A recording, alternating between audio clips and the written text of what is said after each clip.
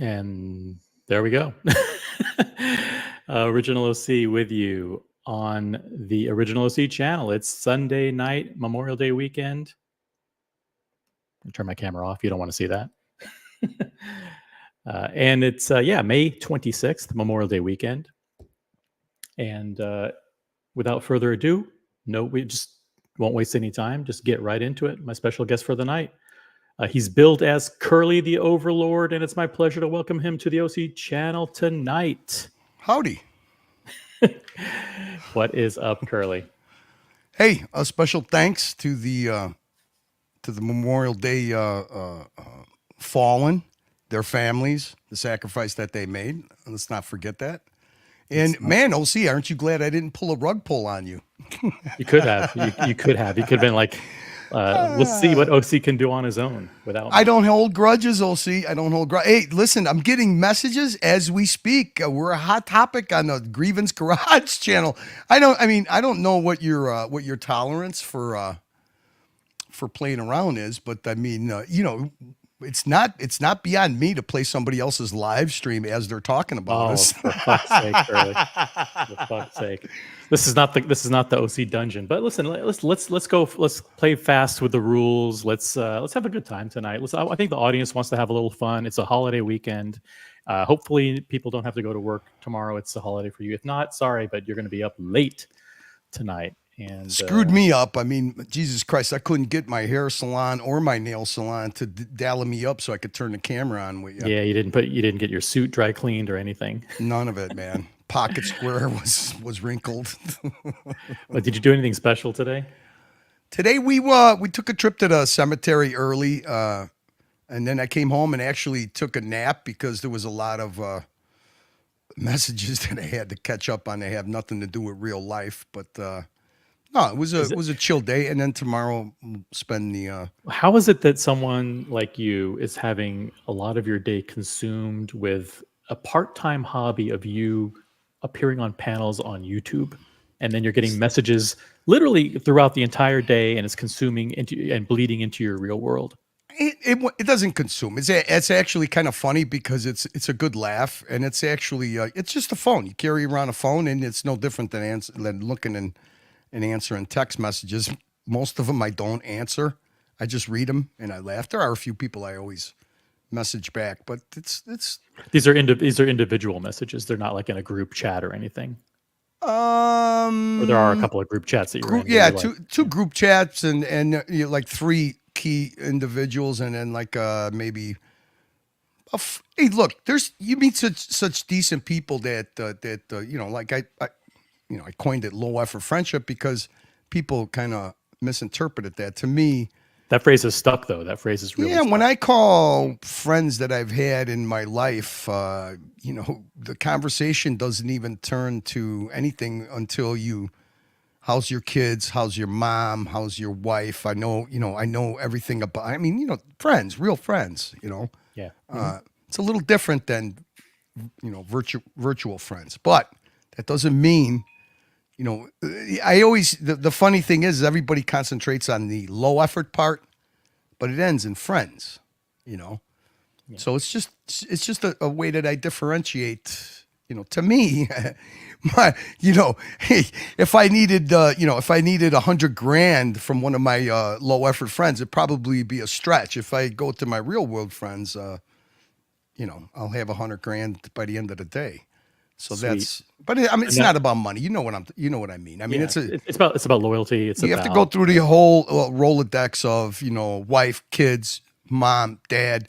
I'm at the age now where a lot of my friends, they're either taking care of their parents or they're in nursing homes or they're in hospice, and relatives. So, it's quite a bit of a long conversation, family, friends, and then acquaintances is the best way I could put it. Yeah. Shout out to Logan Hall and Mathis 2.0 in the chat. Mathis. Mathis. Yeah, we got Mr. GMT in the chat says, "What's up, boys?" And we've got Logan Hall asks, how's your dog doing? And I think that's a question that's on everybody's mind. I'm his human support person. So it's kind of like, instead of having a service dog, my dog has a service human. It's the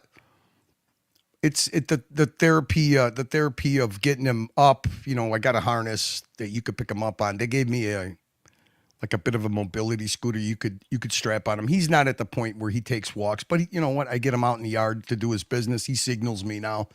The first week was a little tough because you got to clean him all the time. And the thing with my wife is that even the process of putting on his pickup harness just to take the weight off of his back limb that's casted up is emotional for her because she blames herself because she was at the neighbors. But no, yeah, it's getting better. Look, the 19th he's going to go back into surgery to remove his the temporary plates and screws that they had to realign his I forget what the name of the bone is, the meniscular. It's between his paw and his hip joint. Between his paw and his knee. The first place you went to, which was the emergency place, they of course wanted to gouge the fuck out of you, and they're like, "Hey, it's going to be $7,000 to do this," and you're like, "Listen." Well, I mean, I didn't have a choice. I didn't have a choice because his basically from his lower hip joint down to his paw, he basically peeled his skin down. I mean, basically what happened is he was in their backyard. They used to have a pool, and they installed a storm sewer drain, and it had a raised grate on it that had slots. Mm-hmm. And the crazy thing about it is usually their kids come here. My neighbor's wife, the husband wasn't home, so it was just my wife, his wife, their two kids. They have a dog too, and my female was here. He was, my wife took him, and by playing, what he did was his paw went in one way, and it was only one way it could go in, perpendicular to the slot. And then when it went in there and he tried to take a walk, or I'm assuming or something, he kind of freaked out. And when he turned, he locked himself in like a bear trap. Oh. So I took him I couldn't pick him up. Luckily, my brother's 10 minutes away. The minute she called me, I told the guys I had to leave, and I called him because I was like, the dog's 120 pounds of dead weight. So we ended up taking him there just to get him stitched up, stop the bleeding. They knocked him out, and I was like, you could take your x-rays and whatever you got to do to see exactly what's wrong with him, but then it's going to stop there because then I want to transfer him over to my family vet, and that's what ended up happening. So he stayed there sedated, and even now, every half hour I put the harness on him and take him outside just to strengthen up his leg because, obviously when he gets his surgery on the 19th, he's going to be a little bit lame again. So I want to build up his strength enough to where, to where when they do the follow-up surgery, I don't start kind of back over again. Because anybody that's got a dog, it's hard. They get a wound, they want to lick it. I have Yep. an inflatable collar around him to keep him away from doing that. And at least now, just trying to put the harness on him the first week, he would whimper and cry. He's a tough dog. I mean, that dog's been through a lot. So it is what it is. Hey, look, anybody that's got a pet, Yeah, they it's a know tough decision though when they're 12 older. well, it wasn't. It wasn't. There was no way. Even my vet. He had to have surgery. I mean, the people at the immediate care place didn't lie to me at all. I mean, basically, my vet did exactly what they were recommending. The only thing is my vet was like, look, he's 12 years old. He's 120 pounds. He's going to need a lot of attention. If you have time to attend to him, then I'll give him. I give him a pretty good prognosis of recovery. He does have rheumatoid arthritis in his not in his hips, but in his lower joints, knee joint, whatever you want to call it. So. Dingo Dave in Australia says pretty much sums up the sentiment here from everybody. Poor puppers, sorry Curly, hope he gets better. And we've got Gatsby in the chat. What's up, Gatsby? We have Tom Voss. We have Billy Jeans, PhD. What's up? We have the great Mookie. A lot of great people filtering into the chat. We have over 30 people watching already, and you guys are great on the upvotes. Really appreciate that. Everyone who's typing a comment is subscribed to the channel. By the way, we also have someone who about whom you refer to as. Oh, hey, wait! You're underselling us. You're underselling us. I got 42 on Firefox. Okay. All right. There all we right. go. Yes, right. Brian the Pipes joining us from Florida. Yo, Florida crew reporting. Got a good crowd in for tonight's show, so that's cool. And Zeppy just popped in. What's up, Zeppy? Boys, my friend Zeppy. We got Tommy. See, this is what I'm talking. This is nice to see this everybody. And look at this. The mingling. matriarch of the watch community, Carolyn Martin, is here. Evening, everyone. Wow, Carolyn Martin is listening in. So, and Bruce G. Bruce G is a guy who also has always had my back. Wouldn't miss it. Okay, cool. Bruce G, what's up? So I heard you're hitting the pool already. So you've had you got that kind of weather on the East Coast already, huh? Yeah, it was very hot today. It was over 80 degrees with like 60% humidity. It was a hot day today. So it's been a good 2 days of pool time. I think there's going to be some storms rolling in over the. I miss not having a pool. The pool, you know what? That's like one of the most underrated. But the thing is too, in your climate, you have to shut it down for. What, 4 months, 5 months? Yeah, more than that. I mean, in October, but before the end of October, it gets shut down, and then you open up again in the beginning of May. So it's. I'm thinking like when I used to go to Florida and you would see they call them the snowbirds. I was like, God, I hope I never get like that. Now I know exactly why they do what they do. I mean, it is kind of nice to be in a climate where you could enjoy the outdoors, almost the whole year. That was something I never considered and never understood. But being in the New York area, that is a real thing where people get older, they retire, and they move to Florida, And I never understood it until COVID hit. And what happened is people from New York started buying houses in Florida in droves. And it's a combination of things. It was you could work from home. Right, as you didn't have to physically be at an office anymore. Number two, it was property taxes. They wanted to be basically actually not property tax, state income tax. Right, they wanted a little bit lower state income tax. And the third thing was it's like a little bit of politics. Right, like they were tired of New York City politics and crime, but it's that's a bit of an illusion because I'll tell you why. Like Texas, you got no state income tax.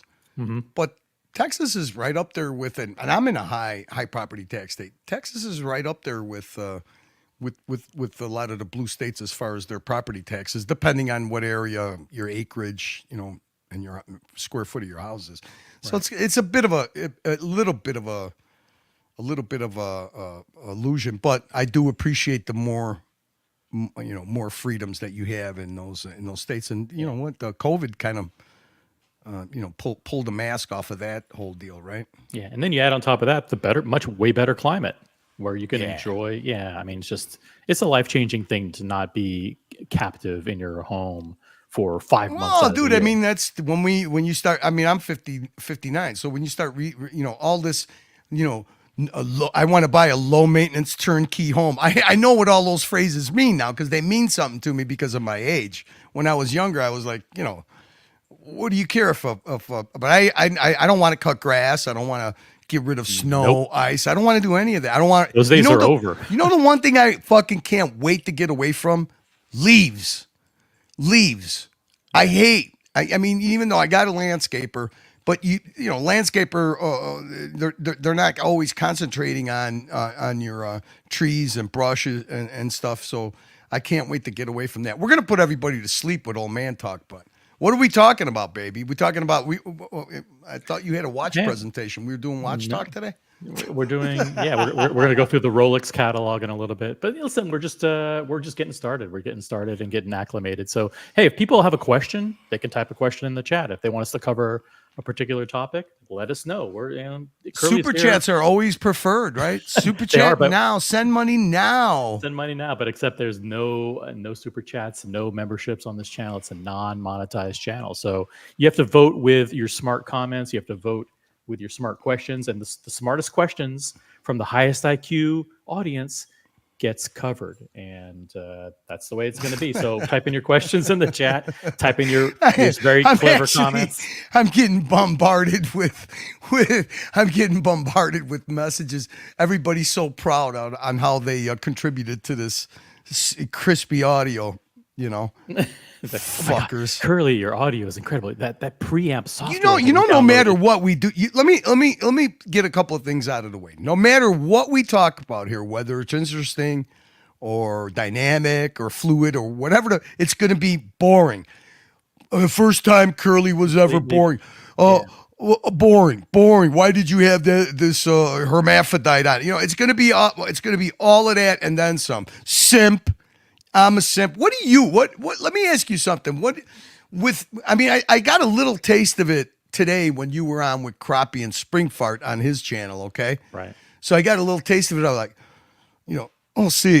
I can't believe that you're going to lower yourself to be on a panel with a guy that's probably got the lowest SAT score that has ever, probably been, even if, he is the product of a remedial education system. Probably he's never even taken an SAT. By the way, OC, can I tell you about the marinara sauce that I made? Who in the fuck puts fucking canned artichokes in their fucking marinara sauce? Here's marinara sauce, okay? You go get yourself some plum tomatoes, you boil them, you peel them, you fucking chop them up, you throw a little fresh garlic and basil, and that's it. Who in the fuck puts fucking artichokes? That's not even a fucking sauce. No, you don't put artichokes in a tomato sauce. It's just the way. It's simple. And listen, but what did you think of Crappie's olive oil endorsement? Are you familiar with that brand? I am familiar with that brand. Look, what does he want from me? I don't claim to be an expert, but I am Sicilian and Barese, which is southern Italy. Okay, so I'm hail from southern Italy. And if Crappie could get past, unfortunately, he has a bit of a grudge with me, but I'm not going to be careful because he does allow me in the chat, and I do love chatting with other people, especially like this guy Tommy. Look, the big difference for me, and my father had olive groves. When I was 3 years old, I used to stand on a mule's back that had 2 baskets strapped to him, and I used to, pluck olives when it was time to harvest.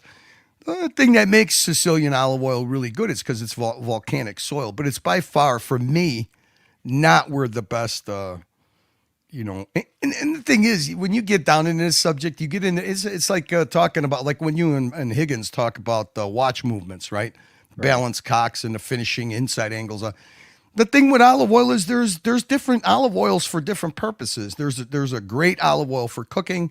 There's a great olive oil for salads and finishing food up. Look, a great olive oil, you could sprinkle a little bit on ice cream, which they do in Sicily, just to accentuate the flavor. Use it no different than you use salt. But yeah, I've had that before. I still have, We brought back 10 gallons of probably the last olive oil I'm ever going to see off of, what my dad had left behind, So, Yeah. yeah, it's important. For those who aren't familiar with your background, you are Italian by ethnicity, correct? I'm half Italian and half Sicilian. There's a big difference. Oh, shit. Oh, boy. Here we go. But you were born and raised in the Midwest, or no? Yeah, I was born here in Illinois, but then from 3 until I entered, I guess back when I grew up, it was called kindergarten. I did end up living in Sicily on and off. I did end up living in Sicily. I believe I was about 3 years, and then when I was in 8th grade, between 8th grade and going to high school, I stayed. It was always because of a sickness. At that time, my father's mother had a stroke and was bedridden, and my mother ended up staying there until we felt out who would be a person in the family that would take care of her, because growing up Italian, if you bring an old person to a nursing home, it's like taking a dog to the shelter. So you don't do that. They end up being live-ins with you, and you take care of them. That's just the way it is. So enough of this pussyfooting around. I think I've got you figured out. So you've been one of the most colorful characters in the Archieverse for going on 2 years now? Yeah, about that. About 2 years. So I have a theory, and my theory is this, and you're not going to like it. You may not like it. I think, because I talk to my friends about you, and ultimately what it comes down to at the end of the 30-second conversation, like, hey, did you hear about Curly did this or whatever? At the end of it's like, you know what? But Curly's a really intelligent guy. And it always ends with that. And I think how smart you are. And I think you do what you do. The fuck is that? You buttering me up for a permanent co-host position? Take it easy, man. As you would say, buttering your cheeks. Yeah, blowing the smoke. Whoa. Blowing the smoke. But listen to this, because I don't know if you're gonna cop to it. Oh, I'm listening. Are you kidding me? I love this, man. When you stroke my ego, I love it, man. Didn't you hear it? It's what everybody says. Listen, there's no doubt that you're self-described troll, self-described knuckle dragger, and listen, I think one of the most fascinating things I ever heard was that story about you. I think you were in a diner and you were approached by either a probation officer or a security guard, or whatever, and you beat the shit out of the guy and you went to prison. All right. I mean, that's a temper, right? So there are parts of your personality. Fuck did you hear that? Isn't that true? Wait a minute. That's true, right? Oh, there's a big difference between going to jail, getting arrested and going to jail for like a half a day than going to prison. Jesus Christ. Okay. Where the fuck do you hear this stuff, OC? I thought you were prepared for this. All right. I'm not prepared. That's why. No, I know the story you're talking about. You're talking about the story I told on Watch Nicholas's channel when it was me, Narc, and we just got done with Bud the Stud. So tell the story. Tell just a brief version. I had an altercation in the parking lot. Oh, an altercation. Now it's an altercation. Okay, counselor. It was an altercation. Well, I mean, come on. I may not have a high SAT score, but I can. No, it was really easy. I mean, I had my vehicle was in for detailing, and I was at the shop. Was a contractor. I was at the shop, and I was like, I will go out and get lunch. So my wife, who was been my assistant for a decade plus, gave me a list. The subs were already ordered, but she gave me a list for some olive salad, some eggplant salad, little stuff to go with the subs. So I go outside and I'm like, me and my wife ride in my vehicle. I don't want to, borrow somebody else's vehicle, not even my partner's. They're parked inside anyways. It was raining. So I took one of the service vehicles, which happens to be, the front part is a van, but the back part is a service truck. It's got a big box on it. So it's got big mirrors. So I'm not used to fucking driving. I mean, at that time, I even forget what I was driving. I think I was driving an Expedition. So I went to it's a little Italian specialty store. They produce and all that stuff. And I couldn't pull the truck in because you can't turn around and look. There's no rear view mirror. You just got side mirrors. Mhm. So I did a 3-point turn to back in. Now, I wasn't paying attention.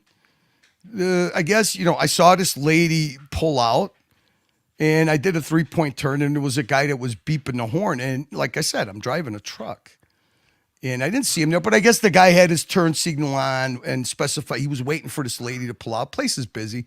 So I did a 3-point turn. I back into the place. I pulled a list out. Wasn't exactly excited, about being my wife's errand boy. Easy.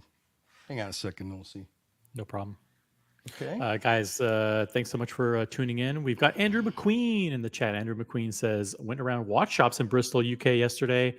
Breitling and Tag were empty as usual. Goldsmiths had most gold and two-tone Rolex available to buy. Big shop, most brands, but empty too. Hey, thanks for contributing to the watch talk, Andrew McQueen. Appreciate it. Sorry, I just gave the dog his pain medication. He Gotcha. No worries. Anyways, so I went to exit the truck, and I'm actually reading the list. I'm putting the keys away, and I hear this guy start just screaming from a distance, but the screams are getting a little. So I look up, and there's this big giant bald gorilla like 1.5 feet away from me, and he's yelling and screaming that he calling me names and shit, and he, I thought he was going to stop. He didn't. So, my reflex was I jacked him. I jacked him in, kind of hit him in the throat. And he went kind of sideways, took a sidestep, tripped, whatever, went down. And then, he pulled up his shirt and he says, you're going to fucking get it now, motherfucker. And he pulled up his shirt and I see a holstered pistol. Okay. I didn't see the badge that he was grabbing because at that time he pulled up his shirt with one hand and his other hand, he was unclipping his badge from his waistband. I saw his gun, so I kicked him and I pulled the gun out of his waist. As a matter of fact, the gun came with the holster and everything. I mean, to make a long story short, and then I went inside the store. That guy gathered himself, 10, 15 seconds. I just chugged it into the store. I told him to call the police. He comes running in with that badge, demanding his gun back, and told me that I'm going to be arrested. And I was like, I'm not giving you anything back. The cops will be here. Let them sort it out. Well, of course, he ended up being a bailiff. Of all things, he was a bailiff for the county court system.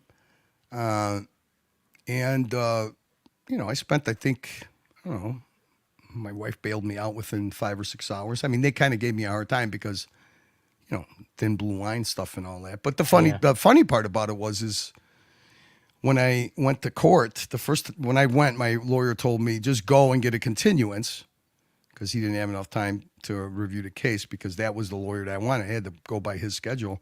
And when I went there, guess who sat in the front row in his uniform? Oh. Yeah, It was him. So that's it. That was the story on that. It wasn't. But prison. there's a part two where you lunged over the. No, after the first continuance, and then I had my lawyer reviewed the case. The thing that we had on him, and we were. We had to do a bench trial because I didn't even get what do you call hearing? The hearing where you plead guilty or not guilty. I didn't have any. Yeah, the arraignment. Arraignment, yeah. I'm very familiar with all these processes. Don't ask me so why. I mean, when I told my lawyer, well, I went and did what you told me to ask for a continuance, but I got news for you. He's a bailiff in that court. He's like, what do you mean? I go, he walked in, he had a New York, the funny thing was this guy had a New York, obviously he must have been a New York sports fan because he had a New York Nets jersey when I got on the altercation with him. And then when he came in, he had a New York Yankees, button-down jersey. When he took that button-down jersey off, because he walked right past us, and I was in the second, first or second row. And then the absolute front row, there's a little gate, swinging gate, and that's where the cops sit for whatever case they're bringing up to the court. And he walked right through that gate like it was nothing. And when he took his shirt off, I'm like, fuck. There you go. This guy works here, and I told my lawyer that. But my lawyer, the good thing about him is he got there was a guy that was loading fruit on a forklift at the place. He got him as a witness. He also, he is not authorized to carry a weapon outside the court. It's not in his duties. He's not he's a bailiff. Yes, he works for the sheriff's department as a bailiff. Bailiffs are not allowed to carry concealed. Okay, they don't have that. It's different if you're a sheriff, police officer. He's a bailiff. Yeah, but they're still certified peace officers, right? Yeah, but they're not allowed. They're not allowed to carry. I'm just saying what my lawyer told me, and he's like, "Hey, this open it shut. I'll present this to the judge, and the last thing I'll do is I'll bring up this stipulation that this guy, was carrying a firearm without authorization." He's like, open and close. So I was a little cocky when we were in court, and So the guy kept giving me looks because he kept turning around. You're fucked, and he'd make sure that he always wore his uniform and shit. So I started fucking with him a little bit, and I ended up. I remember this. You were throwing spitballs at him, right? Well, I wasn't not with a straw, with my thumb. I was giving him looks to like trigger him a little bit. It wasn't working, so I transitioned to that. And what he ended up doing is he ended up jumping over the pew because when he looked over, the first time I did it, the one rolled right back down his collar. The other one stuck to the back of his big fucking bald head. And then he jumped over the rail. Yeah, listen. The minute I saw him, I know this guy was on roids. I mean, he was a gorilla, and you used that to your advantage. You basically triggered him. Yeah, I mean, I triggered him enough to where he rushed over there was one bench between us, and he pounced over that. I put my arms out. He ended up actually what he did was he landed on me. And by the time he landed on me, the two officers had already, grabbed him, and he was yelling and screaming. And then the judge immediately asked us to stay in the courtroom until he was done with his other cases, and then asked us in the chambers. And he told my lawyer, look, it's really easy, whatever this volatile situation you got between you two guys, I want you to shake hands. You, sir, are going to be on probation for, I think, 2 years. But then he made me go to anger management classes. And then my lawyer asked the judge he requested if he had the ability to get the surveillance, the camera footage from the courtroom, because my lawyer was a ball buster. And it ended up where he dropped the probation, and I just had to go to anger management. But I mean, so the stupid thing is all in all, even back then, and this is 2 decades ago, cost me $1,700 for the anger management class, and then it cost me another, I don't know, $2,200 for the lawyer. So it's a dumb thing to do, especially. I thought I was defending myself. I mean, look, if the guy wasn't whatever he was raged out. I literally was paying no attention. When I got out of the truck, I'm reading this list, and when I look up, I got this big gorilla in a yellow, New York Nets, and he was screaming. I didn't even know he was screaming at me. I just heard some scream. Right. You weren't paying attention. No. So, but your story is you felt threatened. You punched the guy, and then turns out he was a bailiff. Yeah. But you also took his in weapon. the court. In the court. Well, you disarmed. Well, no, him. I mean, you gotta picture what. I mean, he was on one knee. It wasn't like I knocked him out. I didn't hit him hard enough to knock him out, but I kind of stunned him because I throw punched him, and he was on one knee. And all of a sudden, I saw his shirt go up, but when his shirt was going up, he was also unclipping his badge. When he did that, I saw a holstered weapon, and I mean, I'm fucking 3 feet away from him. He's like right at my knees, and I see that. Yeah. So I booted him to get him on his back, and then I grabbed the thing, and like I said, the pistol came out with the whole holster and everything. It was just a leather holster that he had clipped on the inside of his pant thing. I mean, and I grabbed it. And I went inside and I told him to call police. I was freaked out. What the fuck? I mean, you see a guy lift up his shirt and he's, All I saw was the handgun. I didn't know that his other hand, he was unclipping his badge. But then he came and he demanded his shit. And I was like, no, I'm not giving you anything back. Go fuck yourself. Wait for the cops to come and let them sort it out.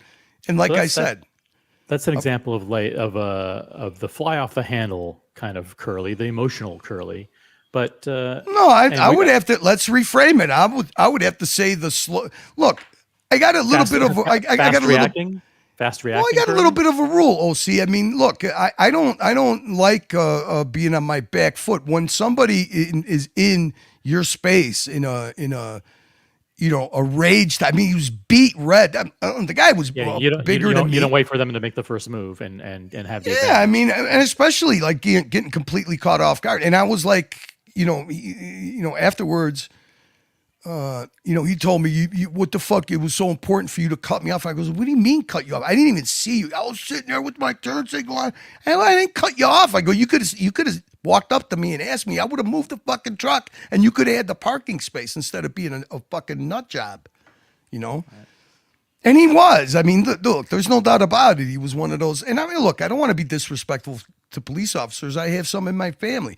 But there are some of them at a young age, they're fucking roided out monsters, And that's what the guy came off as, because it was kind of silly. It was silly. I would never do that over an altercation. I have too much to lose. Even at that time, I had too much to lose. I mean, I'm not gonna fucking street fighter, but I want to jump in real quick just to welcome America to the chat. What's up, America? Thanks for being here. And also, look at this. You're stealing the leads. Carolyn Martin says, I like this Curly guy. He's Italian, married a long time, takes care of his dog, and doesn't back down in a fight. Beautiful. There's a female business owner that makes a beautiful product, and which is it's not that common, for pens to be, made, assembled, or in the USA, and they are beautiful. And I do, Carolyn, the use of neodymium magnets, genius. You're trying to steal the matriarch of the watch community. How dare you? Listen, my wife actually, but I don't want to say exactly where because she'll maybe look up the. But my wife actually ordered 3 for gifts. Someone in the chat, please drop the link to RGC Pen Makers on Instagram. That's Carolyn Martin's company. By the way, we also have Air King Ben in the chat. What's up? Hawkeye says, give peace a chance. He's referring to the Curly and OC being together. We have Sean from Los Angeles. Sean says, hi, OC. There's the pen guy. Yeah, that guy, Sean, that guy's the classiest guy. It's always the suit matched with the shoes. You have no idea. I felt bad for Sean, and I'll tell you why. Sean actually jumped out. Now, just picture this, because you'll appreciate this, okay? Okay. So Sean actually jumped on, and I think it was because he had met, I think he met Timmy like on the street in L.A. when Timmy was in L.A. Correct. So somehow or another, they must have talked about Archie, or maybe, I never got the backstory. Maybe Sean had followed Archie, but Sean jumped on Archie's panel one day, not only to talk about watches, but to me, what I was saying for a while on the dungeon, I was like, Saad, you have to meet Sean. Saad. Now, don't you think that Sean and Saad could literally have a 4-hour conversation between pens, writing instruments, fine wardrobe, fine shoes, because that's Saad, And right. But he jumped on. But guess who was it? We had Ross Rachel Brady. Oh no, Mike the Snake. We had ABC, and ABC's high intellect, real. But ABC's also Marshmallow, so he's doing Marshmallow. We had I think Danny was on. It was like Bedlam, a Bedlam panel. And this poor guy jumps on, and he wanted to talk about watches or whatever, and then that was it. I mean, I think he lasted like 2 or 3 minutes, and okay, guys, I'll see you later. No, you know that Sean is not only a high fashion guy, but a guy with a class and patience of Job, patience of a saint, and he's loyal guy, and you have to admire what he's doing. Also, and what I really admired about him. Okay, what? so Timmy was on his 4P rant, right? He's on one of and it was in the middle of like the beginning of the split that happened. Yeah, And and Sean popped. yeah, Go you're going to ahead. refer to Sean jumping on the panel and trying to talk Well, one of the talk most him down the beautiful ledge. vintage BMWs that I've ever seen, and Right. the poor guy tried to pivot and deflect Timmy off that stupid bezel fucking 4-piece shit for so long, and then also Jim Haas backed him up, but in the end, after those guys left, it went right back to the fucking Beazle. I know, I know. Hey, listen, Sean, stick with it, my friend. Yeah, he's a Keep class act. Yep. And Carolyn too, stick with it. Hey, Chalk flew ups in the chat. What's up, Chalk? Evening all. Hope everyone's having a good long weekend. Thank you very much, Chalk. Hey, look at this. We got Buckley in the chat too. Good evening, Buckley. As I understand it, is celebrating this weekend with a lot of beers. Good for him. It's what it's for, fine dining and fine drinking and relaxing, right? I Yep. used And we to also have, love Memorial Day. I loved all holidays before. Now it's like, where's the appreciate? Now it's almost like every day could be a holiday for me. And I'm like, Jesus Christ, I'm one of those simps that fucking misses work so much. You're always contemplating going back, because it's so fast. How does you're still in the, let's call it still working. workforce. Yeah. Yeah. So that strange thing about I went from semi-retiring, and I'm not really retired now. I still, if we have VIP clients, and they, we have something going on with them, whether we're trying to win a contract or do some value engineering on some of their future projects. I'm like, I get whistled in. They're like, yeah, we need a little, we need a little entertainment value for them. Can you take these guys out? It's whatever's depending on it. And the funny thing is that I'm, usually, well, you know how it is. You're in a corporate Yep. atmosphere. Corporate You usually schmoozing do. environment. You always either do golfing, dinner, something like that. To me, what's funny is that they always ask about me, even though they know I'm retired, because they know I'll do whatever for VIP clients. I never did any of that. I would do different out of the box stuff, sporting clays. I take them fishing, depending on what they wanted to fish for. I also used to take them to a full service. It's not a salon. It's a full service, like high end barbershop where they get wet shaved and just men don't know how to pamper themselves sometimes. Sometimes they do, but it's enjoyable. I have never had a client actually not enjoy going and getting a full service, wet shave, hot towel treatment, and the whole thing. Facial. Some of them will even get their nails done. They offer it all there, and it's kind of like a guy's day out at the spa. But you got to go with another guy that appreciates it. And I never met anybody that doesn't appreciate being pampered. Dinner and drinks and golf is, it's pretty much that's what my partners handle. I do the out of the box schmoozing. Put it that way. And so, that kind of leads me back to the second half of my theory about you, and that is that you are, I'm not going to say calculated, but you definitely know how to play to the audience, and that there's a certain group of the audience. You're on the Dungeon, you're on Archie show or whatever, or Mookie or whatever. There's a certain percentage of the people there that want the red meat, and you know how to deliver that to them. But I think it's not even deep down. It's on the surface. It's on the surface. It's apparent. It's easy to see that based on the amount of on the research that you do, your memory, your diligence, that you're extremely intelligent, and I think you see yourself as kind of a wink and a nod, not in a bad way, not in an elitist way, or not in a egotistical way, smarter than everyone in the room. But I think like people, listen, not everybody's equal. That's just the reality. Like, if you're smarter than somebody else, I think that you're smart, and I think you enjoy being able to present in a very methodical and careful way your arguments, your narratives, your embellishments, and have fun with it. And I think you like watching the reaction of both the smart people and the people who, All right, let's cut to the chase. Let's cut to the chase. Yeah, okay. So you were on Crappie's channel, right? And they start with the SATs, and you got the spring fart over there, who's probably some type of overeducated professor, whatever the fuck he is. Okay. Mhm. There's different kinds of smarts. There's different kinds of smarts. Now, he had mentioned something that I thought was pretty funny. For him to even notice and actually,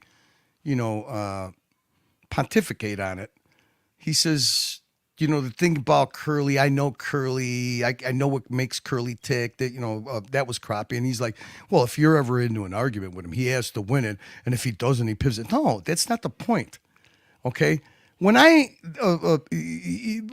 thing that changed me a lot was, it was Mookie and looking at these streams and humor in a little bit of a different way. Okay. I never want the argument to end. That's my point. I'm not trying. What the fuck what the fuck is it about winning an argument or losing an argument? I could give a flying fuck. I'm in the virtual world. The thing is, keep the argument going for one simple reason. I look at everything as a soundbite. And I know that you do too, because you're very calculated and careful with how you speak. And obviously, I'm not going to, I'll take a stab at it. You are in some type of a customer service orientated marketing, background, because I am too, just in a different way. And you could tell that with somebody like, you get this thing where, I built you up as the Wizard of Oz, the guy behind the curtain, the spin master. And I say it because I recognize it. And to me, we used to say, it's nothing but a basketball game, and we shit talk each other to psych each other out. Yeah, to gain an advantage, right? But then it changed to a dirty campaign. Okay, I've done both. I've done both. I like the dirty political campaign. But the thing is, if you got any smarts on how, if you got a candidate and you're trying to, in this case, who's our candidates? Mine was Archie. Yours was Tim. The thing is those guys that do that are I never did damage control. I was actually the one that did more damage than damage control with Archie, but he understood it. But the thing is, if any time that you enter into that kind of an arena, the secondary people, the people who are actually doing that, you're doing the damage control, you're going on other channels, I'm running streams, and you guys were mostly my topic. The thing is, when that stuff, there's always a little bit of a mutual respect for both sides, okay? And, I said it the other day, what the fuck do you think I'm going to go into attack dog mode? Let me tell you something. Why is it, and it was a big deal all of a sudden because of your thumbnail. The minute you put it up, you start getting the chatter going on. What were some of the messages? Oh my God, are you kidding me? Go turn on, watch Nicholas's stream right now. They're probably still talking about us. Look at crop. It's like it's some big deal. How is it a big deal?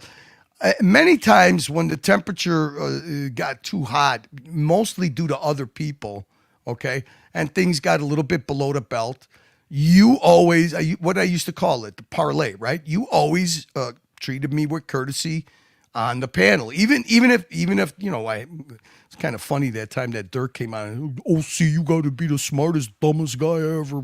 You remember what I'm talking about? Yeah. But you would always say, hey, look, I'm going to have a controversial person on. I want you to show him respect. Look, I appreciate that. And I would come on there because usually it didn't have anything to do with me. Usually there was some stuff that was said below the belt. I don't operate that way. I don't, I will respect. Look, if somebody, I always said, if you want to go in the gutter, I'll go in the gutter. If you want to keep accusing me of something that I don't do, and you don't stop, even when I try to make an attempt to, and look, you did it before. I said, look, I appreciate it. You let me on the community. You let me say my piece. I said, I would appreciate it if you stop speaking in general terms and acknowledge the fact that I don't say this about you. And it means a lot to me, okay? I don't want to be, painted with somebody else's brush. I'll paint myself, but I don't want to, and I said, but if you're going to keep accusing me of that and you want to go down that road of that kind of humor, I'm more than capable of doing it. I just don't. No, but you knew when I was taking advantage of a situation to triangulate you against somebody who. Yeah. Listen, whether Yeah. it was Narc or Bear or whoever else that is consistently stepping over the line because they don't have a sense of boundaries, they don't have self control, they don't have self esteem, they don't I was have trying to you know detach myself from guilt by association. right. Just no different than I did it to you plenty of times too. I mean, that whole Of oh course, yeah, he used to get concert tickets from the Wizard all the time. If I look if that we and look, if you want to know, I'm not going to say lie. If you want to know, what did you say? Embellish, okay? You want to know right, when I embellish. If I don't produce a clip of what I am accusing a person, then I'm embellishing, right. okay? Yeah, But because if not, you're not because you don't like to actually create narratives. You believe in letting the videos or the facts speak say for it all the themselves. time. Don't Yeah, fucking. I lend no credibility to, and the clips lend me credibility. I can't lend, what for me to stand here and say, okay, here's what's going on. Number one, I'm insulting the intelligence of my audience. Number two is who the fuck am I? Why do I even sound credible? I can't even speak in a credible way. Okay. I mean, I say the same thing about apologies. It's like, don't expect an apology because even if and it's happened, even if I apologize, it's going to come off insincere because that's the way human nature is. Okay. But there's the most ignorant thing that I've ever heard is to judge somebody, when you can't differentiate the types of smarts. There's street smarts that overtake fucking any kind of scholar smarts, depending on the atmosphere they're in. Now, I'm in the fucking Archieverse. You think that I have to? Am I putting on fucking debates at Oxford fucking University? Are you kidding me? Yeah, with the rules and Yeah. hey, you have 3 minutes. Go. Right. And the thing that I don't like either is the projection of fucking trying to project your own morality and your own, when you say an opinion is one thing, okay? But when you judge people in a broad brush kind of way where you not only judge them, you judge their audience. I mean, there's many times where, as a matter of fact, it's been recently and we embrace it and actually we were changing the name of the dungeon to the Church of Hate, right? Hate cult. We were called that. Not only was I don't give a fuck if they call me, but then they did it to the audience. And what was happening was they were actually pulling up, individuals out of the chat and saying he's enabling. This is literally hate cult behavior. He's enabling hate. He's enabling. Go fuck yourself. And I love the term. Hats off to the rancher. He gave this fantastic term, and it's almost like the hate stream term that you said. It's cry bullies. Okay, they are the bullies, and they are the real bullies, but they cry enough to where people perceive them as victims. Cry bully. And I was like, that's exactly. You want two words to describe people that don't know how to get past the past. Okay. Right. I mean, nobody went at. Hey, listen, people could say, and the peripherals could say whatever they want. You were always on defending and legitimizing Tim, and I was always playing clips and trying to discredit or point out hypocrisy. So I don't think that there's anybody. If there's anybody that went look, I know that there's secondary stuff that happens. I mean, if I could get people in a frenzy sometimes, and things get out of hand. Which I think that we both did a decent job to kind of put that out at times, right? But one thing that we could always count on our side, and there were sides at the time, was that on the Archie side there was always internal fighting going on. I mean, there was Dude, that's your guy's kryptonite. That's your guy's kryptonite. But yeah, I used to associate that to the Gulag treatment. That's where the Gulag treatment came out of. But really, what it is toleration. What are you going to tolerate? And you guys had a much higher bar as far as to what was tolerable, and you would nip it out quickly, and you didn't have a lot of infighting. I mean, now, even what happened now, this split that happened now, it was kind of under the radar. You did it in a kind of under the radar. Listen, adult. Could I say adult in an adult way, right? We just You had guys, we had internal discipline is what we had basically. You know, we had a tight ship. see, that's not my style because, I mean, let's not fuck around here. I mean, you guys did do it meta. You guys did your psyops. I mean, it wasn't just a coincidence that the mega unboxing happened the day that, old Tim Bull was flying to Watches and Wonders. I mean, you don't have to be a genius to say there was a little bit of calculated sending a message type thing I to don't know Tim, that. and it worked, and it I worked. don't know Well, that. you don't have to know. That's my narrative. But listen, the thing in the end is that it's kind of over. It is, really, it's kind of over. Everybody was like, where is the It's weeks over. of drama? Yeah, it's Right, like right. there was no weeks or months of drama being played out in front of everybody in the public. It was just all in one fell swoop. People went to Tim's show and go, "Wait a minute, there are only 40 people here. What happened?" But It's like, I'm sure that, and see, I call it straight to inferno or a slow burn. There is a slow burn going on. I mean, because Tim does drop, and I know that Tim knows somebody's going to cover it, or somebody's going to get the sound bite, or somebody's going to clip it. He does, do some slow burn type of. I mean, he just did it when he came back. There's always going to be little digs, little signal sent. It is what it is. I mean, to me, I like getting it out in the open. I like an all-out fucking dumpster fire. But that's, I can't expect that from something I have no control over. I could maybe push it a little bit, yeah. but Ha- But that's what has look, the drama and comedy, it goes hand in hand. Like Tan, the two things that the great thing about Tan is he could take and summarize stuff, and he could even put it in in small little sentences. I mean, the two things that Tan the way he describes how a successful show can go, and it's hard because you're talking about 7 days a week. These guys are doing this shit 7 days a week. The four pillars, balanced, four pillars, whatever you want to call them.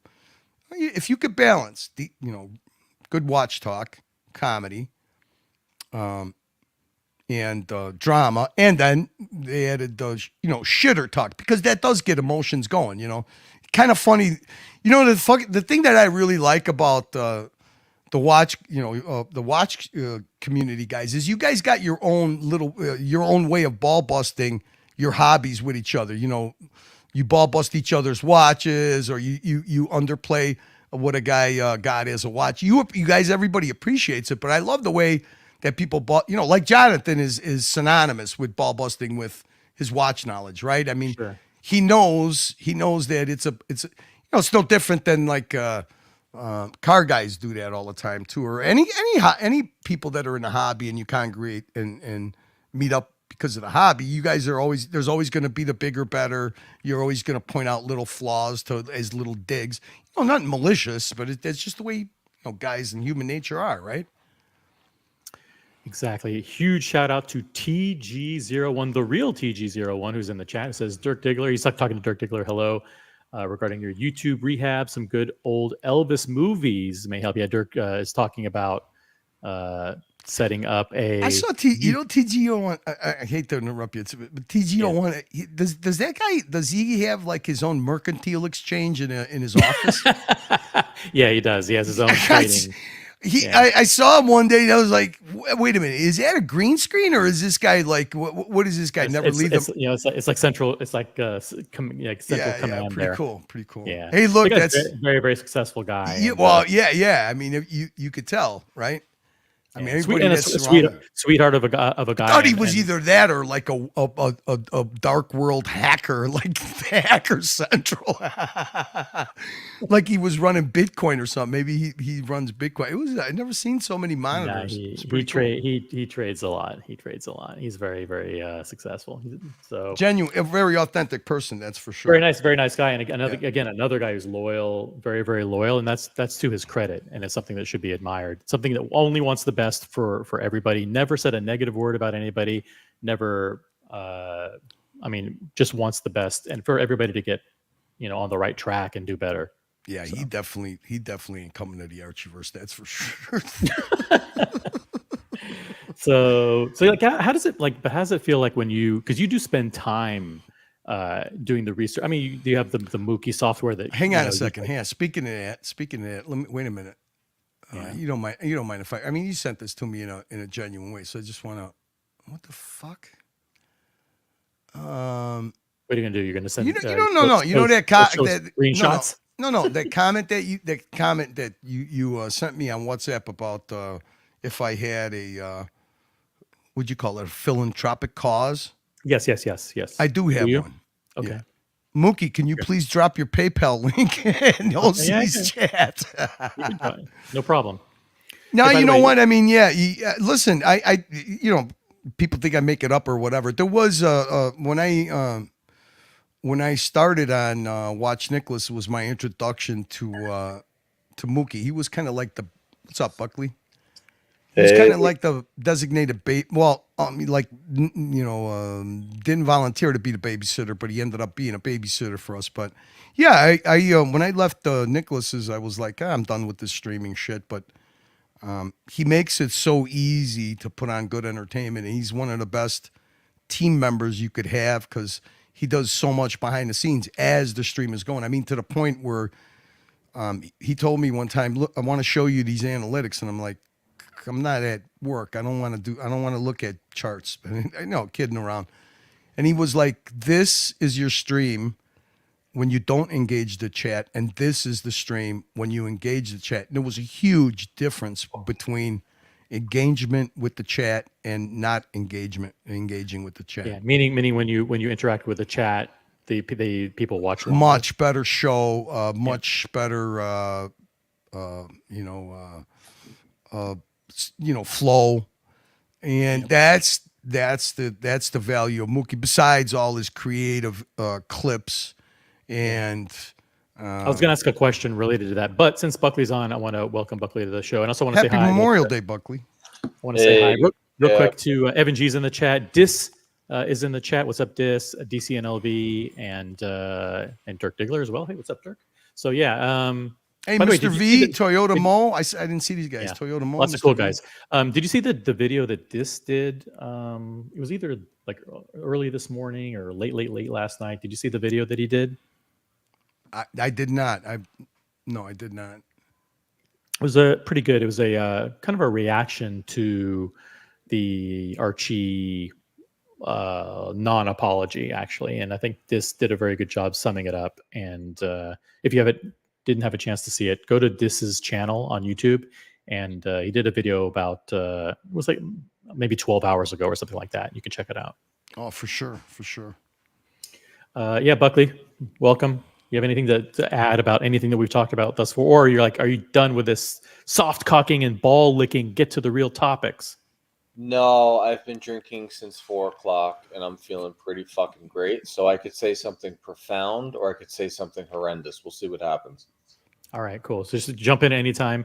One of the things that you did, Curly, was you coined the phrase circular drama, and then you kind of wrapped it up in like circular drama LLC, which was funny. But that was your way of saying like, hey, like OC and I are going back and forth because we're kind of promoting each other's channels a little bit, but we're just having fun. This is all about having fun and about entertainment of the audience. It's not about bringing this shit into the real world and attacking people in their real lives. This is stuff that we do, and you have to have a thick skin on YouTube. But you were an equal opportunity offender. Like nobody was free from the wrath of Curly if they crossed you, and that's something that I think is pretty remarkable. That no matter who it was, they could be your best friend, and then the next day you basically if they did something wrong to the fuse was lit, and you were prepared to go all in against them. Is that something that you see as a strength, or you see something? Is that something that you see as a weakness? I don't know. That's a. I guess it could be a personality flaw, or it could be an advantage to some. To have a personality like that. I even have yet to figure out what is what in this fishbowl that we occupy, right in the Archieverse. I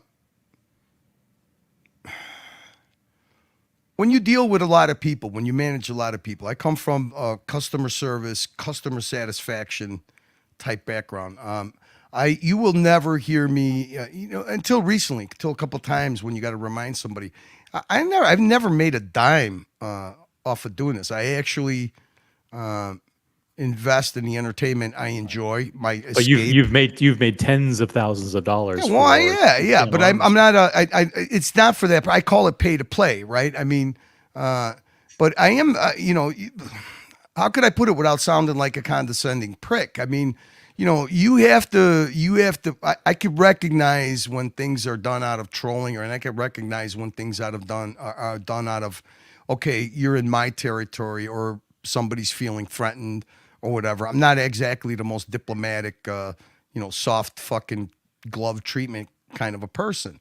But when I see somebody that does that, and I'm not going to allow them to do that. I'm not going to allow them to be.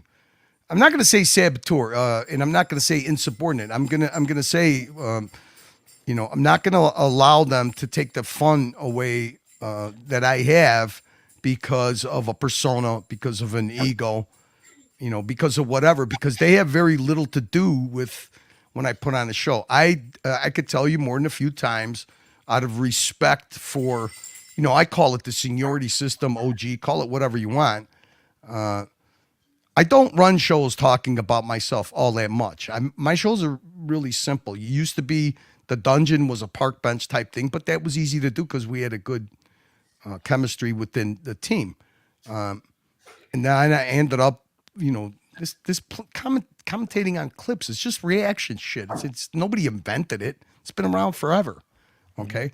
I don't like when somebody hijacks or takes their own personal narrative and affects what I'm doing. I just don't appreciate that because I try not to do it to other people. But I'm gonna, I like solving things out in the open. I think that I saw a recent example of that, and it ticked me off, and I know it ticked you off too. Like I was watching, we were on the Colony channel, or we were doing something. We had just wrapped up the Colony, and we were doing an after show. And Archie was still on the air, and he was doing something. And I said, "Hey, and I said like Buckley and Mathis and or maybe it was like Lucha Bedek, Mark, Buckley, and Diego. Like jump on to Archie's show and say hi."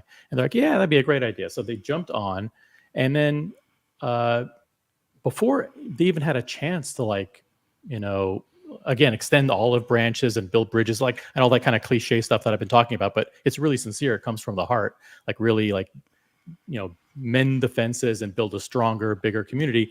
Bear just jumped on and just started just completely sabotage the entire thing. And then I saw the look on Keslowitz's face, and it was just, he was mortified, absolutely mortified at what was happening.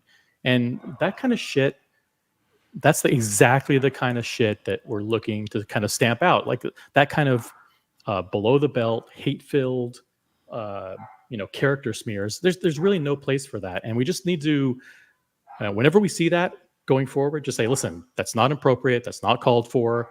We're trying to do something bigger with a bigger sense of purpose. I know it sounds like a grandiose and all that, but we really want to be better people. Look, there's two sides of a coin when people have a beef, right? There's always two sides of the coin. And then especially when it becomes a public on-stream beef, that even elevates it even more, right? Because, look, everybody's got their own distinctive personalities. And if they're more vested into what the chat thinks of their YouTube persona, I always call it a YouTube persona because I think that we all live a different life in the real world. So when you come over here, I don't appreciate that people put real world morals and accountability on the streams. But that's my own belief. I don't think everybody should be like that. That's how I feel. I think the word that Ali used was, when that happens, that's collateral damage. And I'll give you a perfect example of it. Okay. Neo, Watch Reporter, they jumped on when you were on the panel with me, right? I had to allow them to jump on. We had one time, the way this whole thing, the first time that you came on the dungeon, the way it was, you requested for a closed panel.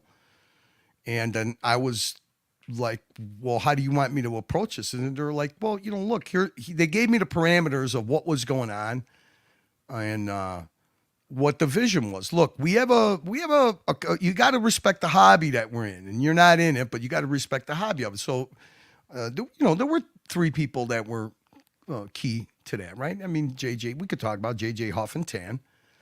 And I'm like, okay, well, I'm not going to be an attack dog. I'm just going to, dial it down and let's see what happens. And then when you did the rug pull, that even elevated it more. I kind of understood about it, but it wasn't a big secret that it was you that was coming on. So it is what it is. It added to the sensationalism of what happened. But then you saw how different Neo was when he jumped on the dungeon. And you guys kind of went at it, and I think that Neo, didn't remember something correctly or whatever. You showed it to me, and I was like, yeah. I mean, when I told Neo, yeah, you did say it. It's in a comment. He calmed it down a little bit. I thought that we made a little bit of progress, but you saw the big difference was, and so did I. And this is what I mean about how people run their platforms. You saw when you were on JJ's and Neo jumped on JJ's, you guys kind of squashed the beef that you had. And why did it happen? Because Neo respected the way JJ runs his stream. Right. Okay. Right. To me, the thing that was surprising that happened was the owner of that channel actually enjoyed and was excited about having Diego, Lucha, Buckley, I forget who else was there. Obviously Kelso. No, there was a full panel, and it was all about what it was about the hobby. Okay. So, why torpedo it? Why torpedo it? And especially when the guy was supposed to be gone anyways. It is what it is. He has the right to do it. I mean, he's earned that right to do it, but then I think it's kind of hypocritical when you're standing there saying that you have your friend, your dear, dear friend's best interest at heart. To me, I know this, okay? Tanzil started running. Tanzil is the one, I think, who put a bridge up for me to be able to have a cross audience to come up. So what I want to say, to make it short, Tanzil gave me credibility as being able to stop being an attack dog and start being a little bit more of, the real world side of me. Put it that way, not the troll side of me, Mm-hmm. And I found a lot of value in that, and there is a lot of value in it. And anybody that doesn't look at numbers and doesn't see what's going on is just being blinded by their own personal vendetta. Now, am I eloquent with the way I try to state stuff? No, because that's the environment that I get put in. I react. I'm not going to be intimidated. What the fuck do I got to lose? I pay for doing this shit. I feel I bring value to doing it. So if you want to get rid of me, then how do you say that the person that's,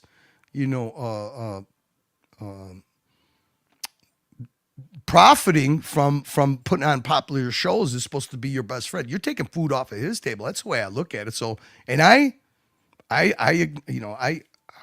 if you want to piss me off, be fucking 100% hypocritical with your statement and what's really happening. I don't like that, and I don't like being treated like that. And that's it. And like I said, I'm at fault too. I'm not exactly, eloquent in that. I go into attack dog mode like at the drop of a hat, but And you did, you didn't waste any time in doing it either. No, because it's repeated. Look, it repeatedly happens. To me, when it repeatedly keeps happening, then there's a problem because. And then it happened on JJ's channel as well. I think either before that or after that. And JJ said, "Listen, we're not having any of that in the chat," and shut it down. And to his credit, I think that shows that JJ and his team have integrity. Yeah, I mean, look. I came in the middle of us, being in a political campaign. I came on the community channel and I said, "Look, you keep talking in general terms," and you know what that was about. I mean, I never, brought in the pedo shit and all that stuff. I mean, to me, okay, if I want to say that you have a flamboyant personality way about you, or I want to make fun of your forehead, or run a clip of Bite Boitano.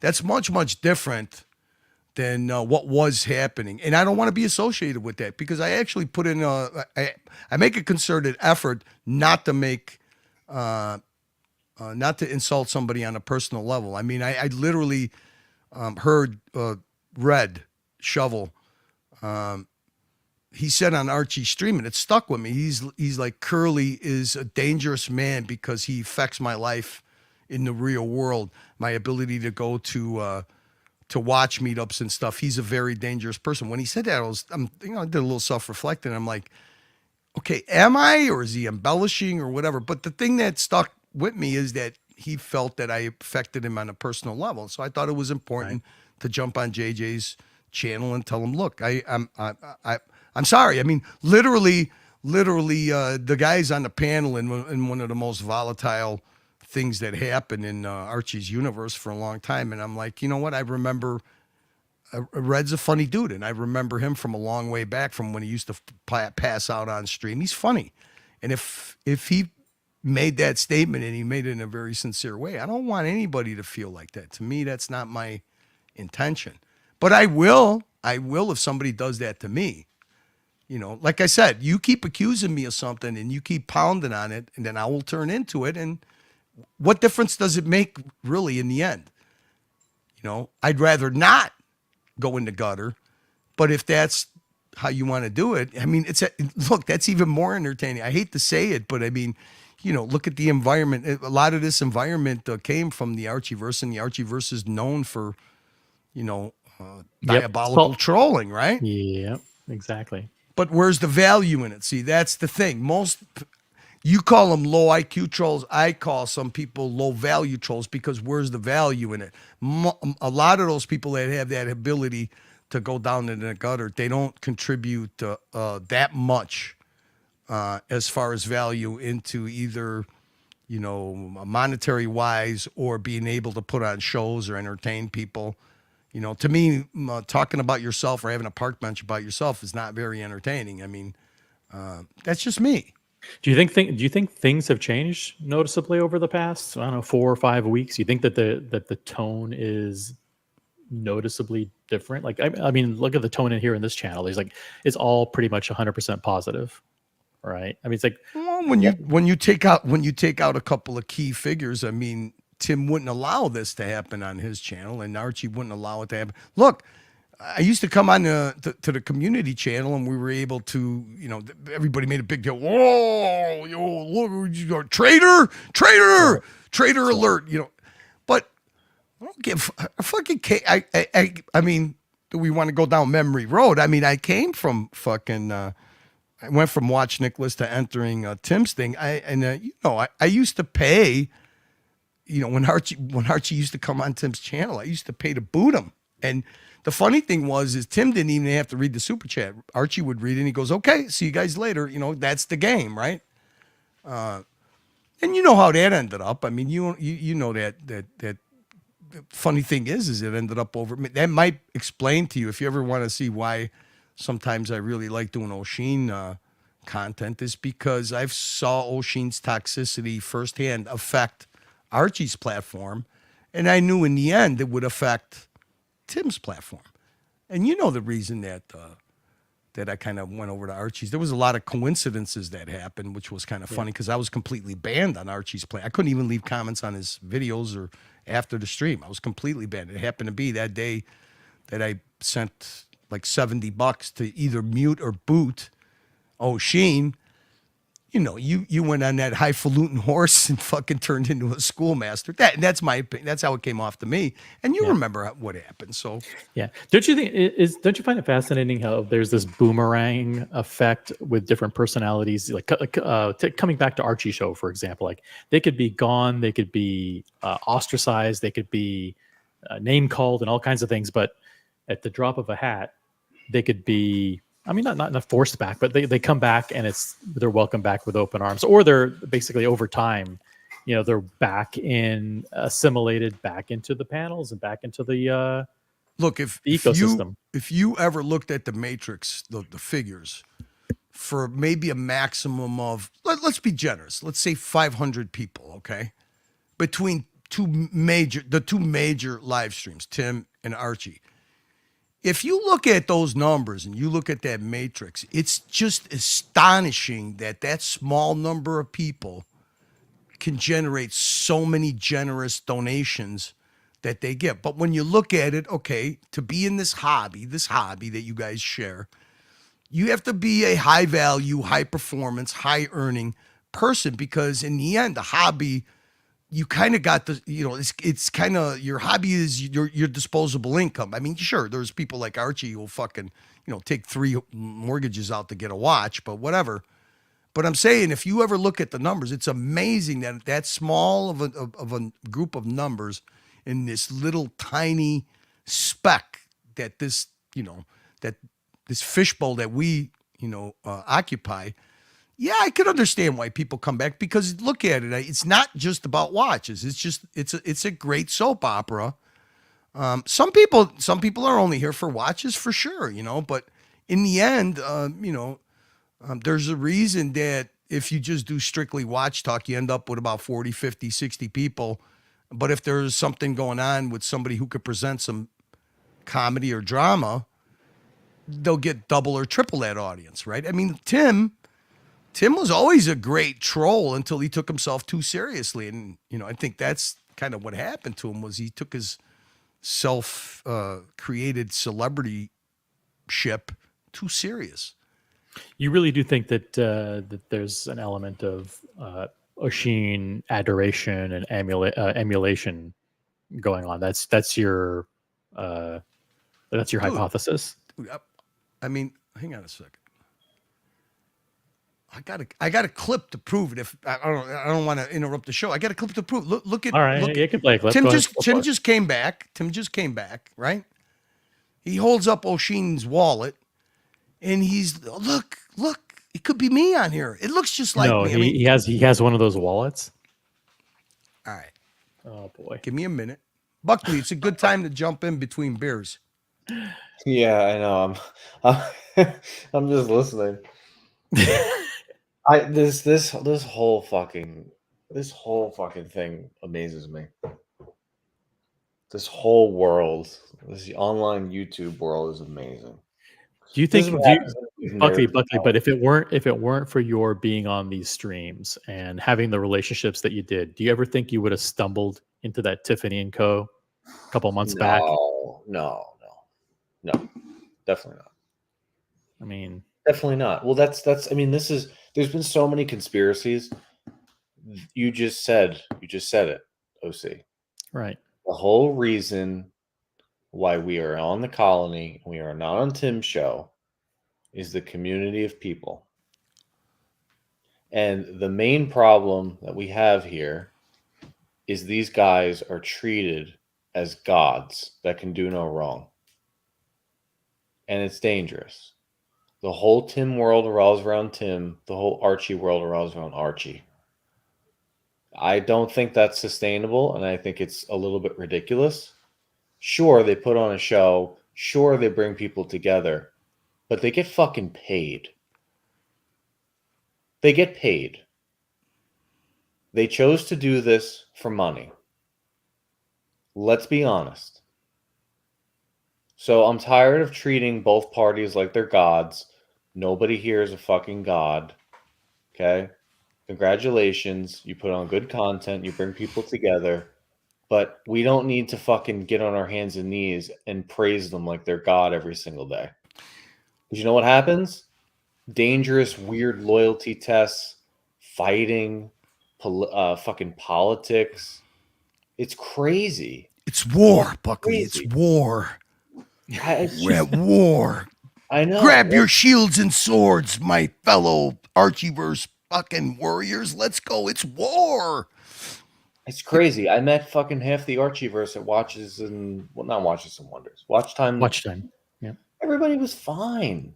Did you hear what I was calling you? The fucking the spy. You were the mole. Look at it. He's going on the hunt. It was so funny. It was all about Buckley is doing the psyops to get the selfie. They want the selfie. If they get the selfie, Archie's done.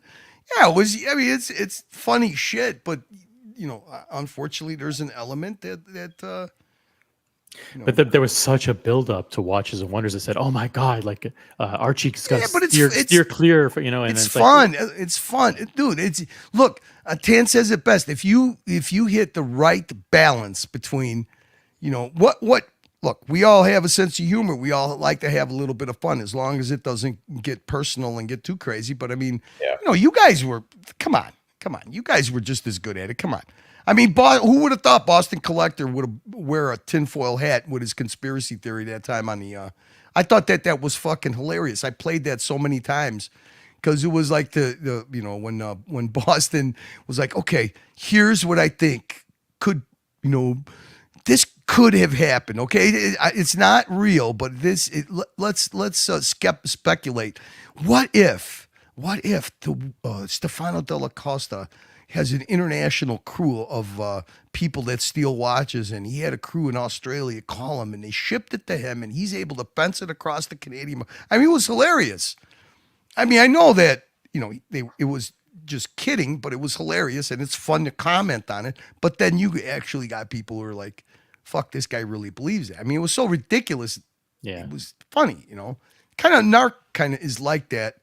That's why I don't ever understand why he has to go below the belt. His humor it's so over the top, it's ridiculous, but it doesn't need to go below the belt. Same thing with the when Watch Reporter came on, and I'm like, I could do this to you if you want. You want me to do that? If you're not capable of like pivoting to a little above the belt comedy, how about I just make you a topic of comedy for a little while? And he didn't like that at all. I mean. I don't know why you have to stick with that. Sure, I mean, I played. I pretended that you were used to being you auditioned to as a dancer when you're 20 years old, and I played that stupid video. But I didn't do it in the how he he took it and framed it in a completely different way. That's what's funny about presenting something that's humorous and then presenting something that you want to touch somebody on a personal insulting level. It's dumb. yeah. I mean, you can sense the difference between something that's Well, lighthearted and funny. what happens is you're hating it. Look, the great thing about the hate stream thing that you did, it actually, to anybody with a half a fucking brain cell in their head, it gives you parameters of not to make that narrative come true. Right. But I can only control what I do. But then Exactly, and I knew that. Why was it so easy for you to paint and let that thing stick? And like I said, unless maybe I'm missing something because I tried to explain. Maybe I'm not good at explaining it. If you've been in any kind of political campaign or any kind of a back and forth where you're trying to win over the hearts and minds of people, the last thing you want to do is go into the gutter because it always makes you look bad. And I'm aware of when other people do it because it gets weaponized. I would do no different. I did the same thing to you guys. I mean, do I think that Buckley was at the wrong place at the wrong time, being involved in that stupid fucking those anti-Semitic tropes that what's his face used? I mean, it just so happened when I played a clip, it was Buckley and it was Tim and it was O'Sheen. Okay, but I wouldn't bludgeon him to death because why would I do that? I don't include him in what O'Sheen said. He's there. That's why I say there's a big difference between trying to push guilt by association and actually being guilty, But anyways, here you go. Look, you tell me if you think Tim is starstruck or not. Because what's funny to me is people don't remember when O'Sheen used to jump on Archie's channel. Archie was just as starstruck as Tim is until and the channel got toxic. No different than Tim's platform did. O'Sheen literally would attack panelists and Archie wouldn't say anything. O'Sheen actually, towards the end, would request not to have Dis on the panel, not to have Marcelo on the panel, and Archie would appease it, And then to Bear's credit, it's easy to sometimes to, because he's an outspoken person, it makes him an easy target. He's polarizing, makes him an easy target. I know exactly how that feels. But to his credit, once Bear finally recognized it, he's the one who had to make the call for Archie or he was going to start shedding donors and people, because that's how long that slow burn to actually realizing that, hey, you know what? This guy actually has anti-Semitic properties about him. He's always coming from that strange angle of, that line that maybe you shouldn't cross on a public live stream. It's different if you're at a bar with a bunch of friends or a pub, and that's the way you talk. At that time, Archie was getting 300 plus viewers. O'Sheen was a very, very, very influential person from the time that he started on Archie stream, and Archie, loved it. And look, like you said, people saw value in it. Okay, he would boost up he used to release some of his new videos on Archie's channel. I mean, Archie literally would have Paul Thorpe, he would have Roman, he would have Nico, and he would have O'Sheen all on the same panel many times. So, it's not like this is something new. It just moved to a different platform, But here you go. Is Timmy starstruck with O'Sheen? I don't know. Let the clip speak for itself. Oh, wait a minute. Hey, Ray, check this out, guys. Boom! Look what I've got! The first, I guess this is like second or third, the O'Sheen O'Malley. Now, I just want to say this, okay? If Tim, when somebody gave that wallet to Tim and they asked him, okay, give us an honest opinion, is this a $250 wallet? Come on. But because, and look, it's YouTube, it's understandable that he's spruiking another fellow YouTuber's stuff, but it's kind of funny. Wallets, they're out. They're pretty. I mean, they basically looks like a wallet you would buy at a Buc-ee's in the South. I mean, a flea market maybe. Yeah, exactly. All it needs is a chain on it, like a biker wallet. Dope, actually, if you ask me. Look, it's very, very nice. I mean, literally, this is like if you want to get into leatherworks, like a hobby, right? And you buy a little kit. This is probably like the beginner's. This is like a beginner's project right here. Yeah. I mean, look at the inside is still raw leather. It's not even finished. I mean, whatever. Stained Horween. I believe this is like a Horween leather. Well, at least it's the Horween style leather. It's just a regular bifold with three pockets. Let's get to the funny part. Here you go. Oh, look at that. Kind of looks like me as well. I mean, not that I'm not a rock star, but it's a very cool product. $200.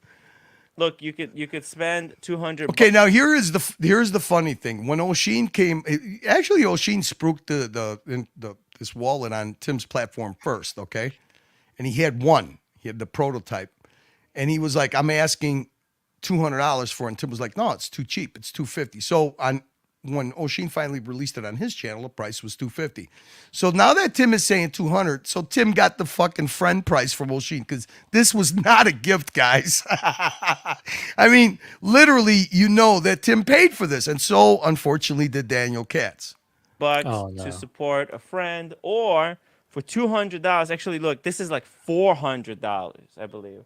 This is my previous. But anyway, yeah, I mean, come on, you're telling me that you don't think that Tim is starstruck with the guy and figures that that's going to be his end game? Of course he is. Come on, it's no different than if Archie would have stayed having O'Sheen come on over and over. I mean, Archie actually used to. He would actually, when he knew O'Sheen was coming, would actually even dress nicer, admire the rock style, whatever persona. Look.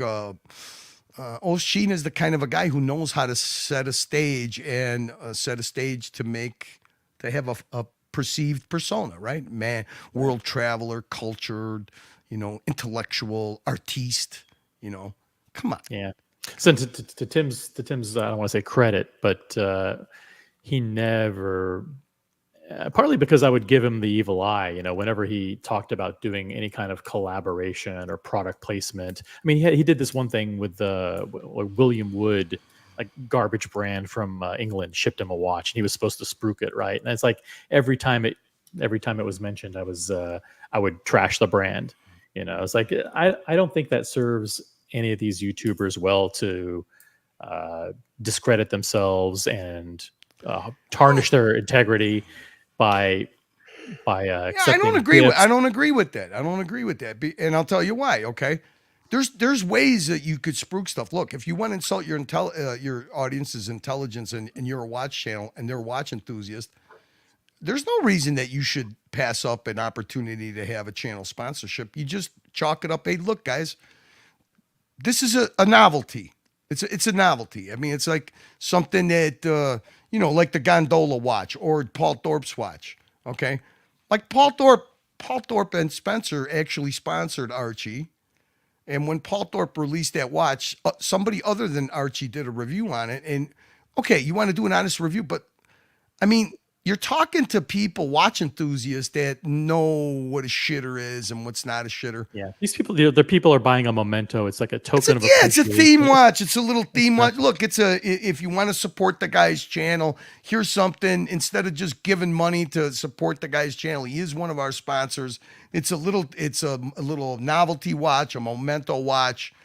It's like making a donation to his channel, and at least you get a little something in return. It's not like, okay, this is a Miyota movement, and they put Miyota. No, you don't try to sell the quality or whatever. It's a fucking novelty watch.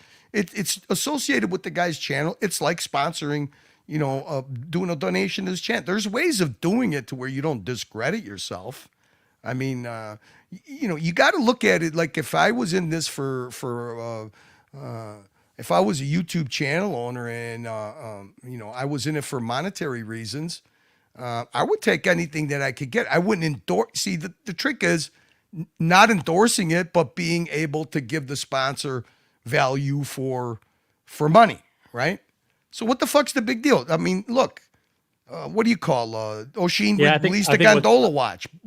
I think what's more important is giving the audience value for money. And when you misrepresent the item and say, "Oh, well, this wallet is the best wallet. It's just as good as a Goyard wallet," then I think you're treating the audience like they're idiots. Yeah, his two comparisons were a Gucci and an LV wallet. I mean, you got to be fucking kidding me, as opposed to a flea market fucking hand stitch project. Yeah.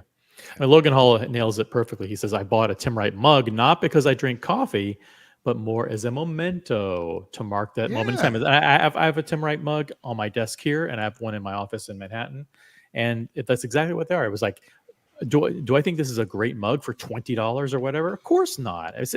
But it's a small price to pay for having something that is, it's one of 12 or whatever it is. And, it marks the occasion of going to Miami or going to Vegas or whatever that thing is. Yeah, it's a novelty thing. I mean, it's just like, how did I frame when Oshin did the gondola watch? I'm like, hey, you know what? You could get that watch for free. All you got to do is pay the diamond package for his Venice tours, and that'll be a memento you could take home. Your gondola watch. It's $2,900 for the full service package. I mean. And actually, to give Oshin a bit of credit, he didn't, he actually called it a cheap watch, but it's a memento. If you come here and you want to, mark the occasion as a memory, it's something you could wear. It's something that you could look at. It comes in a nice box. That's how you do it. I mean, that's why Tim is a bit of a hustler. He's a professional. Oshin's a professional at spruiking, Right. And uses his channel well. I mean, he's got actual sponsor.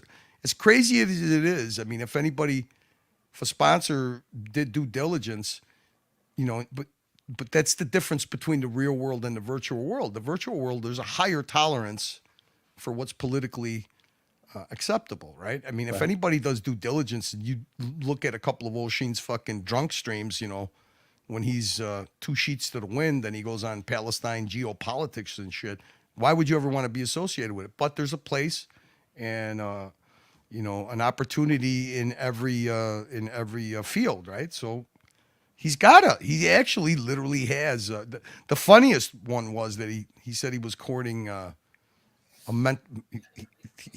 he had a virtual mental health sponsorship that might have happened called Better Health or something like that. I thought it was fucking hilarious. I mean, can you imagine him being the, Well, maybe they figured out that that's the right target audience.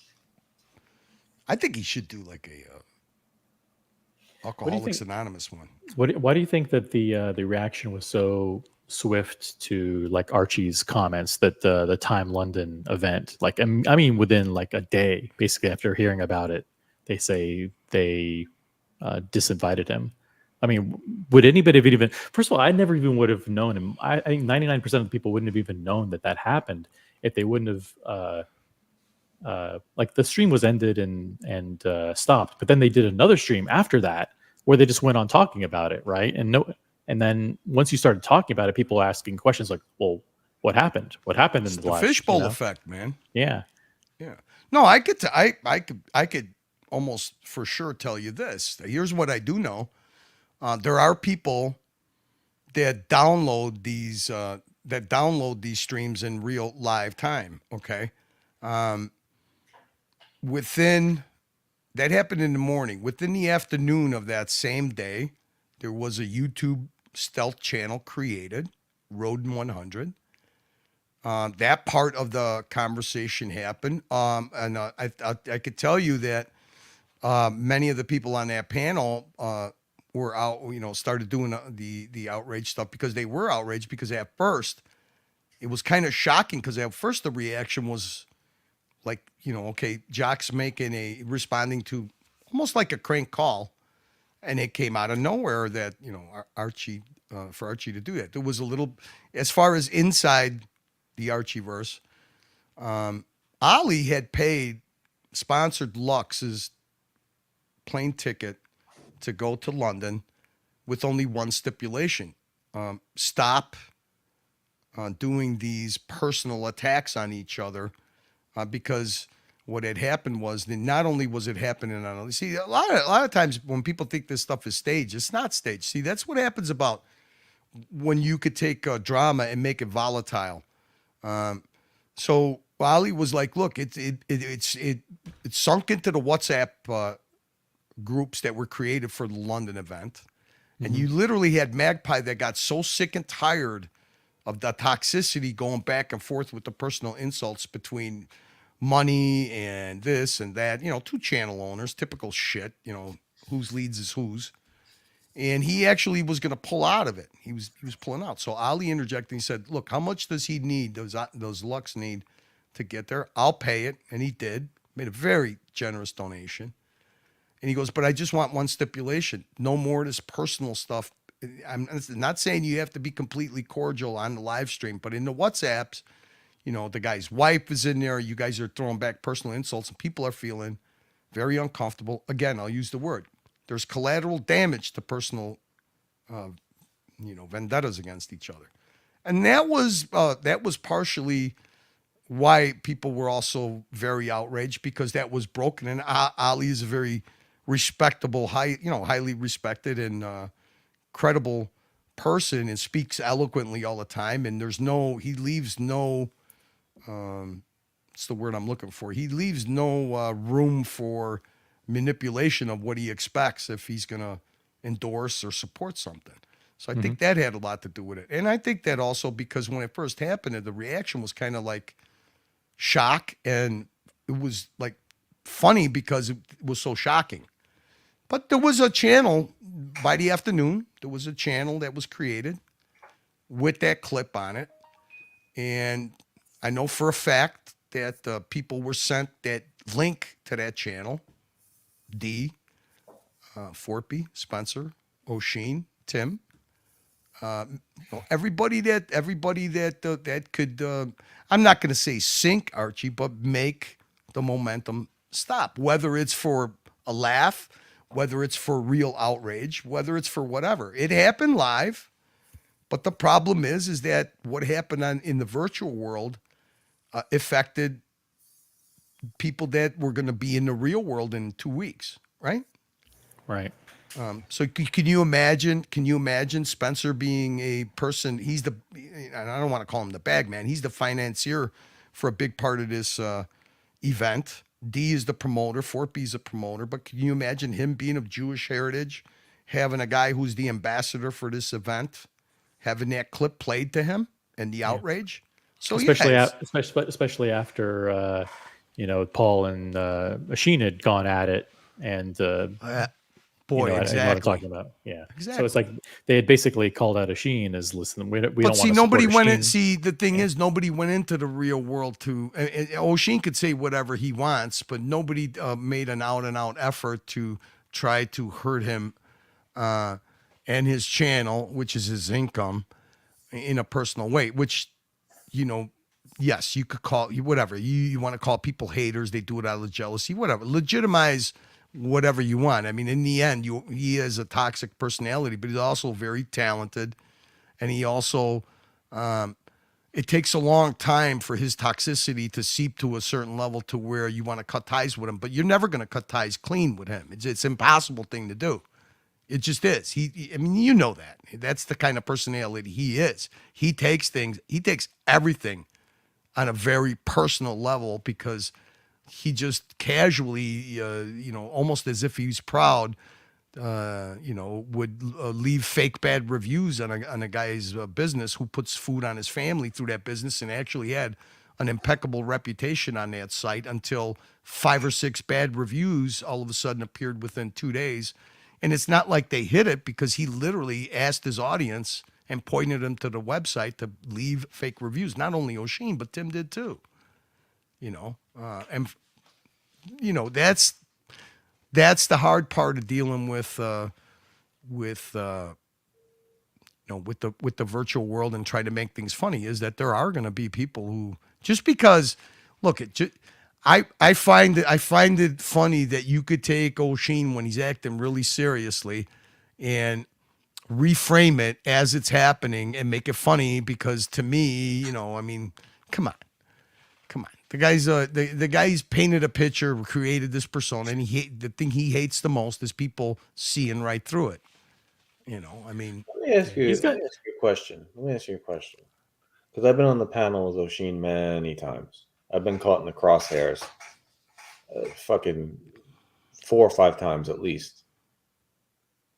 What do you don't you think a lot of this shit just happens because he's been drinking all night? You got to think by the time he gets on the stream, he's been drinking 4 or 5 hours. Sure it does. So you're getting a guy who I've heard him say many times, when I'm drunk, you can't tell that I'm drunk. And when I'm blackout drunk, it's when I start cursing every other word. Right? Okay. Buckley, can I tell you now I'm not going to say definitively why he thinks like that, but I could tell you I've known people like that. You know why? He could justify it because he actually remembers what he says, but also what other people respond to what he says when he's 3 sheets to the wind and you're thinking to yourself, this guy doesn't know what he's saying. He's stone cold drunk. But when he sobers up, he remembers it. And in his mind, he wasn't drunk because he could remember it. There's a lot of people like that. There's a lot of, and the thing is that, you know what happens to them? It takes them a long time to hit rock bottom. But slowly but surely, they won't notice it because they do have that thought process where, hey, I'm fully functional even when I'm drunk. But what happens is that they do end up hitting rock bottom, and it's usually either financial or something just hits them in the face, or, one of these times they don't get away with that shtick, But he does. I mean, hey, listen, that guy remembers even when he's slurring his words and stuff, the next day he'll remember anybody that he felt insulted him or spited him. He remembers it. Sometimes, not always. You'd be so. I never had a lot of interact. I've had a lot of interaction with him. Certain things get him really upset. Certain things that you would think get him really upset go right off his shoulder like they never even happened. Like right now, the funny thing is everybody's assuming because we're on the Colony channel, we're over here, we had our fight with Tim, that O'Sheen hates us all and he's coming after us. Right? We're all waiting for that live at 5. But the fucking guy sends me messages on Instagram all the time. He likes photos and stuff of mine. I think he talks to other people in the community. So he's very hard to predict. I've gotten into it with him on the stream once or twice. You probably have clips. Diego's gotten into it with him a few times. We've all been caught in the crosshairs when he says something that offends half the crowd. I just, you know what? I come from a family where there's a lot of addiction. So I just always kind of threw it to the side and was like, hey, he's just fucking drunk. But, you know, the YouTube world in 2024, with the way politics are, they don't accept that, right? You need to denounce. You need to denounce this person. It's like, well, what we do, the way that we denounce, I can't speak for OC, but if anybody went back the last 2 to 3 months that we were on Tim's stream, you'll notice not a whole lot of panel members hop on when there's certain panel members on. It's just not going to be a part of it. Because you can try and tell Tim, you know, try to get this shit under control. Doesn't listen. It's You can try exactly and what was tell happening. It was exactly what was happening on Yeah, you on could try Archie's telling stream. It takes a Archie, long right? time. It takes a long time for They that don't listen. toxicity. These guys don't listen. Yeah. So, sure, could one of us gone Bear Clooney and flipped out on him? We could have, and I think Diego kind of did once. But at some point, you're like, look, I don't get paid for this. I just don't give a fuck. Whatever. Tim, you want to let this happen? Let it happen. Oshin, you want to be cordial and we'll talk offline and I get to watch your videos, which are pretty good? That's the way it'll be. I'm not that invested. I can't speak for OC, but I know a lot of people in the colony. We just don't take it that serious. And people probably can't believe that because you go on Tim's all the time. Yeah, but Let me ask you something, Buckley. Why do you think he was on Tim's? Why do you think that he was on Tim's? Why do you think he went on Archie's? What trait do all three of those guys have in common that's very blaringly obvious? They all, well, I think Oshin loves to hear how great he is. And he can do that on all three platforms. Yeah, but that comes with being a YouTuber. I would say this: they love confrontation. Yeah, I think they like confrontation. Well, Yeah. Tim is, I don't know what the fuck goes through Tim's head. Tim just likes, I don't know if he likes confrontation, but he definitely likes to do the opposite of whatever people tell him. Right? Contrarian. He's contrarian, exactly. So you're looking at that wallet thing, you're like, he was emulating Oshin.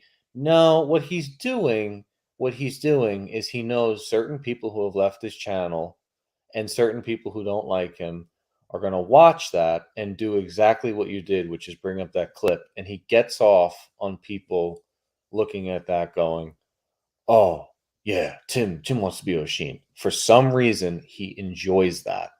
He's not doing it to help Oshin.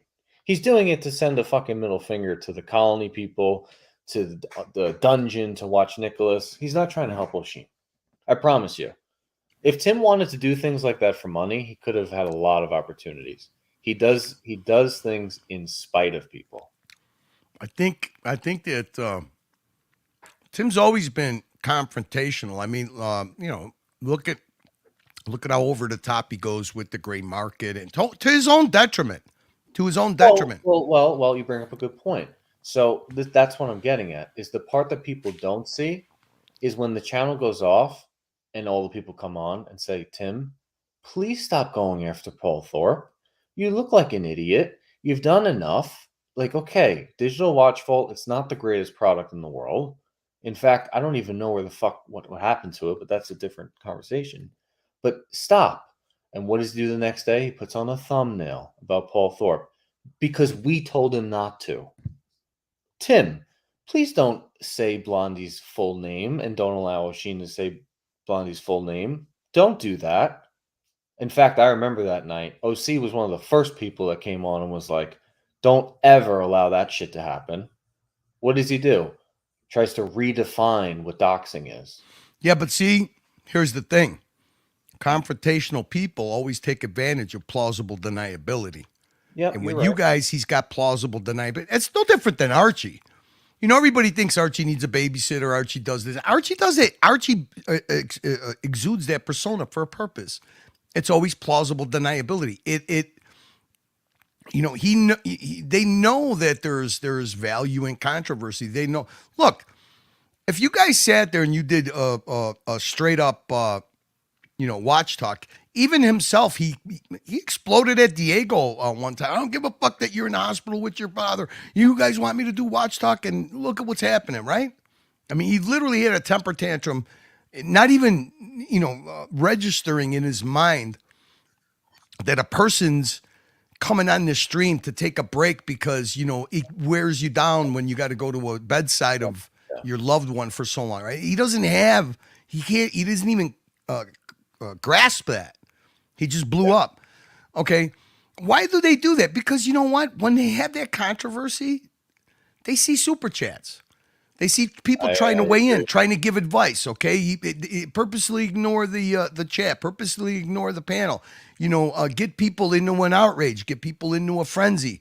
Okay, but I could tell you what's a little bit different right now is he's still trying to poke those little jabs and everything. But the thing is, right now, he only has half the plausible deniability that he used to have, and he knows that he doesn't want to alienate what he's got left. That's what happens when it's usually the shit people.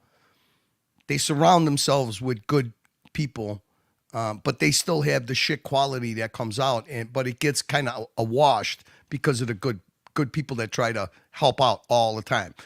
Rinse and repeat, rinse and repeat. In Timmy's mind, he thinks that as long as he keeps going, that void that you guys left will be filled. And he doesn't grasp the concept that the playing field from like when he used to be on Archie and Archie was the ruler of the fucking watch live streaming thing, the playing field changes when you start alienating people and they start branching off and they start taking their little factions with them. They'll start their own channel competition. Okay. And then those people are like, okay, well, this environment of a group environment that we have, it's nice, but I want to express and run my stuff the way I run it, okay? Individualism. So they branch off of that. Now, all of a sudden, that playing field, that competition is broader and broader than it's ever been. And the people that used to bring value to your platform bring value to their own platform. But some of them, now here's the thing. Some of them are not doing it for monetary cause. They're actually doing it for the cause of they want to enjoy their outlet. They want to enjoy their escape. They want to unplug from the real world. And that's the value that's there. The donation shit was, in the super chats, that was like a little bit of peer pressure and a little bit of visual support. See, and he's got to realize that because, it's not in Tim's character, even though he's throwing these little backhanded jabs and stuff. He knows that he's still got people on that panel that expect him to maintain a cordial, at least at a minimum, respectful relationship. But he'll always go back to that. I mean, he did the minute, I forget who it was. I call him the Sod 2.0. Who's the guy that jumps on it? Vimal Nair, or is it or Awesome Pawn? What's Awesome Pawn's screen avatar? TAP. Yeah, him. Okay, he literally went on there. He's like, "Oh, we got some great drama. I want to talk," and he's like, "No, I don't want to talk drama. I don't. It's irrelevant." But he did take the time to throw some jabs, basically accusing you guys now of joining the alliance. That conspiracy theory thing in there. And I'm like I said, it's out of character for Tim to have this big of a public separation and him not commit to, commit like he does to Roman or to Paul or to, but he can't. He can't because that's going to alienate the people he has left. Well, he also can't find anything to talk. Like if he were to go back and play clips of the colony, what's he going to find? No, I'm talking about how he perceives what happened. I mean, he did a pretty good job when he was at the airport lounge before Watches and Wonders and made this thing a calculated. There are people that were brainwashed, but then there are people that have done this calculated, and it hasn't just started now. It's been over time. They've been planning this. He stopped that whole narrative. He stopped that whole narrative because, look, he started seeing, what did you call it, OC? Sympathy support? Yeah, he had a little bit of sympathy support, Right. but that dried up pretty quickly. The irony is that everything that happened was entirely self-inflicted. He knew he was told exactly what the consequences were of spreading those stories. I'll be as polite as possible about people behind their backs, and he did it anyway, and it resulted in like in one fell swoop, literally 75 people. Yeah, within a week. Yeah, within a week. Well, within a few weeks, basically, 75 people disassociating themselves from his platform. See, what I found interesting is you could tell when Tim was so committed to, and I don't look at it as stupidity because I look at it from a different viewpoint. I look at it from a viewpoint of drama and shit stirring. You could tell when you guys thought he was so committed to something that it was just easier to try to control it instead of stamp it out. Like when he did the protest and when he, literally was going down to, what is it, the IWJG or whatever it's called. And, he went down there and he literally put up like these demonic pictures of everybody that he was supposedly going to have an interview with.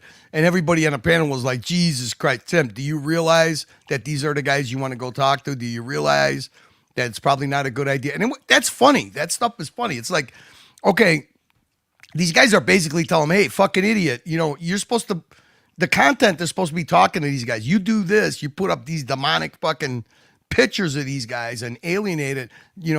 That word is going to get back to these people. Some of them even watch, right? And what did he end up doing? He ended up going down there and basically, he got the fucking hand. He ended up sitting in the fucking lobby and getting get one gorilla interview with fucking, of all people, Froggy Eye Marco or Nicolino or whatever from TPG. It's like there is a way where you could make this stuff funny, but not alienate yourself from the industry you're supposedly trying to make a living off of. Kind of idiotic. But Archie does the same thing too. I mean, Archie's done the same thing too. I mean, that's the difference between, somebody who thinks that stirring up controversy and stirring up drama, you get into that mindset, and yes, you'll get the people sending super chats to, get into the one side of the opinion or the other. But when you work that for too long and you get too obsessed with it and you start alienating the industry that you're in, and then, he would come back. Oh, I know that Roman was the one that got me barred off. Like, you think that a fucking guy running a multi-million-dollar company is worried about you fucking dickhead? I mean, it gets to the point where it's so ridiculous, that even the guys on the panel and you guys, sometimes give up. Oh, see, you always had a way of spinning it and putting a different dynamic on it. Again, you lended him credibility. And I was involved in and maybe I was too close to it to see that all of those things, like a lot of those things that you mentioned, I was in them and having fun doing them. Like I was in Miami. I was there for the protest outside of Luxury Bazaar. So there, a lot of those things I was there, but some of the things I wasn't. But I always saw it as my role to provide that entertainment value of being the sidekick. And the damage control spin master or whatever after the fact. And a lot of times it worked. It was very effective. And up until maybe the fall of last year, Paul Thorpe was still coming on the Tim's channel. We'd put up the thumbnail with the crime scene tape and something. Paul Thorpe is a drama diva too. I mean, it's not a accident that he pivoted to political talk. I mean, some of these guys, it's a wet dream of a YouTuber to go viral, right? Right. Yeah. And I mean, imagine this. Okay, so now Archie, unfortunately makes this just, despicable fucking comment. Okay, it gets played out live in the virtual world. It affects him in the real world. But I also, the flip side of that coin, I always say this. Do you not think that maybe if you go and look at some of the content that Paul Thorpe has on his main channel, I mean, somebody who's good at, like a campaign always has a dirty trickster or a type of a PR person. providing a summary reel. of some highlights, a highlight reel. Yeah, I mean, you could make some of, and again, guilt by association, Tommy Robinson. If you're good at it and you frame it in the right way, you can make Paul Thorpe look a bit Islamophobic. Okay, and yes, okay, immigration, it's a hot button subject, but look, there's always two sides to a campaign. I mean, I'll tell you where like O'Sheen, you could easily tell where he's always coming from. He's radical, but he doesn't hide it. He admits it. I mean, take a look at a channel that I know he follows because I think sometimes he gets his hot button topics of the day.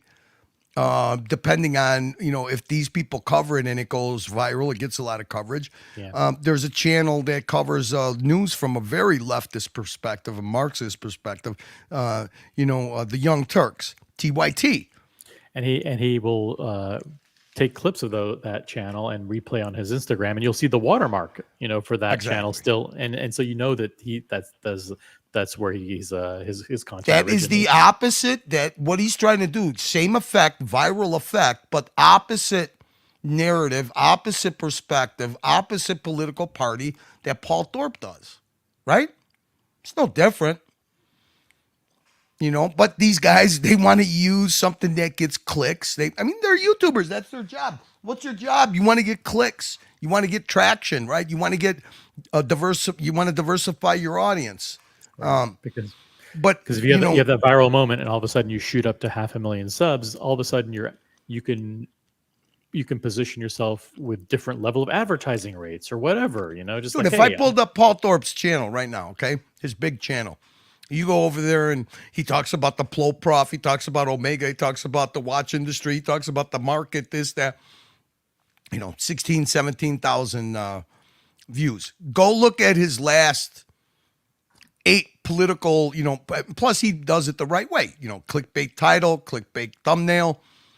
I mean, he's got some of them that are getting 1 million views, hot button topics, 1 million views. Now, he's going to have to be accountable for taking that step into dwelling in that end, because then on the opposite side of that spectrum, you got people like O'Sheen that could smear you as, Islamophobic, could smear you as, a white nationalist. I mean, that's the risk that you take.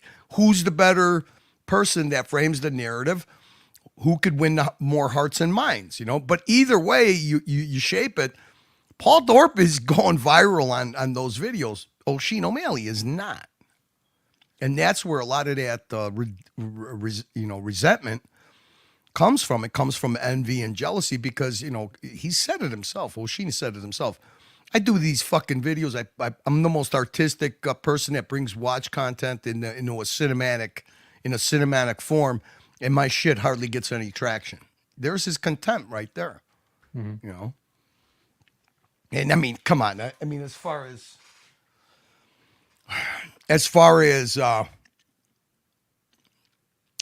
viewership and his streams that he does, come on, you have to be a fucking idiot not to know that fucking, probably 60%, 70% plus are bots. And there's a reason that he did it, and it's very easy to explain. There was a point where O'Sheen O'Malley took down almost every video that he had. He took out music that demonetized those videos. I'm talking about not live streams, but his videos, video content. Mm-hmm. And if you go on his, he always used to say, like, wore it with a badge of honor. I don't make any money off of my videos because they're all demonetized because of the music. Well, go pull up some of his most popular videos. The first thing you get is 2 ads. Okay. So he cleaned that up. He bought he skyrocketed in bots. I mean, I don't think he got thrown out in the algorithm and all of a sudden it happened naturally. It's very unnatural, the pattern. You could tell. Okay.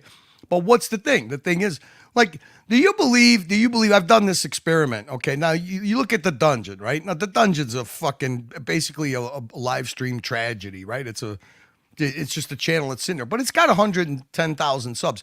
Do you know we've had people come on because we've used it? Oh, just look the channel up. We got 110,000 subs. If you don't mind coming on, it'll be good, beneficial for you. Just as a troll, right? So there is a benefit to saying, hey, look at my channel. And the funny thing is that you could kind of tell that soon as Watch Gringa started going over close to 100,000 subs, all of a sudden Oshin's Yep. channel has just exploded, right? Yeah, when she approached 80,000 subs, which is the level where he was, all of a sudden, and she climbed to 160. All of a sudden, he started going to 160. You know, he wanted to keep pace. He wanted to make sure that his channel kept pace with hers. Right. I mean, but the funny thing is, look, that iBasher's channel, that's his channel. He hasn't even gotten 3,000 subs on it. When he transfers from his live streams to iBashers, okay, he says, well, you know, when I link, there's a limit that the YouTube has for audience transfer. It's 200. So that's why, you know, usually when Dirk's in there, he's got about 60, 70 people. Then when they do the transfer, you'll see like 209, 250, and it quickly levels out. And he's like, man, I had 1,300 in the room on my channel. He goes, you know, I found out that there's a cap on transferring an audience. It's like, there's no cap. You could easily drop the link and you could mention it. And if you got that many people, you're telling me that 90% of your audience doesn't want to follow you to another channel. It's bullshit. You know, a lot of that audience is bots. And you could tell by the way the chat moves. Yeah, I just don't understand the purpose of doing that. Because he markets his channel. He's got a sponsor. He's selling merch. You know, because that's how he markets his channel. You know, I mean, look, it's a popular play. You know how many times it's kind of funny, and it's actually smart. I admire the guy. What he'll do is he'll do a short mention of a certain product, okay? And he's like, yeah, I'm hoping to line these people up to get something more of a serious partnership. Like the merch that he's got, okay? That's actually coming from, I mean, the ashtrays that he makes, we actually found. And it's not to be malicious. It's just to make it as a joke. We were doing a dungeon or whatever, and I forget who it was. Pulled it up. He said, "Look, here's the company. It's on his ashtrays. It's like that same ashtray is $168, except it doesn't got his face on it." He goes, and that's retail price. So is he paying? He's not paying retail. If he ordered 10 at a time, he's got to be getting a discount or whatever. And it's like, but it's smart. You know, it's smart because really, what does he have to do? He orders 10 wallets at a time. Really, all he's got to do is get like 10 people. Why do you think he goes on Tim's channel? Tim, believe it or not, is very important to Oshin. Why? Because of Tim's audience too. Okay, I mean, I've seen. I mean, look at he sold 30% of his product with 2 people. He had 10 wallets. Okay, he had already pre-sold 2, one to Daniel and one to Tim. And then he's just going to sell a bunch more. Now, what does that do? Maybe it pays his rent for 1 month or 2. That's all he's got to do. Every little bit counts. Every little bit counts, yeah. So, and now he's got a channel sponsor, some VPN company. I mean, if he sells 3 watches and he's making fucking 150% on a watch, every little hustle counts. That's why this guy is not some guy that's sitting around getting residual, giant residual checks from his music. I mean, all you got to do is he's basically at the end, they were a fucking garage band. They had a 2-year good stint where they were opening bands for other people and got treated as if, like talent. They had their own roadies. They had their transportation. That didn't even last 2 years. They got signed 2 times. It's not to diminish it. It's just he represents it and sets up a persona that's completely different than what the real life situation is. I mean, look at it. The dude's been traveled to Milan, went to Ireland. He's worn the same fucking the same windbreaker because it's got a brand on it. I'm not exactly a philanthropist. What would you call it? A philanthropist. You're not exactly a world traveler when it's basically you're wearing stuff that you got for free for a photo shoot, and you're still wearing the same shit. His watches are a different story. I mean, I believe that, his watches, like a lot of people, it might be his complete retirement fund. When you don't own property, you don't own any equity in anything, I mean, like Marcelo's in the same boat. Everybody, it's like, why would you send Marcelo any kind of super chat or something when the guy's got $1 million watch collection or whatever price tag you want to put on it? Well, I mean, right. Yeah, well, you want to. Well, it's still there's entertainment, and you want to. I'm being entertained now, so there's a sense of obligation. Like, do you? Well, but the other thing is no, people use it against them, to maliciously against them, to put doubt in people's mind, competition, whatever. But the way I explain it's really easy. Ask him if he owns any property. Ask him if he owns anything besides his watch collection of value. He pays a rent for an apartment. He pays a lease and whatever his bills are for his restaurant. Okay. I know he lives check to check because there were times where he couldn't even fucking he couldn't he had no balance in his card, and he discusses it openly. I'm not trying to put it down. I mean, he lives check to check. But you got two small business owners. It's not just him, it's him and his wife. You think that they've had a 401k that they've been putting in all their life? You think they have a retirement fund? No, that's his retirement fund. That watch collection is not going to go to his kids. He doesn't have any. It's not going to go anywhere. But when he retires, it's going to have to pay for him and his wife to be able to live for the rest of their lives. Most restaurant owners actually die, owners actually die on the job because that's what happens unless it's, unless you really hit it good. When you put yourself in charge of having to pay your own health care 401k and see how easy it is to plan for retirement. It's not easy. No. TG01 in the chat says sometimes very talented people obtain too much attention too fast when they're young. Many athletes blow fortunes because of this. Many have recovered with proper mentorship. Contrition is a must when needed. That's, in other words, he's saying learn from your mistakes and be humble. And fantastic words. When you got a mentor, listen to him.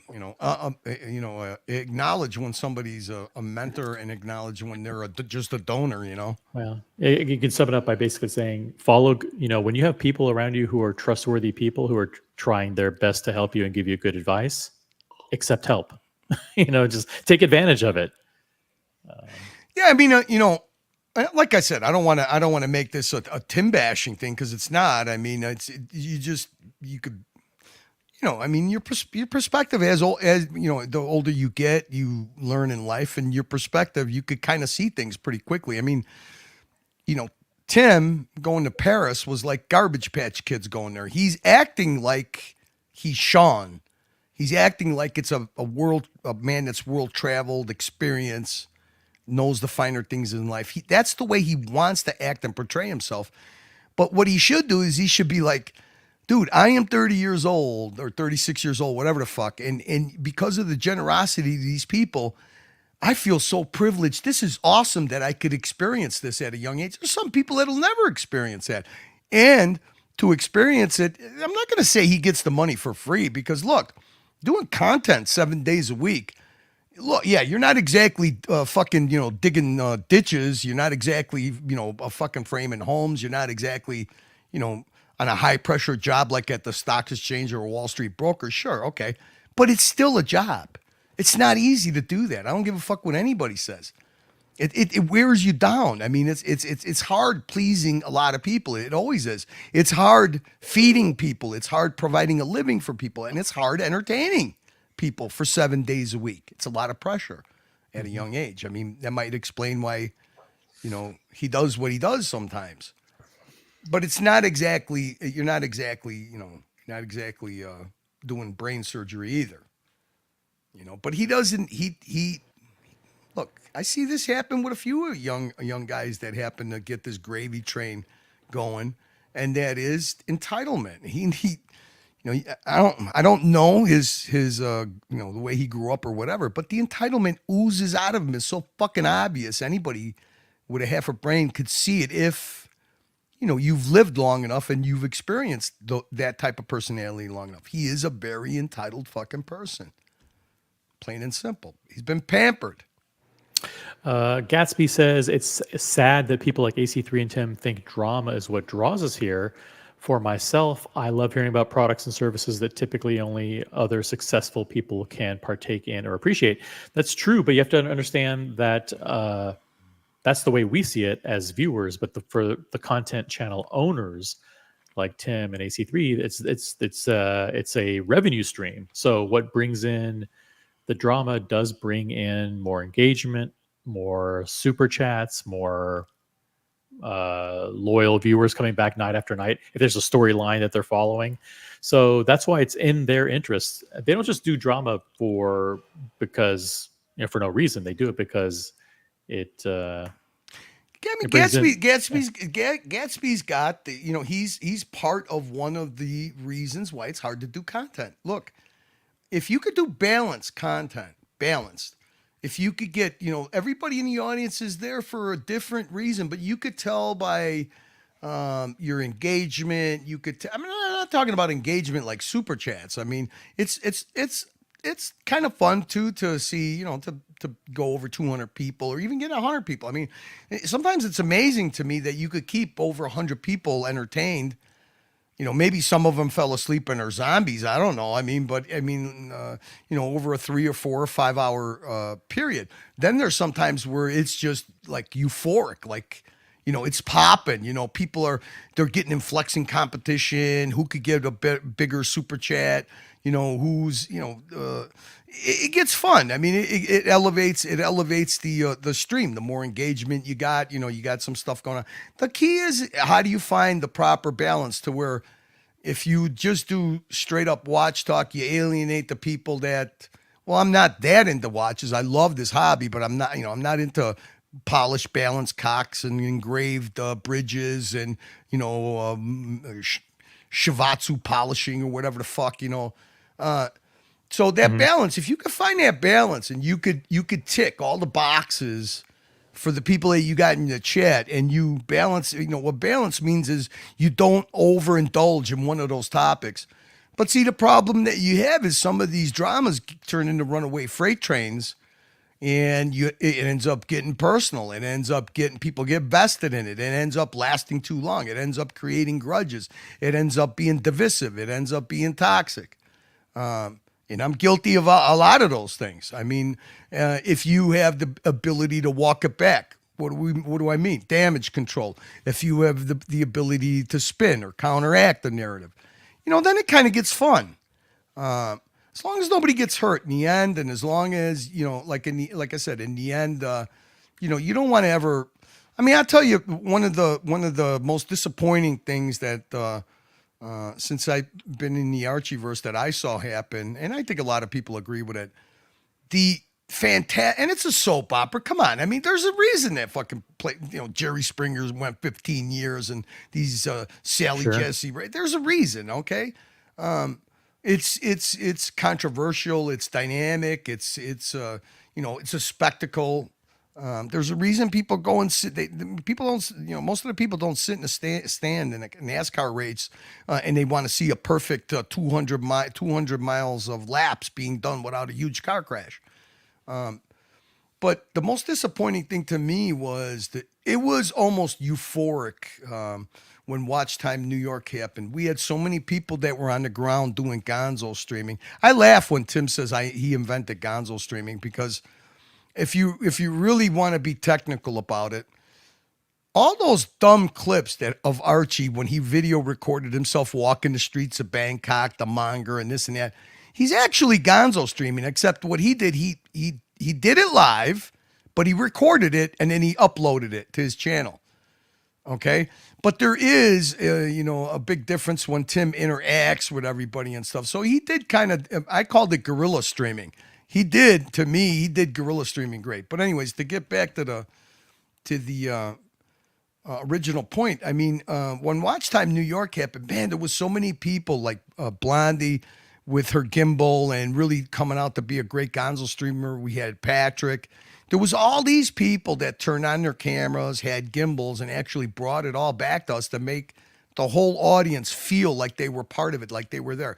JJ's the dinner, JJ leading up to that, the footage we had from the event. It was coming, and the thing too, there's positive momentum. Yeah, and I played your guys' stream. You know what was great about it for me is that I had our perspective from our side, from our guys' gonzo streaming, and then it was like, okay, let's see how those guys viewed it. Like when JJ came up and met you, and then when Dirk was there with his red Vato shirt buttoned all the way to the top, looking like he was a hostage when Tim was trying to hug him and stuff. It was funny, and it was funny to see from both ends, and it was great visual content. Okay. And then, not even a week after that happened, to see, and I can't even remember exactly the timeline of the events, but I think somebody paid like 300 euros to ban Higgy for the rest of the for like 3 months or whatever it was. Of course, Archie took the money and he did it immediately. And it was like Higgins wasn't really coming around a lot anyways. He just did it immediately. And there was a thing in effect because Tan is his number one donor. Tan puts in more time behind the scenes for content and continuity than anybody. All of a sudden, you saw Tan was like, "Hey, I thought we had a gentleman's agreement that we weren't going to ban anybody unless you flew it by me." And then to top it all off, Tan's very good friends with Higgy. Okay. Right. And then the next thing that happened is like, okay, we've seen this before. Let's get involved, because at that time for Tan to be there, ER was exiled.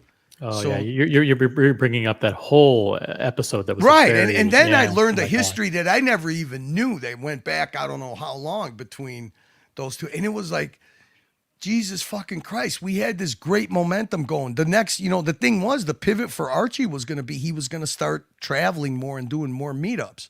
So this was, and you know what, the Watch Time New York had a lot of planning put behind it too. So it was cool to see a little bit of structure being followed.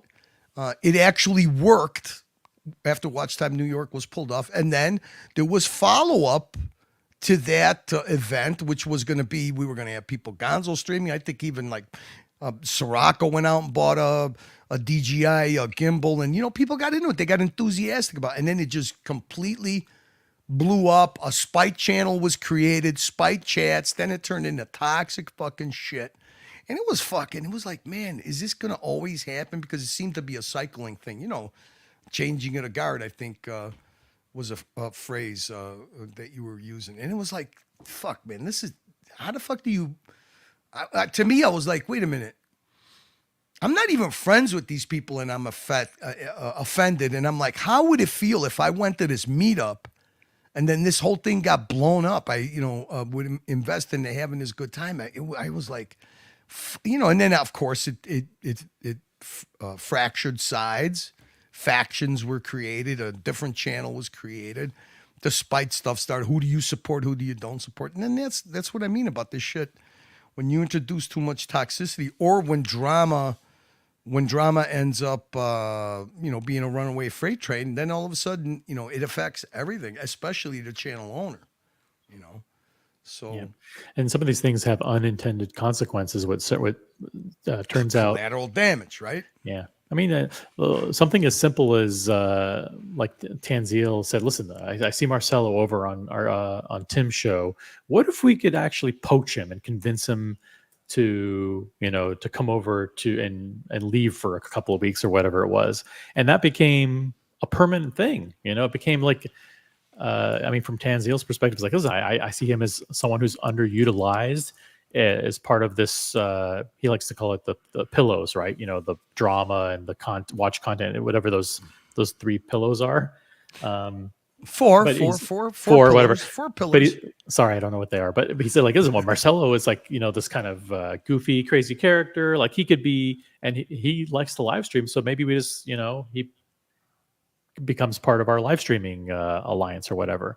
And lo and behold, that happens. And now has a bona fide channel where he's getting super chats. Archie might see him as competition. Other people could see him as competition too. So it's just like, it's a snowball effect. You never know what's going to happen when you do one of these, what seems like a stunt or a gag or whatever. You don't know what the unintended. Well, I mean, here, I'll give you a little background. Okay. First of all, Marcelo actually, this is his second time around. First of all, Marcelo actually had a pretty successful channel until he imploded it. Basically, same kind of reason that Tim did, except it didn't involve Oshin or toxicity. What it involved was greed. and take advantage of volunteer people that actually, enjoyed that space. But whatever the case may be, I mean, he had he was doing fairly well. And then when he went over by Tim, he was utilized the way he was utilized. Look, Marcelo's a grown man. It's when I used to come there, I used to drive him crazy. He would call me every name in the book, but I always used to say that when you find out what a straw man is, you'll find out what Tim's doing to you. Because the one thing I know, it didn't make any sense that Marcelo wasn't doing any live content or live streams on his channel, except for when he would do a birthday unboxing like his Platona. So. But the backstory with Marcelo is kind of happened by accident, and Archie went through this period that we call Calmex, okay, where the old Archie was gone, the vaporized, the guy that exploded, the guy that would really elevate drama to no ends, that guy. That Archie was kind of gone. It was the wishy-washy, like middle-age crisis. Well, Overweight not just mush. that, but he was completely disengaged in the show. I mean, completely not. Yeah, even that's what I following mean. was going on, Calmex, right? This completely disengaged, and then it basically was either the Bear Show or the Narc Show, or whoever could get rise out of him. There were a couple of people that would go on there and keep him engaged. Mark Goldberg seems to be one of those guys. I don't know if it's because of his gayness or what, but he always is engaged with Mark, and Tan was like, how could we get this vaporized back? And I think it was Marcelo did a couple of videos and posted them on his channel, and I took the opportunity to play one of them.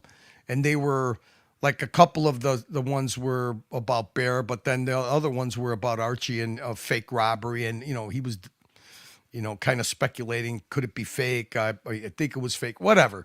And Archie got upset about that. And Ted noticed that, all of a sudden, the Viper, and the Viperize, the thing is, the plastic coin that you could, literally, when you could tell Archie's going to explode, his two eyebrows go up, like John Belushi and Bluto when his eyebrows used to go up. That's what the effect you get. So, and you literally saw that, and Tam was like, dude, we need to do something with Marcelo to get the Viperize. We get the Viperize from Archie. So, I remember what the premise was is that he was going to prepay Marcelo. He wanted Marcelo to do a birthday live stream, and he prepaid Marcelo. I forget what the number was, if it was $400, $500. And then he said, look, if it works out, I have support from the Archieverse, and, you could do whatever you want, but we'll, do your live stream. And if you want to stay here and do your live stream, I think people will support it. And then, Tam was like, hey, look, Marcelo's going to do this live stream. I'd like, everybody who wants to come to support it. Well, of course, Tam being the outstanding donor and the guy that everybody knows was basically the CEO. I went over there, and I think Marcelo made a pretty good buck. He was really happy about it. He's like, okay, let me, I'll stay. I'll give it a, Marcelo. So the next thing was, okay, you don't do, when this happens, you're going to have to provide something. And the thing that was provided was he would have to go on either Archie's main show or the morning show. And it was fireworks from the very inception of it. And the thing about Marcelo, look, the guy's got crocodile skin. Okay. He's always been able to take, ridicule, abuse. I mean, and he just, water off a duck's back. And it was a match made in heaven, because those first 2 weeks, it was like Archie instant viperize, But again, there's, unintentional consequences to uncontrollable drama, hence what happened this week, That's a product of it. Yeah. Marcelo is also very sensitive to, deep down, I know that, I've talked to him several times, and I know that he gets really hurt. The ridiculing has a long-term effect. When you feel like people don't like you or people are making fun of you, it's bullying. It does hurt. Well, I think the only time that I saw him be a little bit emotional about his tolerance for taking abuse was when it involved mommy. Okay. And he literally was like, why? There was 2 or 3 people that were in the panel. And he was like, hey, man, hey, wait a minute. You guys this is a little too much. He goes, my wife is here. My wife's getting upset. Oh, you're using your wife for sympathy. He's like, no, I'm her husband. She doesn't like my wife understands English. She hears you guys. She watches. My wife is part of these streams. She's part of the Archieverse. She doesn't want to hear her husband, because they were talking about, and as a matter of fact, that even happened last night. If you want to really get to Marcelo, you talk about his restaurant, and you talk about, you try to bum rap his restaurant and his food. He takes a lot of pride in the food that he prepares. He does it in his own style, and people are very happy to go there and pay a very high price. And it's not easy to get high reviews in Japan. Japanese people are very, very demanding. In particular, he has very high reviews for his restaurant. So if you really want to get to him, because that's him and his wife's, means of making a buck. That's their livelihood, And that's one time that I think people went a little too far, as far as mocking him and his the way he cooks food and the way he prepares food and stuff. So Are you cool if we drop the link and open up the panel and see if anybody wants the to more jump the on? better, man. The more the Let's do better. it. All right, dropping the link in the chat. The panel is now open.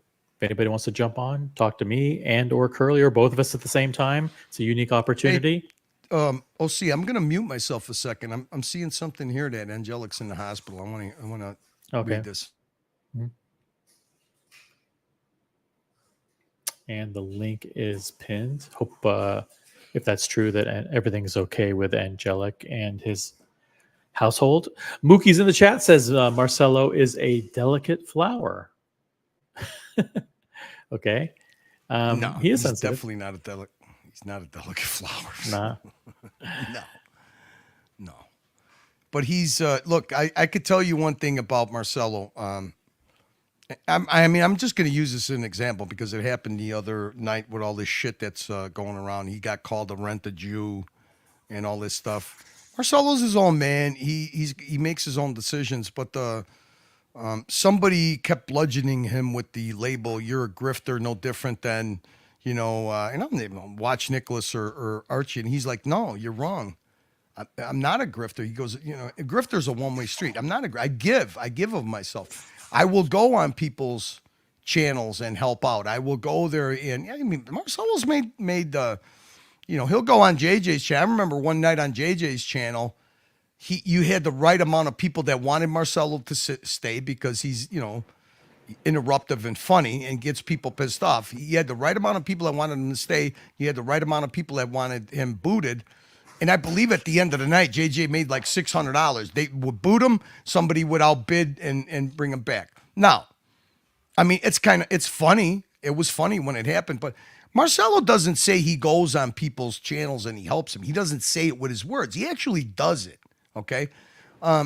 Marcelo has sent many times to different channels, whether you think it's symbolic or not. It's been a lot of money. He will super chat it as a thank you, as a show of gratitude. Okay, he's done it more than a couple of times, and it was kind of when you see something like that happen to him, especially when he's visually, you've seen on these streams his ability to be so generous. He hosted Nicholas and Roland in Japan, treated them like kings, and his mom and his wife did too. Okay.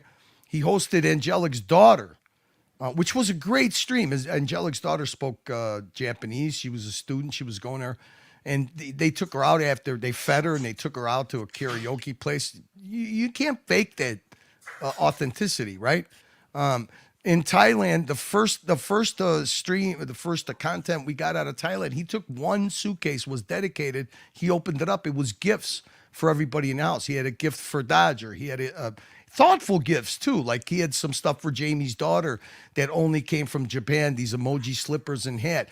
He bought these really nice komodos for Jock's dog, Milo, that his wife loved. They were he's a generous person. He's not a one-way person that he only thinks of himself and won't spend a dime on anybody else's thing, and then says, I go here and help, where basically they go and they're a lump on the log and they just go there as a photo op, So, Marcelo, he has a lot of people that, people think that, that Marcelo gets abused. Like, I go on his channel and I shut the fuck up. I can't, I like that. But I always will help and support Marcelo. That doesn't mean that I got a whole Marcelo. Let me tell you, that's just the way we are. We've been like that. He calls me names. I call him names. It's our shtick. It's our ball busting, But he's a very generous person for the way some people portray him to be some kind of a grifter that wants to fleece people out of their money. Yep. George joins the panel, but first I want to say, bring up a comment from Sean. He says, "Gentlemen, great conversation, very enjoyable. Thank you very much, Sean. I really appreciate that." Gorilla George or Gorilla G, good morning. Hey, morning, sir. I'm using my backup mobile, so it sounds like shit. Morning, Curly. Morning. What's OC. up, Gorilla? I'm good. I'm all good, bro. Listen, I wanted to, because I really like Curly's perspective. It's, very much street and very honest and brutal sometimes, but it's truthful. And, I know you keep your ethics high, so we can leave that there. I wanted to ask your opinion on how you see the watch communities now, from being in this mix for a long time, and how you see it moving forward with what's happening, how the colony's mixing, how the horology is mixing, etc., etc. How you perceive it now, and where do you see it going? Look, from my perspective, as far as, putting on a stream where everybody can feel welcome and, do a little tongue in cheek, not go in the gutter humor and ball busting and stuff, I think it's great. I think the numbers speak for themselves. I mean, like I said, I could never imagine having 200. And I think that, see, the thing is, everybody was saying, not everybody, few people were saying, well, that's just because there's a lot of drama because of this split. No, I don't believe that. Like tomorrow, I don't know if it works out for Mathis and Lucha. I want to play the replay of the Royal Rumble. We're going to do it on Mookie's channel. Look, to me, I enjoy it because there's a little bit of a little bit of content for everybody, and they could intermingle and go where they want. I mean, if you put on a good show, to me, when we were put on the show, yeah, it was some of the drama, but even past the drama, even I think OC announced it. The colony, we're done with it. There's no going back. So it's kind of like trying to put the end to the drama. Even after that, we did shows. And look, Mr. V, George Varghese, he used to come in the dungeon all the time. I mean, I used to see America in the dungeon. We had a lot of crossover stuff, so I enjoy that. I mean, and to me, I don't want to alienate anybody because I find value in all of it. And if they want to have a little bit of comedy and drama, they got a place to go. If you want to do a watch talk and unboxing and, I call it bro talk, there's a place to go. I think that the variety is good. And I think if you're able to put on something, and Tan did it great. I mean, I told Tan one day, cause he was like, bro, I got to bounce. I got to go to lunch. Are you available? And I'm like, give me 10 minutes. And I'm like, okay, it's in the middle of, I think it was like a Wednesday afternoon, fuck 160 people on the dungeon. And you look, Vamal was in the chat. You had Looking Glass, who I haven't seen him around. I hope he's okay. You had all these different Brody. I mean, Mathis. You had all. I mean, to me, the one night when we were doing the dungeon and Mathis just jumped out of nowhere. I played a clip of actually one of the few times I ever interacted with Mathis, and he jumped on. I was like, you know what? This is cool. I like this. I mean, and we had fun. And that's when he said, he's like, dude, we got to do that Royal Rumble. Because, a lot of people came from the Archieverse, and because this split happens, and, when you have a split and factions go their own way, and now you got two people who are monetarily interested in keeping the division going, okay?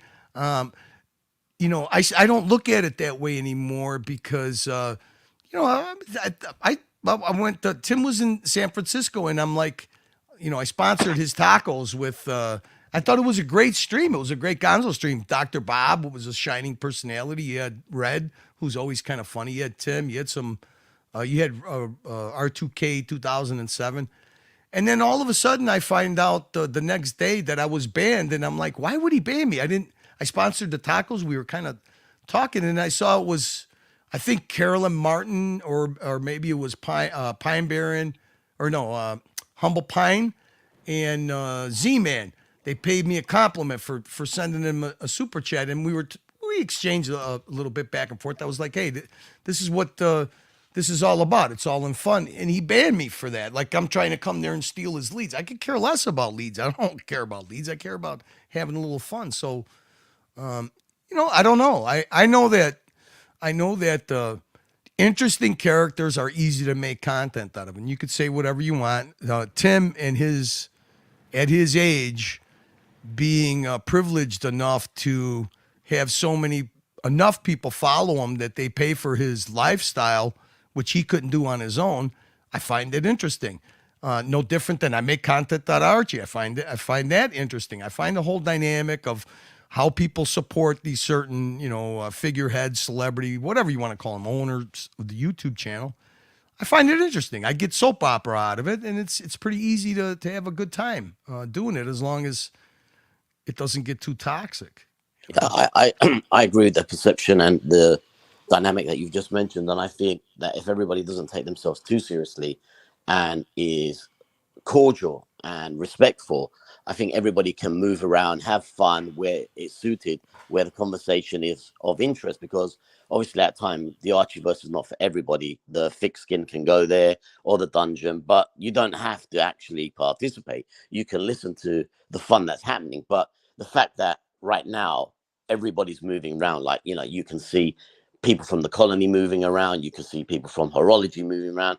I think it's almost like the Berlin Wall situation for me, and I enjoy it because it's great to have everybody connect, and it's great to have everybody that didn't participate with each other participate. Like, I always wanted to chat with Tan, I always wanted to chat with JJ and Ali, and now we chat, and it's like, look, no holds bars. It is what it is, and we have fun. So to me, it's like our universe, meaning yours and mine and OC's, just got 10x, and we're all having fun.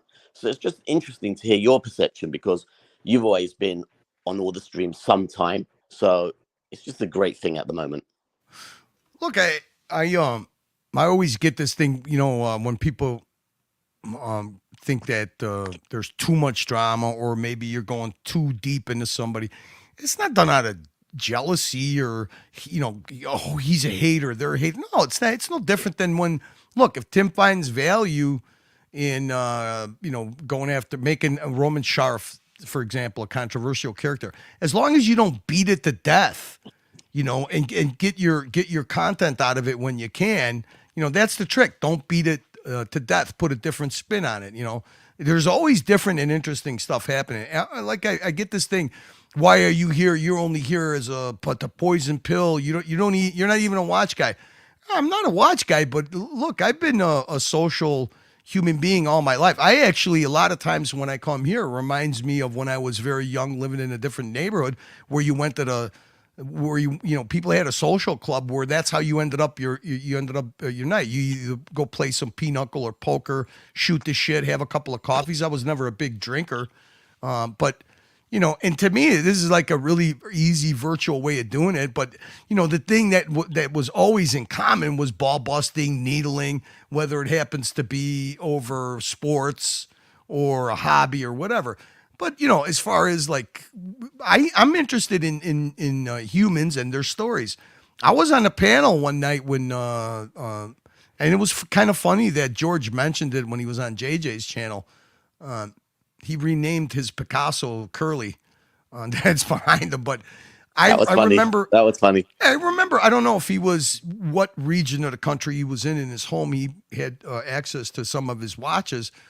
And did I pay attention to the watches? Yeah, I paid attention to the reaction of people when he brought them up.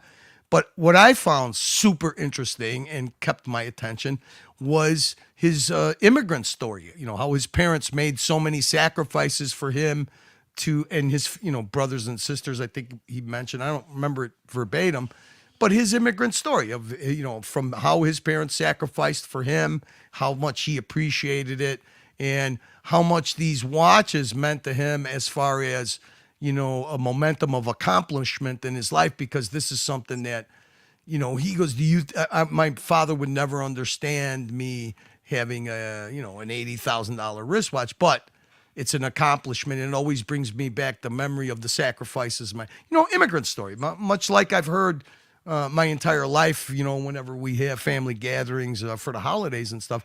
How could you not be interested in it? That's totally cool, I mean, it's untrollable. Put it that way. It's untrollable. Mr. V was untrollable. There's a lot. See, I always think that's funny. There's a lot of people that were always untrollable, like Lucha Betic, Daniel Katz a little bit, because he always had a flamboyant way of dressing and stuff. But you always run across that some of those people are too salt of the earth to troll, and and they usually are, the more authentic and genuine they are, it becomes harder and harder to troll them. No matter, you can't even do, just because a lot of times it's like the only thing you could do is like, what the fuck is he doing on Tim Wright's fucking platform? But then you understand it, because what the fuck are some of the people doing on Archie's platform? That's the camaraderie aspect. like Keslowitz, for example, right? I mean, like that guy doesn't. There's no way you could troll the guy. It's just just a really nice guy, or Burbinghart on JJ show or whatever. These are just normal guys. Mo. There's certain like Mo. How do you troll Toyota Mo? He's just such a super nice guy. There's a lot of people. Ali. I mean, Ali's an impossible dude to troll. Now, JJ, it's kind of fun needling him, because JJ is a flamethrower when he gets going. When somebody goes after him, I love seeing, I call him the Bronx, the Bronx, New York. I love seeing that attitude come out of JJ. But yeah, that's kind of the look. Oh, thank you, honey. You learn people's personalities, which is part of being sociable, right? I mean, I've never been a big drinker, sitting at a bar talking and bullshit. I've always liked to get out, talk to people, sit down, do whatever they're doing, get their story. Whenever you get some free time, it's kind of, it's kind of fun to me. And my wife too. She's a social animal. I mean, it's just good. I don't have to have. I have to have a Rolex? I'm sorry, guys. Do I literally? Are you going to peer pressure me into buying a Rolex? No, you don't need the Rolex, bro. I think you've been baptized already, so you don't need the Rolex. I think you're so far gone. It's all good. Listen, I've got to run to a meeting. Great stream tonight. Well done, OC Curly. Have a good one, George. Take care. Bye bye. All right, bye. What do you got? What do you got planned for tomorrow? Tomorrow's supposed to rain, so I really don't have anything planned. I don't know. Maybe just. I hope it doesn't rain. I hope it doesn't rain tomorrow, because I got salmon jerky I'm bringing as my part of the festivities. Where are you going? We're going right down to my brother's house, and hopefully he usually has a pretty good shindig, but hopefully I hope the weather doesn't continue like it was today. Today was horrendous, man. Like massive, quick micro thunderstorms. Then it would get sunny. Then, another thunderstorm. Then it got sunny, and now it's overcast and just drizzly shit. Yeah. Which is. Go ahead. I was going to say, I was going to interrupt. Say TG01 says YouTube is an explosive medium, surpassing most all other networks, including TV. Plenty of room for everyone. Natural talents will succeed unless they self-destruct. Yeah, I mean, I tell you, I think YouTube for me now, if I can't make it an interactive experience, the only thing I seek on YouTube is DIY, how to fix or how to, put something together. Or, like today we were, I changed my audio setup, so we were walking through YouTube videos for that. I mean, it's an enjoyable. Like I said, it's very like a social club, man. It's just like a virtual social club. It's kind of cool. I mean, if you got the right people. If you got the wrong people, then it turns into a fucking construction site. Speaking of right people or wrong people, here's your last chance to jump on the panel. Curly notoriously doesn't like to do after shows. He doesn't like to do private streams. So No. there's not going to be like an after show where you can come on and meet Curly in private and say what you wanted to say, not in front of the audience. This is your only chance. Who would want to do that? Yeah, So no what one do you wants to think do it. about now? I'm hearing that Archie might be going to London, but not the watch event. Are you? It's a strange dynamic to happen because if you don't respect people's time that they need to assess things, see what things look like, see how it happens. I think you're making a mistake if you don't give people time to deal with that stuff on an individual basis. Well, the biggest mistake that most people do in crisis management is they make a decision too early and then they have to walk it back. So June 14th is a long time away. That's an eternity on YouTube, So anything could have happened by then where everybody in the house and maybe even the event organizers would have said, this is blown over and he's welcome. But unfortunately, people made decisions and then now they either have to walk them back and make it look like they're changing their mind, or they stick with it and maybe have regrets, or they stick with it and go, yeah, that was the right decision. So we'll have to just wait and see. I was curious. One of the few things I put some thought into, besides having a little bit of filler clips if we ran out of stuff to talk about, which I think with two blabbermouths like me and you, I think that'd be impossible. I think we'll just wear each other out first. But boring or not, I'm sure this is going to be the most boring fucking stream ever, right? But I was wondering, how would you have handled it? Because I've been like getting little bits and pieces of information. Like yesterday on my own channel, I had heard that in the Australian culture, and I'm not going to call it like I don't want to say bogan culture. I'll say like the Australian pub type culture, okay? Where there's an elevated sense of humors where, sometimes wives, what they look like, personal type of ball busting is tolerated. And I was like, is this type of, borderline, I'm not going to say anti-Semitic, like is borderline home, because I've seen, put it this way, I've seen it if this was in a real world and somebody made statements that are borderline. To me, they're not borderline. To me, they're kind of stereotypical homophobic, misogynist, a lot of Islamophobic. Okay, and I don't want to sound like an SJW, and I don't want to sound like a like a snowflake, but I have to be able to look at it from that way too, because I mean, look, I've been very, very guilty of always pushing customer service, customer etiquette. I can't tell you how much money we used to spend on these little get-togethers for our key people that ran projects to do customer etiquette, customer service, job site awareness. As far as dealing with, I'm not talking about like you're dealing with a general contractor. I'm talking about you got to deal with architects, male, female, binary, whatever. You have to be aware of these things because, like I said, the political environment in the last, I would have to say 8 years has changed highly, and people are very easily offended, and they could very easily bludgeon you with that, especially if they have a soundbite or a witness or whatever. So there's a lot of money spent on that in the corporate environment. And I'm not saying, corporate environment, we build things, right? We build electrical distribution centers and data centers and stuff. But our guys have to deal with the general public. You have to deal with technicians. You have to deal with software people. You have to deal with engineers. You have to train people to do it because you know what? Good customer service always gets remembered. Okay.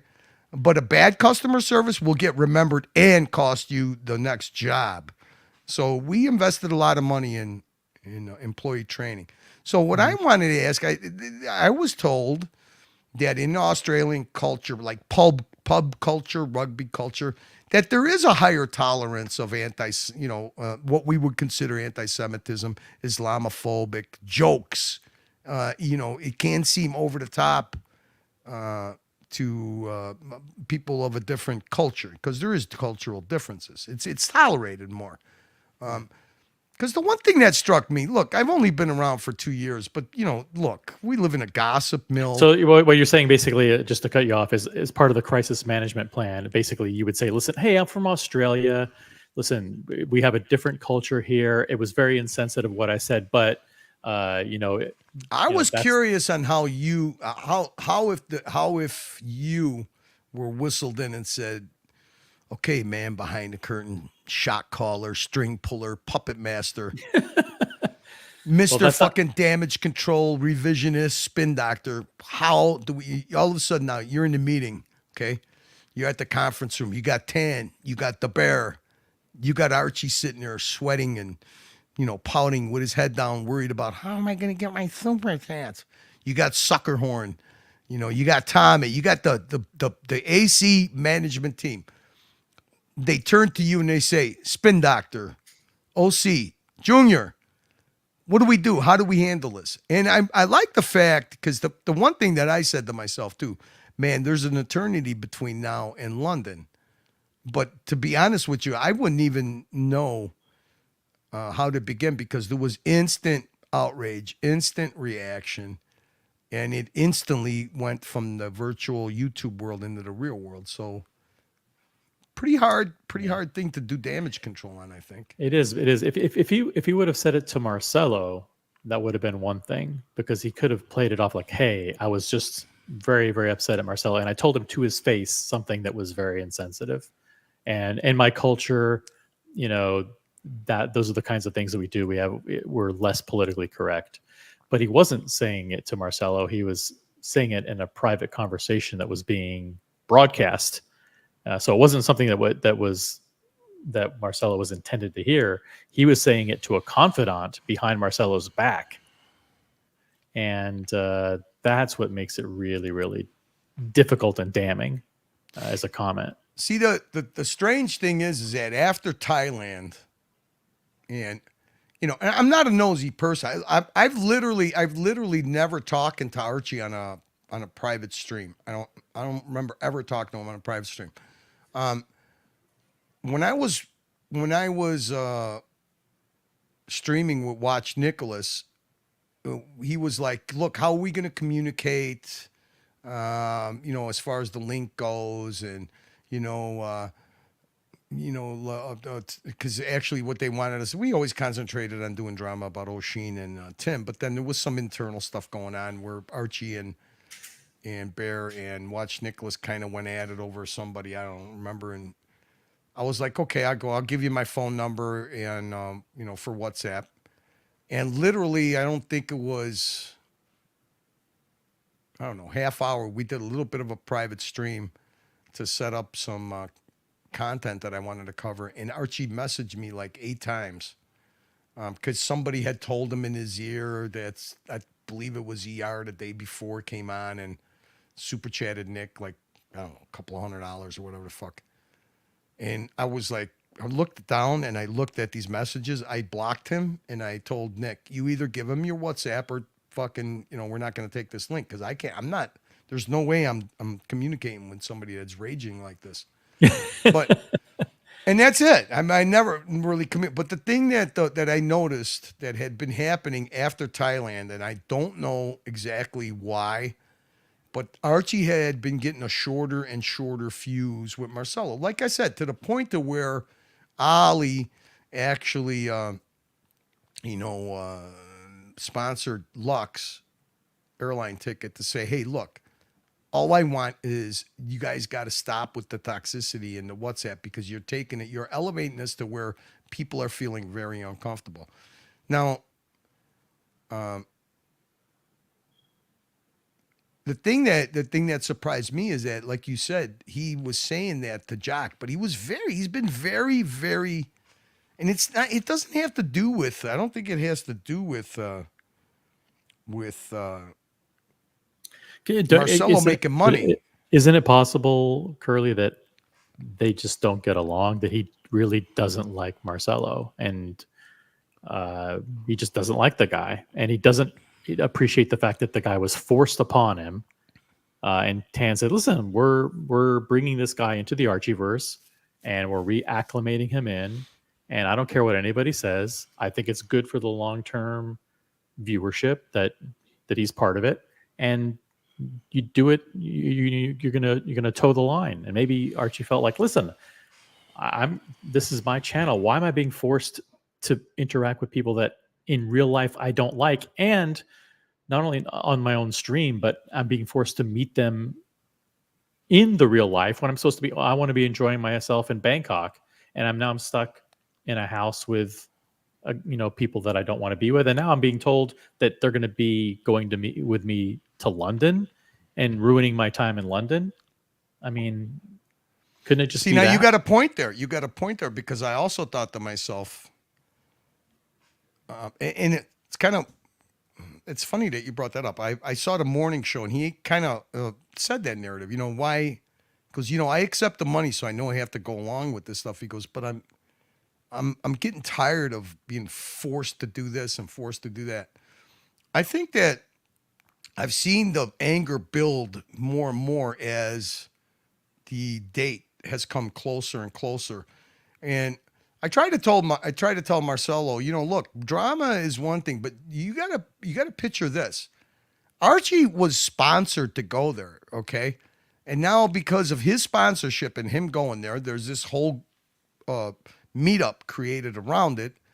And you have to understand that it's different when the meetup involves punters that surround the hobby and Archie. But you're not just that. You're a YouTuber. And I don't give a fuck what anybody says, okay? You cannot expect a guy like Archie to just eat the fucking apple of, well, he's an ally. No, you know what? I mean, look, that's like telling the competition's okay. They're doing the same thing. You got the same group of people. It's competition. It is competition, okay? And when you're asked to kowtow to the competition, which I don't think Archie ever was, I think they pretty much, put them in the room and see what happens. Let whatever happens happen naturally. I mean, that happens a lot. But see, that's what I mean about it could be volatile at times. And obviously this time it became very volatile. But I know that Archie has been with Marcelo, the only person I ever seen him be this vicious with is Plastic. So obviously something's going on, not only between Archie and Marcelo, and maybe because he feels that it is his competition, but he has to accept it. The other thing that we don't know about is what Archie's going through in his personal life.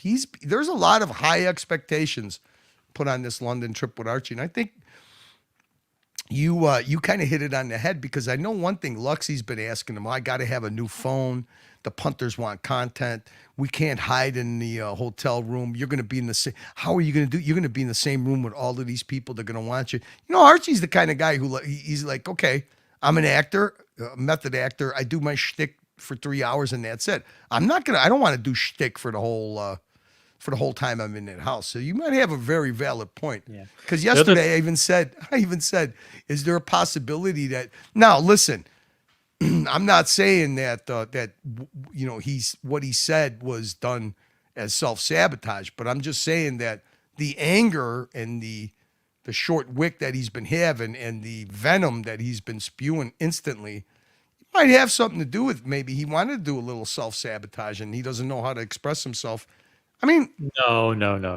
Come on. No.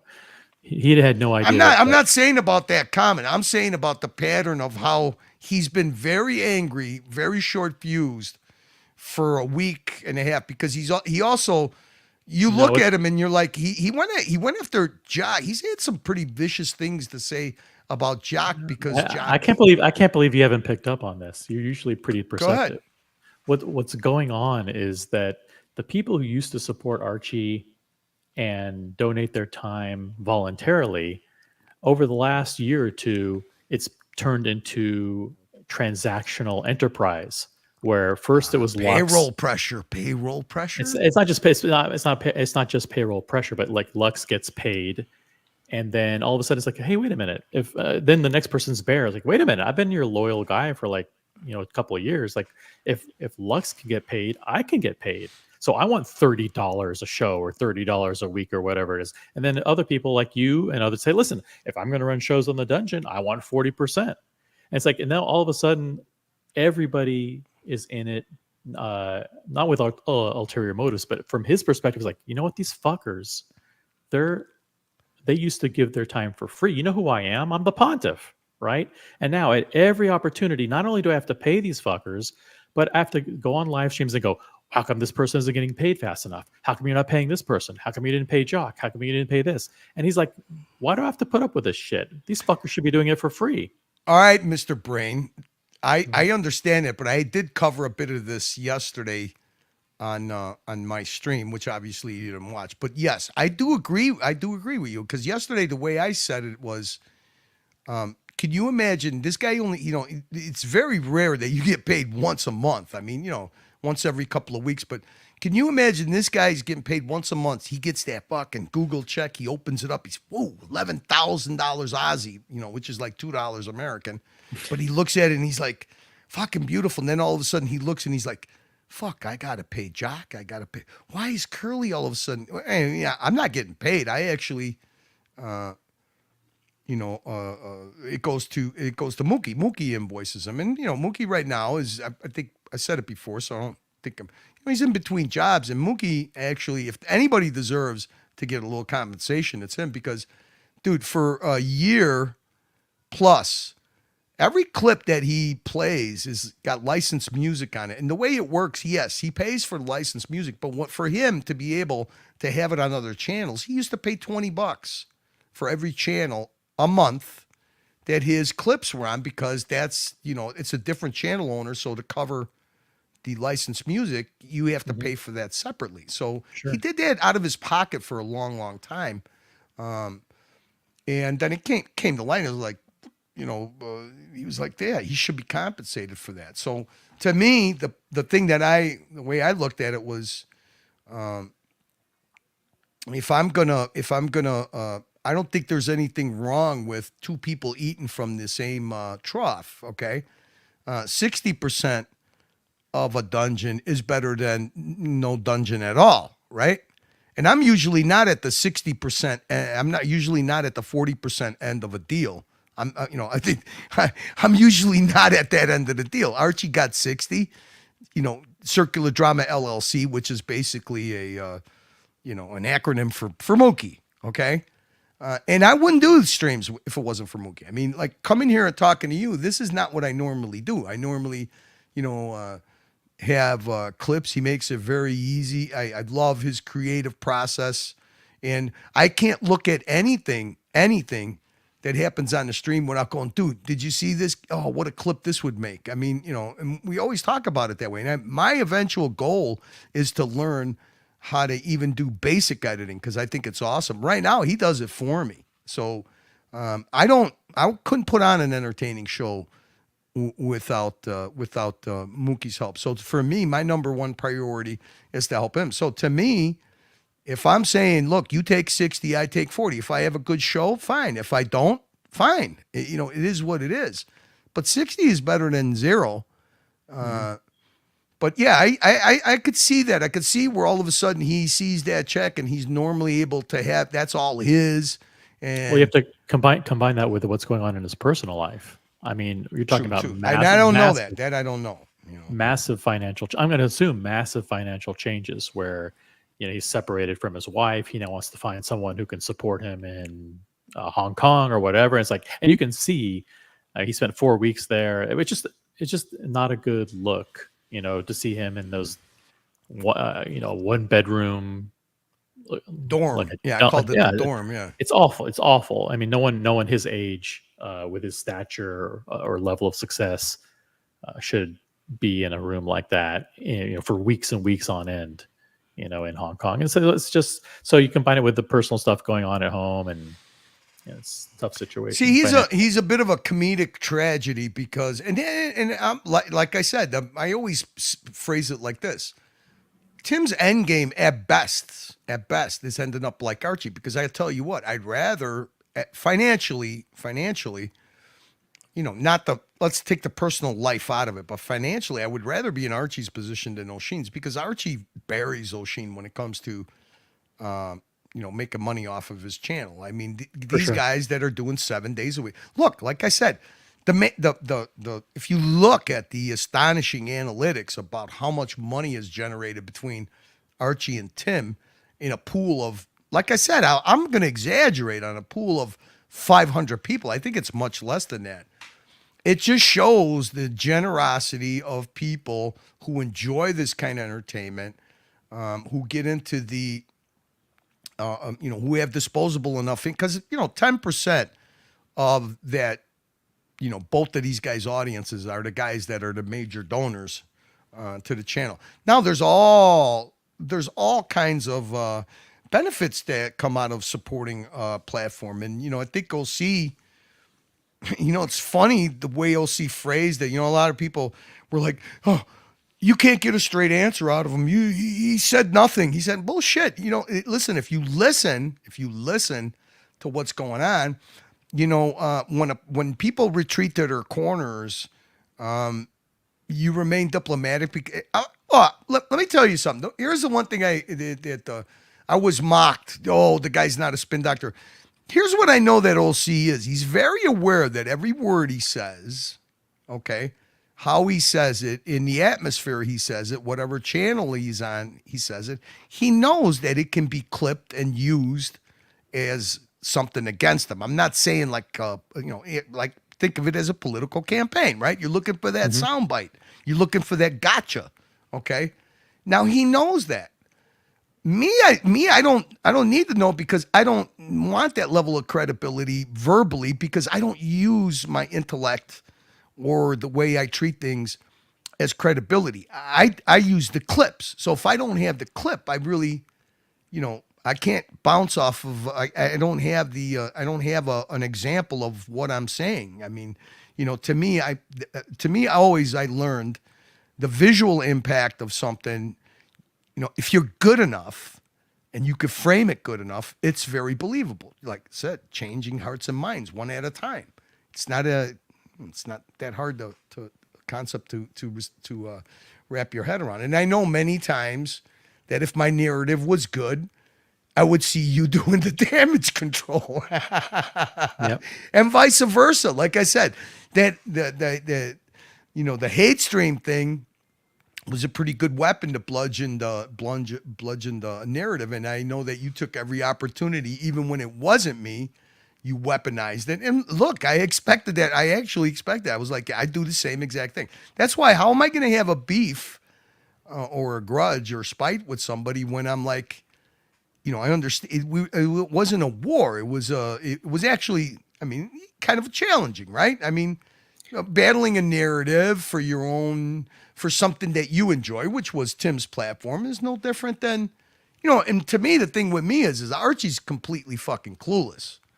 He has literally nothing. At least Tim, you had somebody that was basically aware or would get involved in. Archie never got involved, but the peripheral people did. Bear was good when he got involved in it and joined the narrative. If he didn't take it to down to a personal level, so it's kind of fun. Hey, look, if you learn anything, when you have two people that are kind of the tip of the spear of the campaign, in the end, no matter how it ends or whoever is victorious or whatever, they always have a mutual respect for each other, and they say, hey, they'll go out and have a drink, and they're like, okay, let's go to the next narrative.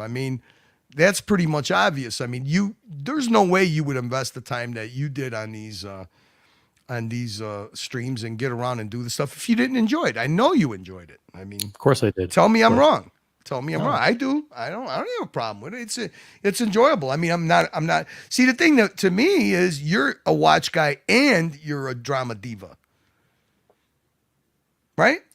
Yeah, that's fair. I mean, there's nobody else from the colony that does this, that straddles both sides, like I do, like drama and, But and they like it too. I mean, look, there's natural ball busters. I mean, like America's a natural ball buster. There's just some people leave it in the chat. Some people cross over and bring it up on the panel and get more involved. There's different levels of it. But look at this stuff. If it wasn't popular, nobody would tolerate me. I mean, my bear would already get rid of me by now.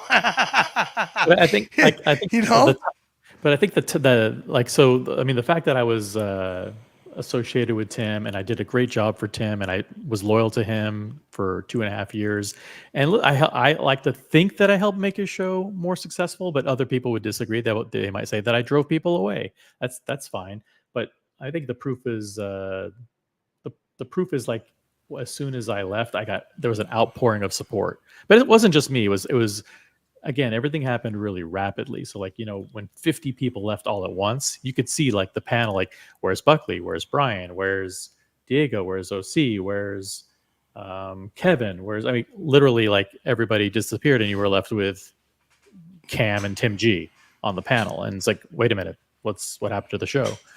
So look, from a drama standpoint, everybody dips their toe in the drama, whether they want to do a little ball busting from the chat, whether they do it one-on-one on the panel, whether it's not they go after a character flaw or a look or maybe being out of shape. There's always ball busting. Come on, it's natural. Guys do this naturally. I mean, what the fuck? Are we going to pretend to be we're only into the watch hobby? No, it's a natural part of being a man, ball busting. The thing that I find funny is I don't know how you could see the value that left Tim. I mean, there's a huge void there, okay? And if it wasn't for grown-up people that are not juvenile to say, hey, look, I respect the fact that you still want to enjoy his platform, you still believe in Tim, however you want to put it, but that doesn't change our relationship. The bottom line is you guys spend a lot of money for your hobby. The one thing that was telling that the day that you came on the dungeon that it rang true with me is like the meetups will continue, the networking will continue, the respect of our hobby will continue without Tim. And you see that, kind of funny. That applies to Archie too, and it actually. You see it just happen. That London meetup is going to happen with or without Archie. It could be a figurehead. Yeah. It's going to happen.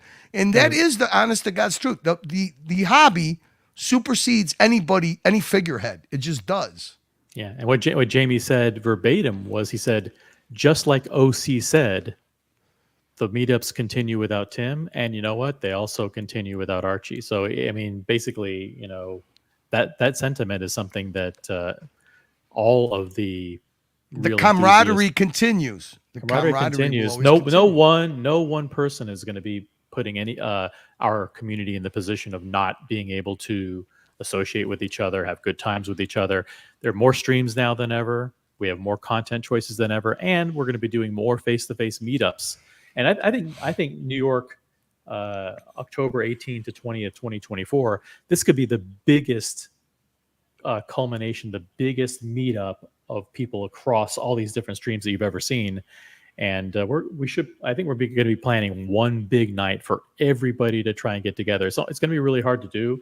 JJ is the person who's the best at these kind of organizational things, but I'm also in Manhattan, so I'm going to be lending a big hand. But the next step is finding a venue that can accommodate 100 people. Yeah, putting it on one person. See, the thing now is that when these I want to call it like the wire got cut to the invisible fence, right? This invisible fence, this invisible barrier that existed only because, it was convenient to keep people divided because you were kind of protecting your turf. That's gone now, okay?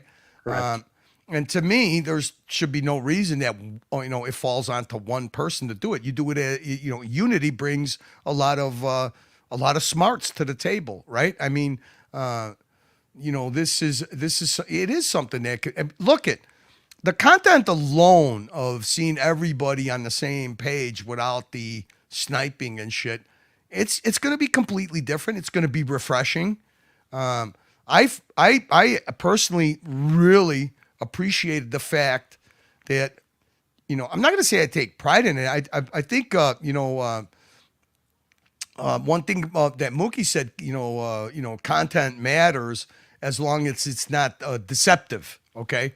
And that always stuck with me. Don't make the content deceptive. And because if you do, you are really insulting the people you're trying to entertain. So don't be deceptive. Try to make it fact-based. And, and he helps me a lot with that. There's a lot of times where I'm like, okay, am I putting too much, I'm going to use your word, embellishment on this, to sensationalize it. So, in the end, I think that people could figure out where a person is just a opportunist that's going to take advantage of whatever, trials and tribulations somebody's going through, or somebody that's, look, here's what I am seeing from my perspective. I'll try to make it funny. I thought like some of the Gonzo streaming stuff was hilarious. Like the day that was you and Tim and was it the Big G that guys, he's in really good shape, the bald guy where you guys were in, I think, Philadelphia, dancing in that club. Yeah, Double D. Double D. It was funny, but not I'm not personally mocking anybody. It was just funny seeing, you see these characters that are a lot reserved, watch guys that all of a sudden are cutting loose, doing the elevator, doing the pistol dance. I mean, it's funny. It was funny. The funny thing is how many times that clip was played as a source of like, hey, look how goofy and dumb these guys are. But the other side of it was like, you know what? These guys are having fun. How come we're not going out and having dinners? And it's fun watching you guys have fun. See, look, I never came at his perspective. Oh, look at these losers. It's fun watching people have fun. Look, it's like okay. I think I even said it. Because I think it was like me, Mo, Blondie, and Nicholas. We were on his channel when we were playing that stream. And I was like, look, this would be no different than if I was at that club with my friends, people watching. We would be making fun of these guys. We would be like, look at these fucking guys. Look at this guy. What I mean, cutting loose. He's probably cutting loose, middle-aged guy cutting loose. Look, he's got a sewn-in pocket square. Shark skin suit. What the fuck? That's what you do. When you're with. So it was like I was with my friends, and we were just cutting on another group. But it's not like you guys are like it's the first time we've seen you. You guys were in a different environment, and it was funny. But also, yeah, of course, it's like, it's cool. Like Red, I laugh. Red is like the most world travel plumber in the world. I mean, that was my narrative for a while. It's fun. It's not done out of jealousy or spite. It's just like we're in the Archieverse, okay? And, look at the difference between Archie sitting in a hotel room and the best thing we got is him going down to some dim sum place, sloughing down 12,000 calories in 2 minutes, or... Right. Guys going out and interacting with people. So it's fun. And the thing, that I always set myself like, okay, how can I up content to entertain? Because it's fun for me to do that. And I was like, if I could only, to me, the ultimate way to sum up like funny situations is what Mookie does with his clips. I think it's fucking genius. Between music and people don't understand how much work goes into it. Timing the music with what's happening on the screen, or cutting and pasting, little mini clips together. I love that. I mean, I have a couple of family members of mine are in the recording and entertainment business, and work behind the scenes on some pretty big local shows, and. You can't, like what I say, the difference between low effort friends and real friends. Like I'll sit there and talk over some food and really get into what my cousin does for a living, and he's more than willing to explain it to me in funny moments. And I admire that kind of stuff. So you kind of want to differentiate yourself from, just going on a panel and making fun of some guy that's, drinking himself to death. Yeah, and now the opportunity to have more people involved in these meetups is better. Yeah. And it's like you saw what happened in Los Angeles. You had Sean, you had Keslowitz, you had Lolex, you had Brody, all these guys coming together. That would have like never happened. But now it's a point like, hey, you're going to be in LA. It's no longer just the three people. It's going to be everybody across any of these streams that we know in LA. Here's the thing, or it's going to be the same in New York or Miami or wherever. It's just and we're out to have fun. And people always used to say like Doc's Report would also do this. Like, listen, what's OC's end game? Why is a 50-year-old guy hanging out with Tim? It's like, well, I can say, listen, well, the same is true for Sean, who's in the chat, TG01, Humble Pine, Cars and Chrono. We're all Boston Collector. We're all exactly the same age. And in some cases, almost exactly the same age, meeting our wives exactly the same time, getting married the exact same year. I mean, a lot of that stuff. Empty nesters, kids are moving on, and all of a sudden, yeah, I mean, believe me, I understand. Listen, a lot of times we're like, oh, your whole life is the streams. No, hey, dude, most of the times when I'm streaming, it's like we're done with dinner, we're done running our errands. I've already talked to my mom in Italy or my brother. All the like real world stuff is done. So, and I've always had odd hours my whole life. I mean, I burnt the candle at both ends. Like any business owner or a high stress job, you don't have an 8-hour day. I mean, you're literally consumed with your work, so you don't have to work until you're 70 years old. So you could set up your daughter or your son for the rest of their lives, right? I mean, you do hope that you could pull the plug and enjoy a little bit of life, and it's not always you didn't work your whole life just for work. I mean, it's not easy. And doing this is a really easy escape. Let me tell you something. It's a really easy escape. A lot of people escape at the bottom of a bottle. A lot of people escape, in a pipe or in a needle. This is a really, kind of, easy escape to get into. And you do end up, I actually admire the fact that because of a hobby that you guys have, I actually like seeing the Gonzo stream. To me, and you get the comedy, you get the drama, but you also get some of the most genuine, authentic moments, really human moments. And one guy that always stands out for these kind of moments is like Jamie. I'll never forget Jamie one day. I don't even remember what channel it was. All of a sudden, we're running a stream and he pops on. He's Gonzo streaming. Oh, you'll never guess where I'm at. And, at that time, this was going through a little bit of a rough patch. And, it is a little hard, especially being a father. It was probably our number one, besides being business owners, our number one hardest goal was to keep our daughter off of social media to where it affected her in her real life. And thank God that she made it kind of easy. She knows how to straddle the social media bubble, because it is hard in this, for a young person and with social media the way it is nowadays. It's very addicting.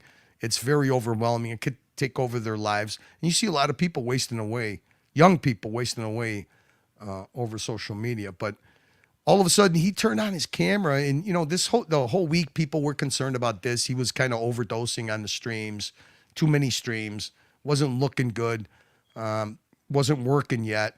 And as a matter of fact, the only cool thing was he actually took the initiative. To me, I spent a lot of time with my daughter when she was growing up, volunteering to do things together to show her a little bit of compassion and human side of being a human, right? So we used to, adopted 8 to 9 dogs in our lifetime. But when my daughter, before she left, I mean, I think from the time she was 7, we had adopted almost 5 different dogs by the time she was 22. So I mentioned that look, the hardest thing about, and I'm not a mental therapist, but the hardest thing about being depressed and not feeling productive, sometimes if you could break your routine, get away from the streams, I found that volunteering for something, whether it's a dog shelter, I don't know if they had, and all of a sudden, like the next week, he had a friend of his that actually was a volunteer in it. He shoots the Gonzo stream out of him walking these huskies in Israel. It was awesome. But then the following week, Jamie pops on and he's like, "You'll never guess where I am." Now he's standing there, and behind him is an open balcony with the sea behind him in a beach, and I'm like, "Where the hell are you?" And all of a sudden, this popped up. He was in Israel, and this was so excited and so grateful for him. And Jamie visited him there, and then Jamie took us on. They went and ate. They went to a place. He got some Israeli flags, and brought us some content, and it was so cool to see. And it's like, those are the very genuine, heartwarming things about these streams too. You got the drama, you got the toxicity, you got the watchdog, but then you got the human part of it too. That's these people, they take you with their phone, with their gimbal or whatever. You go on that journey with them. Yeah, I mean, you can't help but feel a little bit of attachment to people that you see and you consume on these streams, right? I mean, they turn into human beings, and to see that, it was like, man, is that so cool? I think that Jamie went and visited him at the perfect time, because a little bit after that, all of a sudden, this went and got his hair cut. He got his beard trimmed. He entered the work force again, and it was fantastic. And that's a difference that one person can make on these streams to another person. I'll tell you another thing, with Sirocco going through a terminal illness like he's got. And I'm seeing many, at my age, obviously I've seen many people survive, very bad health crises and, succumb to it too. But to see Sirocco right after his, I think it was his first or second chemotherapy, he had bought a new car. He Gonzo streamed it, and his sense of humor was so courageous because, look, there's no good prognosis to what he has. He has a terminal illness. It's just a matter of time before that illness takes him over. But the attitude that he had, it was like, you know what? If you could bottle that, that's how you approach. His sense of humor was one of the most courageous things I've seen a person do with the diagnosis he had. I've seen many people, including my family members, that have gotten a diagnosis similar to that, a terminal diagnosis, and it literally, destroyed them and the family, because it's just a different way of dealing with it. His way of dealing with it would have said, he was literally making jokes about it, and I'm like, that's a guy that's got that's a courageous man. That's a stand-up courageous man. That's right. The way. That's the positivity that comes out. You see a lot of negativity. You see a lot of toxicity. But man, those moments of positivity, they outshine and last longer than all that negativity and bullshit that's associated with these streams. And look at the watch meetups you guys had, the camaraderie, the pictures.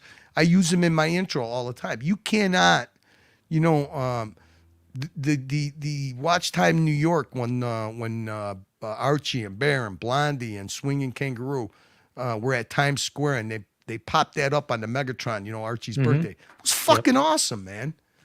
It was awesome. It was such a what a way to end that event, Yeah.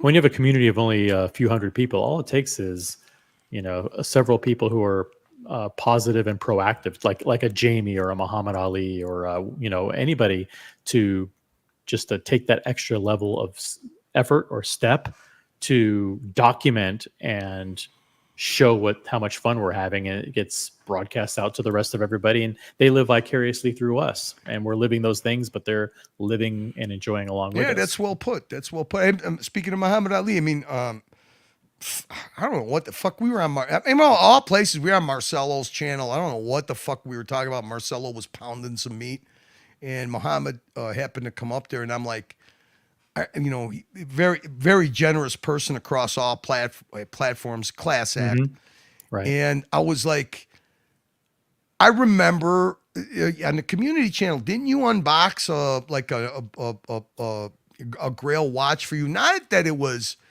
Grail as far as high horology and everything. It just was something. I remember that, and it was like I had tuned in.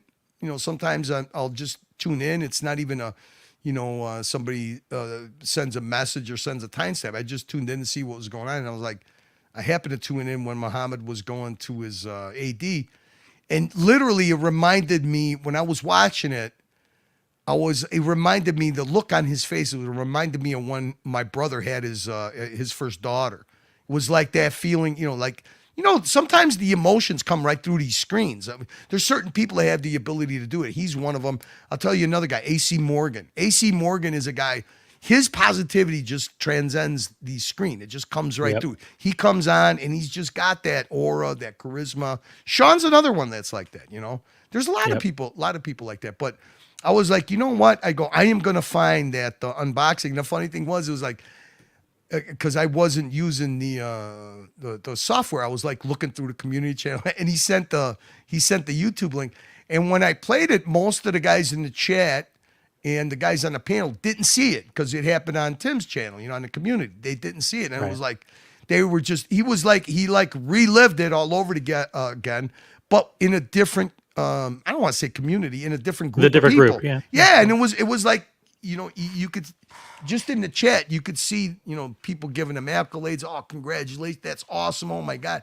It was cool. It was cool to watch. It's men don't have those emotional moments where it's visual and people could share their feelings. Sometimes you get that I don't want to be a sap kind of thing.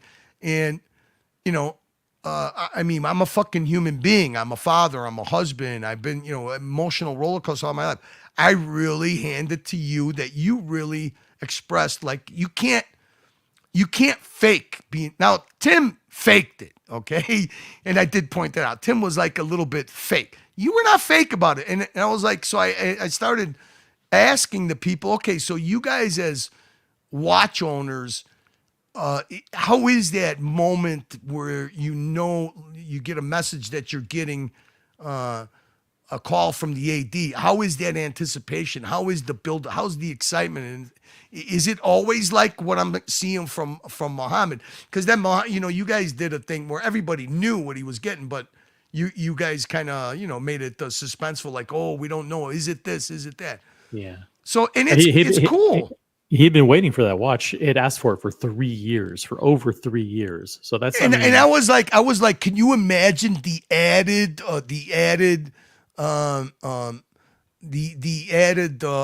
excitement to where it, I was like, okay, this was happening before Watches and Wonders. This was happening when everybody was talking about that this watch was going to get discontinued. So not only on top of it, he had been waiting 2 years, and it was the Pepsi, but also it happened to coincide with all the rumblings about it being discontinued. It made it extra special. You know what I mean? And his 50th birthday. Yeah, and that's right. That's right. And now, like I said, you cannot fake when somebody's literally really excited for another person. So yeah, that's another thing I forgot all about that, and his 50th birthday. So I think one of the reasons why people in the watch hobby are so enamored with YouTube and social media like Instagram is because it's just not a normal hobby. Like, to spend $50,000 on a watch is kind of stupid and insane. So we need like some sense of rationalization. So, and a lot of times our families don't understand, or they're supportive, but they're like, I'm not into watches. Like, enjoy your thing, but you don't have other people with whom we can share it. So that's why these meetups are so important, like in person as well as, but we can't do that every day. So this is our daily way of connecting with other like-minded people who also are going through the same things, like, anticipation of watches, requesting watches, fighting for watches, other people not, appreciating the hobby, the absolute ridiculousness of spending $50,000 on a watch to begin with, and being with people who not only understand it, but actually goad you into spending more and more on watches. You know, it's like, Yeah, so the it's peer pressure, right? yeah, the fun peer pressure of Boston Collector unboxing $170,000 watch for his wife that his wife doesn't even want. You know, Yeah, I just mean, and insanity. the thing too, there's you know, I mean, a lot of people. I've actually mentioned this before, because, you know, I'll compare it to, there was a period in my life where I was into a hobby, which was sporting clays, right? And then, you know, of course, like, look, how could I put it? You know, high output people, you always want the best, right? If you're going to get into a hobby, if you're successful in life, you do everything like whatever, you know, like say you commit to you commit yourself to your business and growing it and Right. making it better and better and better. And sometimes it's not about the money. Sometimes it's the drive that you have. That's your personality. So that transcends into your hobbies, right? You're gonna be, I don't want to say obsessed, but you're gonna want to push it. You want to get to the pinnacle of the hobby, right? I mean, it went like that. I went like that with you know, sporting clay shotguns, right?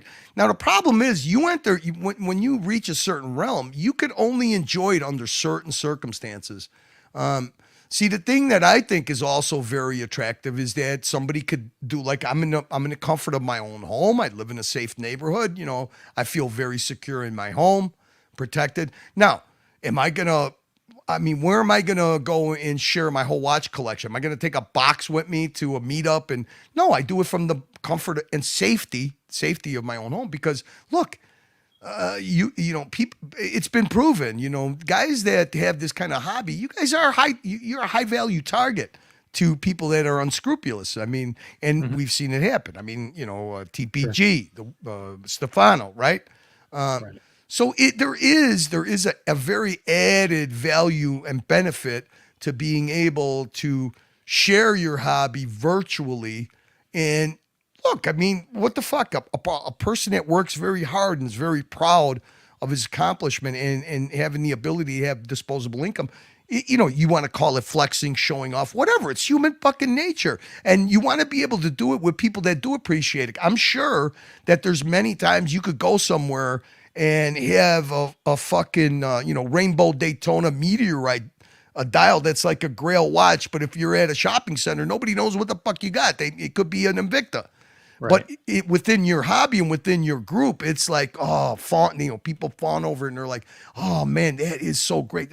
You know, you wish you had it. It feels good. I mean, it feels good. It just, you know, adds to your sense of accomplishment that you're able to do something like that. And, you know, when somebody pulls out like I say it all the time. I mean, even Archie, when you know, he's way over the top. He pulls out his little watch box and he kisses it and he caresses it and all that stuff. So yeah, it's over the top, a lot of method acting there. But look, there's a lot of pride and feeling of accomplishment when people are able to do that. And, you know, there's not that many people. I think one time you told me that Boston Collector came with a bag, you know, with $200,000 worth of watches.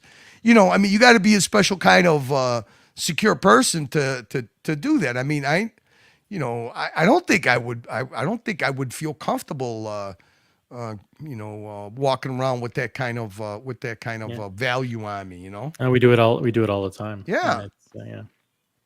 but you gotta do it in a safe manner too. And I think that's what a lot of it.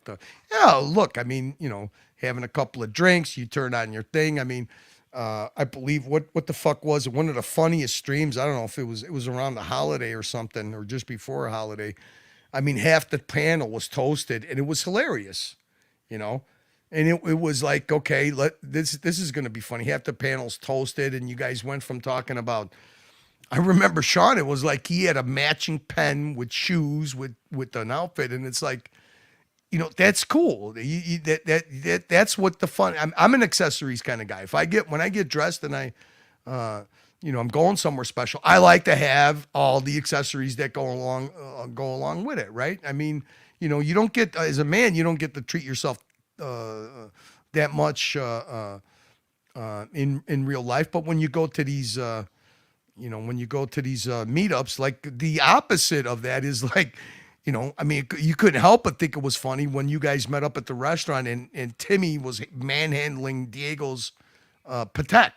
I mean, that shit was like hilarious because I know from my own personal aspect that whether I was in the hobby or not, the last person I'm going to give my fucking watch, $80,000, $60,000, $70,000 watch to is Tim to swipe his greasy, thumb over it. I saw you kind of gripping with your facial expression when he was manhandling the links on your King Midas when it was you and who's the guy with the FB Jordan, the little fella that Tim left in the line one day, fucking ditched him.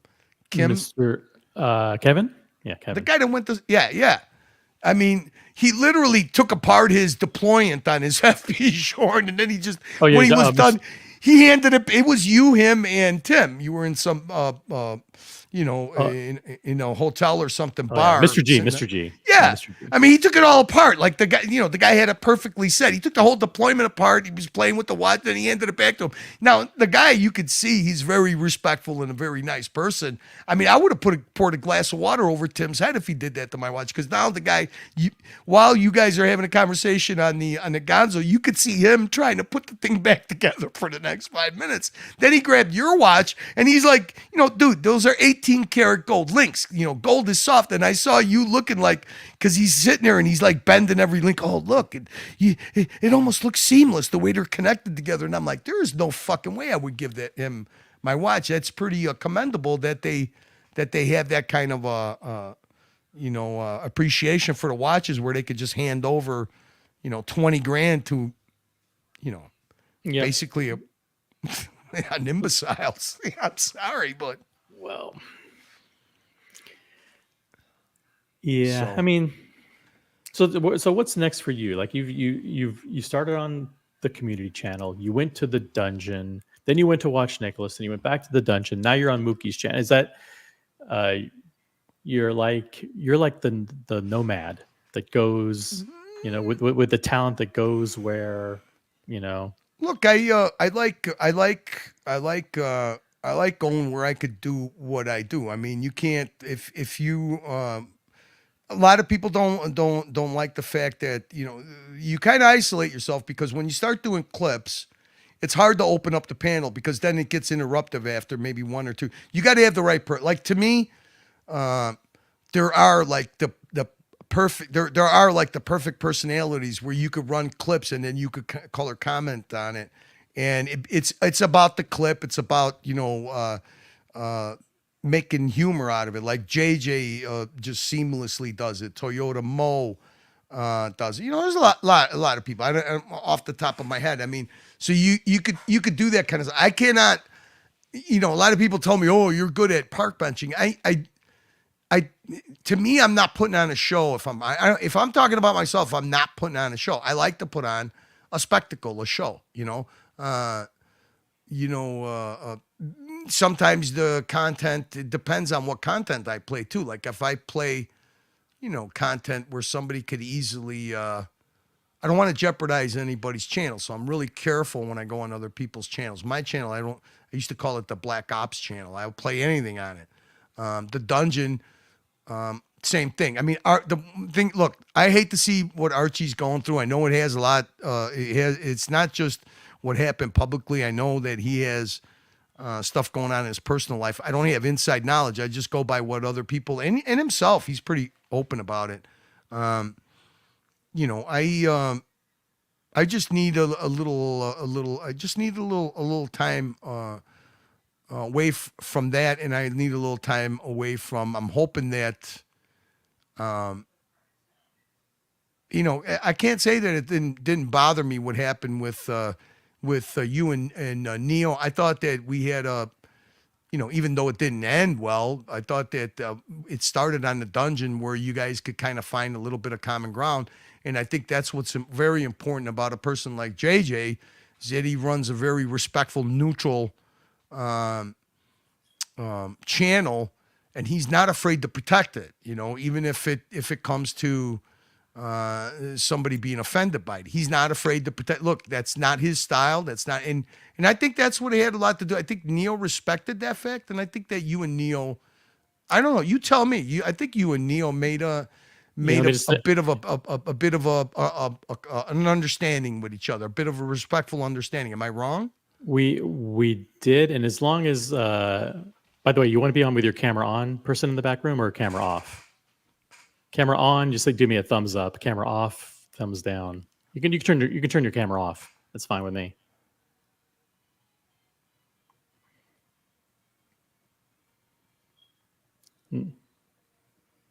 Oh no, don't. That was the wrong button. Come back. But listen, like I don't know if Neo's doing shtick or not shtick with the whole peace and love forever thing. It doesn't really matter because the tone of what he's saying is actually the right tone. So if he's whether or not he's doing an anti-troll narrative or whatever, and he's like, oh, I'm making fun of OC by talking about peace. Maybe he's testing to see what your reaction is. But my reaction is always going to be, listen, that's the right message. Whether you're being sincere or not, I'm going to accept it as sincerity, and I'm going to give it back to you in the form of positivity, because what you're doing is actually better for the entire community by not putting whatever personal beef you have with me out into the chat, out into the panels, and making it very uncomfortable and awkward for everybody else to enjoy themselves. Because there's like 2 or 3 people that, as much as they may see me as the devil, the reality is I'm not going anywhere. And I don't speak for anybody else, but most of these people are my close friends. And if they see me being attacked or me being mocked, it's just going to turn them off. And you're going to lose a lot of people. They don't want that kind of negativity and toxicity. So it's better for everybody that those people kind of tone down what they think their issue is with me. If they want to talk to me privately, they can, whether it's, Neo or Bear or anybody else. Okay. So person in the back room, I'm going to put you on. Are you cool with that? Just give me a thumbs up because you're not on yet. Can you hear me? All right, let's try. I'm just going to put him on and see what happens, okay? TG01. Oh, hey, what's up, buddy? Can you hear me? We can't. Okay. You don't want to talk? Can you guys hear me? Now we can. Hello. Hello. What's up? Make sure you have YouTube off. I can. Can you guys hear me? Yeah, we hear you well. Yeah, we can hear you. Good morning. Well, good morning. Yeah, it is 3 a.m. for us. Good morning. 2 a.m. for you. Hello to both of you, gentlemen, and thank you for the stream this evening. Yeah, no problem, man. Our pleasure. Listen, Curly is one of the people that kind of half joking always said that TG01 was one of my troll accounts. And so I know in OC, that is probably the most important.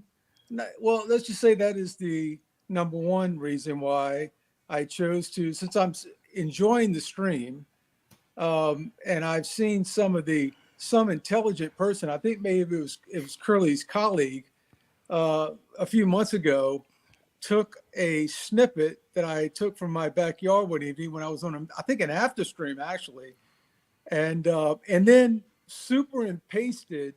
Genius. I love it. Curly, I love your stuff. That's Mookie. That's Mookie. I love it. I love it. Jock was the one. Yeah.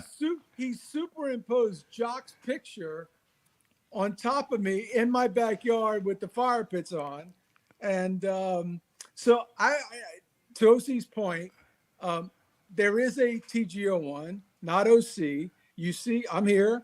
I'm based in New Orleans. And so for the historical references of OC being the TG01, I think tonight was a good time for me to come on and just say, no, this is a different person. And you guys are doing a great job. And, Curly, I have to tell you that um, you are right on a lot of points, and I just want you to know that. I mean, I don't agree with you on everything, and I know some of this is, of course, uh, drama and show driven at a certain point in time, at the moment, days, months go by, TG01, etc. please don't ask for my SAT score. Please No, don't no, hit me no. with that. No, listen, and listen. Another thing I want to tell you is that historically, one of my companies that I started building when I was about 32 years old, a long time ago, um, Chicago was very good to me, and I love that city.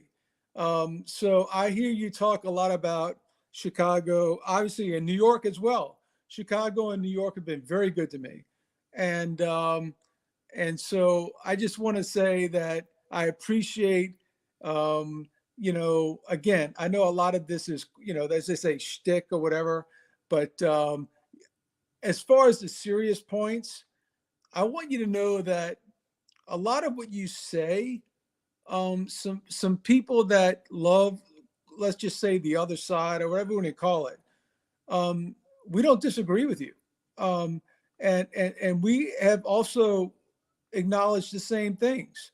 So um, you know, you guys are just look. It's entertainment. Look, when you have and at some point, probably, hopefully, when you guys meet me, this whole thing this is a new thing, like post COVID. I never used to have all this stuff, so you'll see like the real me. But anyway, um, I have to tell you that it's amazing. YouTube as an investor trader. I mean, I had many companies. I'm a healthcare guy. We have about 800 employees, but I also have I got into the hedge fund space and actually went back to med school midlife to learn all that stuff. And I just love doing what I do. Can I And ask you something? yeah, Don't dox yourself, by the way. Wait. Can I? I Go want ahead, to. Curly. Yeah, I want to ask you something. Do you like drama? Do you like trolling people? no, I'm not into trolling. Wait. How about just a little bit? Just a little bit? Just a. How about this? How about this? Do you want to get a funny reaction for the other side, but also maybe troll Tim just a little bit? Just a little. Is there any way that you could do a red super chat? This is stealing the leads. We'll see.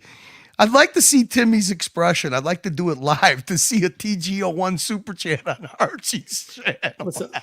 That was a joke. I'm joking. Yeah, I mean, to be honest with you, Curly, I almost don't know what that means. In fact, That's a like good thing. A lot of what's happened recently, I almost don't understand it because I'm not involved that deep. I'm like a distant observer. Right. I'm a distant person that came across the streams a few years ago. In fact, I came across Tim before OC did. Oh, wait a minute. What do you got on your wrist? Yeah, I took this out just for you guys in case you noticed it. I did. You want to do unboxing? I never wear it. It's my shiny thing they said earlier that's never been unboxed on the other stream. I never wear it. It's like a sky. Oh, see, just so you know, this is pillow one. Oh, Because that's a olive dial. Rolex Skydweller. No, Skydweller. Oh, Skydweller. Oh, with that olive green dial. Man, that thing's beautiful. Rose gold. Is that a rhodium dial? What is that? TG01, you got studio lighting in your, look at it. It's like studio lighting on that thing. Look at the glimmer on that thing. Wow. Yeah. Anyway, I'm not Amazing. trying to be rapper or ice out because that's not my style. But anyway, I'm just saying that I figure that I may have a chance to just bling. I see Boston doing this all the time, and it's like, dude, come on. In fact, I got to be honest with you. I'm somewhat competitive. I played a lot of football in my days, and I may get Boston and run for his money because I got to read some comments. Let me read some comments. So Yep. we got Mookie. He is the man. Look, when you see a guy with torches in the background, of course you got to make a famous clip out of it. So we got TG01 has incredible fire pits. You got GMT. TG01 is real. You got Sean, TG01. Great to see you on OC. You are a skillful conversationalist and an interviewer. Curly, I enjoyed. Thank Okay, you. we don't want to talk about me. Toyota Mo, again, like I said, you got to respect the watch hobby, right? Toyota Mo, beautiful, well done. TG01, Zeppy, another. Zeppy's got a private jet. I like this guy's. Yeah, I know. I mean, hey, look, you know what's kind of funny, OC?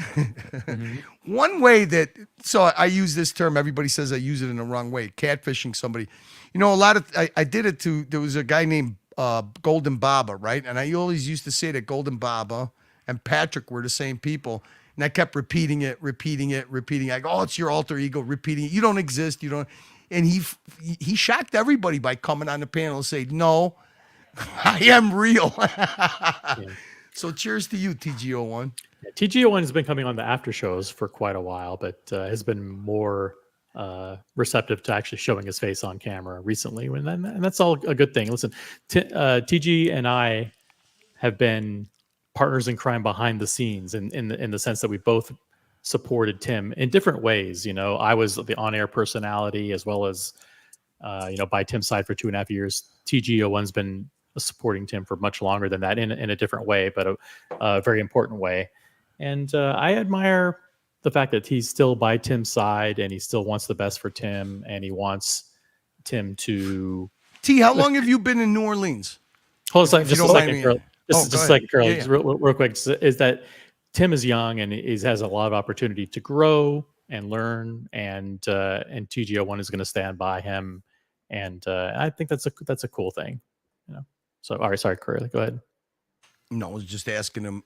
Were you in New Orleans in 1985? I graduated from high school the year after in New Orleans. Okay, I was a young whippersnapper. You know, we got Super Bowl tickets in 1985. The Bears were in the Super Bowl. We got Super Bowl tickets. We ended up renting a pretty large RV and went down there 2 days before the Super Bowl. And I literally got pickpocketed in New Orleans. My tickets got pickpocketed. But no. What happened was my friends behind me saw it happen. We ended up in a big bar brawl. And I guess they have a really high tolerance in New Orleans as far as locking you up. They full arrest you. And they kind of separate and get everybody in neutral corners. But I fully expected to spend the night in jail, and me and my friends in New Orleans. But what a hell of a time that was! It's a hell of a city. It's a hell of a place. Listen, it's my fiance and I, who she's like my wife. We've been together for 25 plus years. I'm very lucky. She's a beautiful lady. Good for you.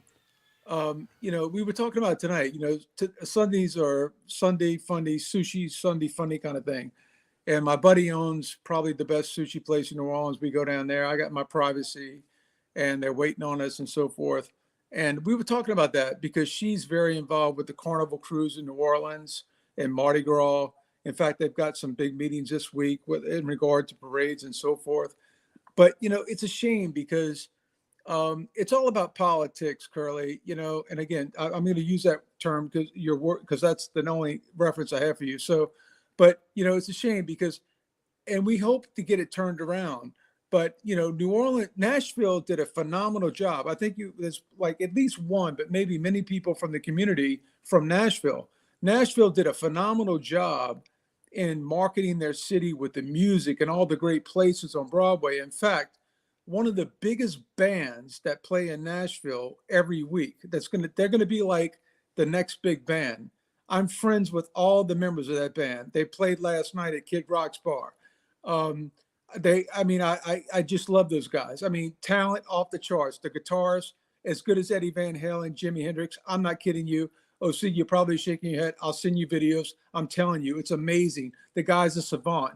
But anyway, when New Orleans could get the right politics to clean the city up and take advantage of all the natural gifts, the food, the natural jazz. I mean, look, when the Rolling Stones came in a few weeks ago for Jazz Fest, they brought 500,000 people into New Orleans over the weekend. My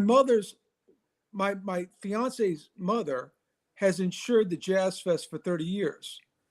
They were out there the whole entire time. when Mick Jagger came in on his private jet from Houston, they didn't leave the city for a week. He stayed in New Orleans for a week, hanging out at the restaurants in the French Quarter. I'm not kidding you. It was, so it's a shame. They just need to clean it up a little bit. I have a friend, you guys will appreciate this being from New York and mafia and all that stuff. I have a friend in the waste management business that's trying to help them with that. He's sort of like the Tony Soprano of New Orleans, but he's much younger. He's very successful. He's crazy, but he's my brother. I got to love him, irrespective of our differences in politics. It's amazing. But Curly, again, I see so many similarities. I mean, look, when I would go to Chicago all the time, I'd fly in, I'd go down, I'd stay downtown about 2 blocks away from Gibson's. My dad, when he was still living, I used to love to go over to Gibson's and get a big bowl of soup and the big, I never forget, I used to always sit at the bar and eat at Gibson's. All right, TG01, wait, one thing. What did you have for dessert? Oh, man. Gibson's dessert. What did I never you have? would, because I got to fit into those suits the next morning, and I didn't want my stomach, I couldn't eat that much. But all I'm saying is, sitting at the bar, Curly, you might remember this, this. When you're sitting at the bar eating dinner, when you look above the bar, what do you see? You see cement trucks. That's a testament to the mafia and the garbage disposal in Chicago. I mean, it's like they're advertising the Sopranos before there was the Sopranos. But anyway, I don't want to get off track. The point I wanted to come in, number one, to show that TG is different from OC. That's point number one. Number two, thank you guys for the forum tonight. Amazing. For people that are like us that have insomnia and are restless, it's YouTube, by the way, getting back to the point I tried to make earlier in the chat, I was surprised. I don't know if you guys saw it. There was a big article this week in the Wall Street Journal showing the graphical differences in viewership between YouTube and NBC, TV, Netflix, and all the other mediums. YouTube is killing it. YouTube is like explosive. In fact, I'm trying to find ways where I can use it in all the businesses that I'm involved in. So I just think it's great for everything you all are doing, because for people like us, I mean, again, when you connect watches, when you look at just the connectivity of watches, okay, and the people that love that, and the Cars and Chronos and the Seans and anybody of from any genre, then you connect the food and dining, the wine and the cars, and the commonality of interest. It's amazing. Art, like you guys see that beautiful painting in my back. That came from a renowned artist in the French Quarter. I mean, that's a mirage of the New Orleans. And you see him, it's amazing. You can sit there and stare at that for an hour. I mean, so the people that can do it successfully and do it with love are going to be successful. And that's the key.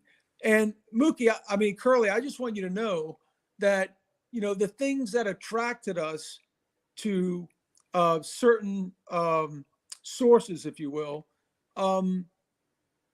my dad started with nothing. And the biggest thing, if you said, what made your dad come from zero to being a multi-millionaire and built an empire from zero in his business, I will tell you, it was if you said, what was the number one thing? I would tell you his heart. Yeah, you have to have the ability to sacrifice too, because a lot of high performance people, man, it's very hard to have a normal family life. Me and my wife were, both, she was, like I said, been my assistant for 12 years. It's not easy. We would have loved to have a bigger family than just a daughter, and it's not easy. You make a lot of sacrifices, and you hope in the end that you leave a good legacy. And in the end, I just hope that, I know I have peace of mind that my daughter is set for the rest of her life, and it didn't come easy for her. You know what I mean? She has to earn it. And hey, you could tell with a person like you that, look, people that are driven. I think that's also part of what attracts them to these platforms. You tell me. You have like-minded people, and they seek each other out, and it's very easy to do here. Where in the normal real world, it's kind of difficult. I mean, you're sitting here, Curly. you're comfort of your home. It's great. Curly, you know what? On Sundays I catch up, or Saturdays I catch up to a lot of the articles I missed during the week in the Wall Street Journal that I don't intentionally read stuff that's not imperative to me that day if I don't have to, because I'm very busy. So I catch up on Saturdays and Sundays for all the other stuff, because you never know what you're going to see in a piece. So I saw that Hodinkee thing, and they were talking about the massive losses.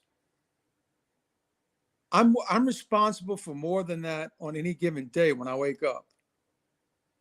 You want to talk about stress? You want to talk about what's on the line, profit gain, etc. The point is, I'm trying to, and I appreciate what you're saying. You have to have the discipline. You have to have the work ethic. But in the end, I'm just telling you, I'm halfway there. I'm like, I want to get, I'm trying to beat the odds. I want to get as much of my second half of the life as I got the first half. And so I'm all into longevity and trying to stay healthy and work out every day, etc. But the point is that you can have all that stuff, but with today's world, with all this great YouTube and technology, people get bored very quick. Like, I'm only going to put on a suit if I'm going to a funeral or going to a wedding or something like that. You know what I mean? You have to keep people stimulated and entertained. And I'm trying to re-brainwash all of our existing people in healthcare, because they still have this institutional mindset. That's over. That's gone. You got to get with it.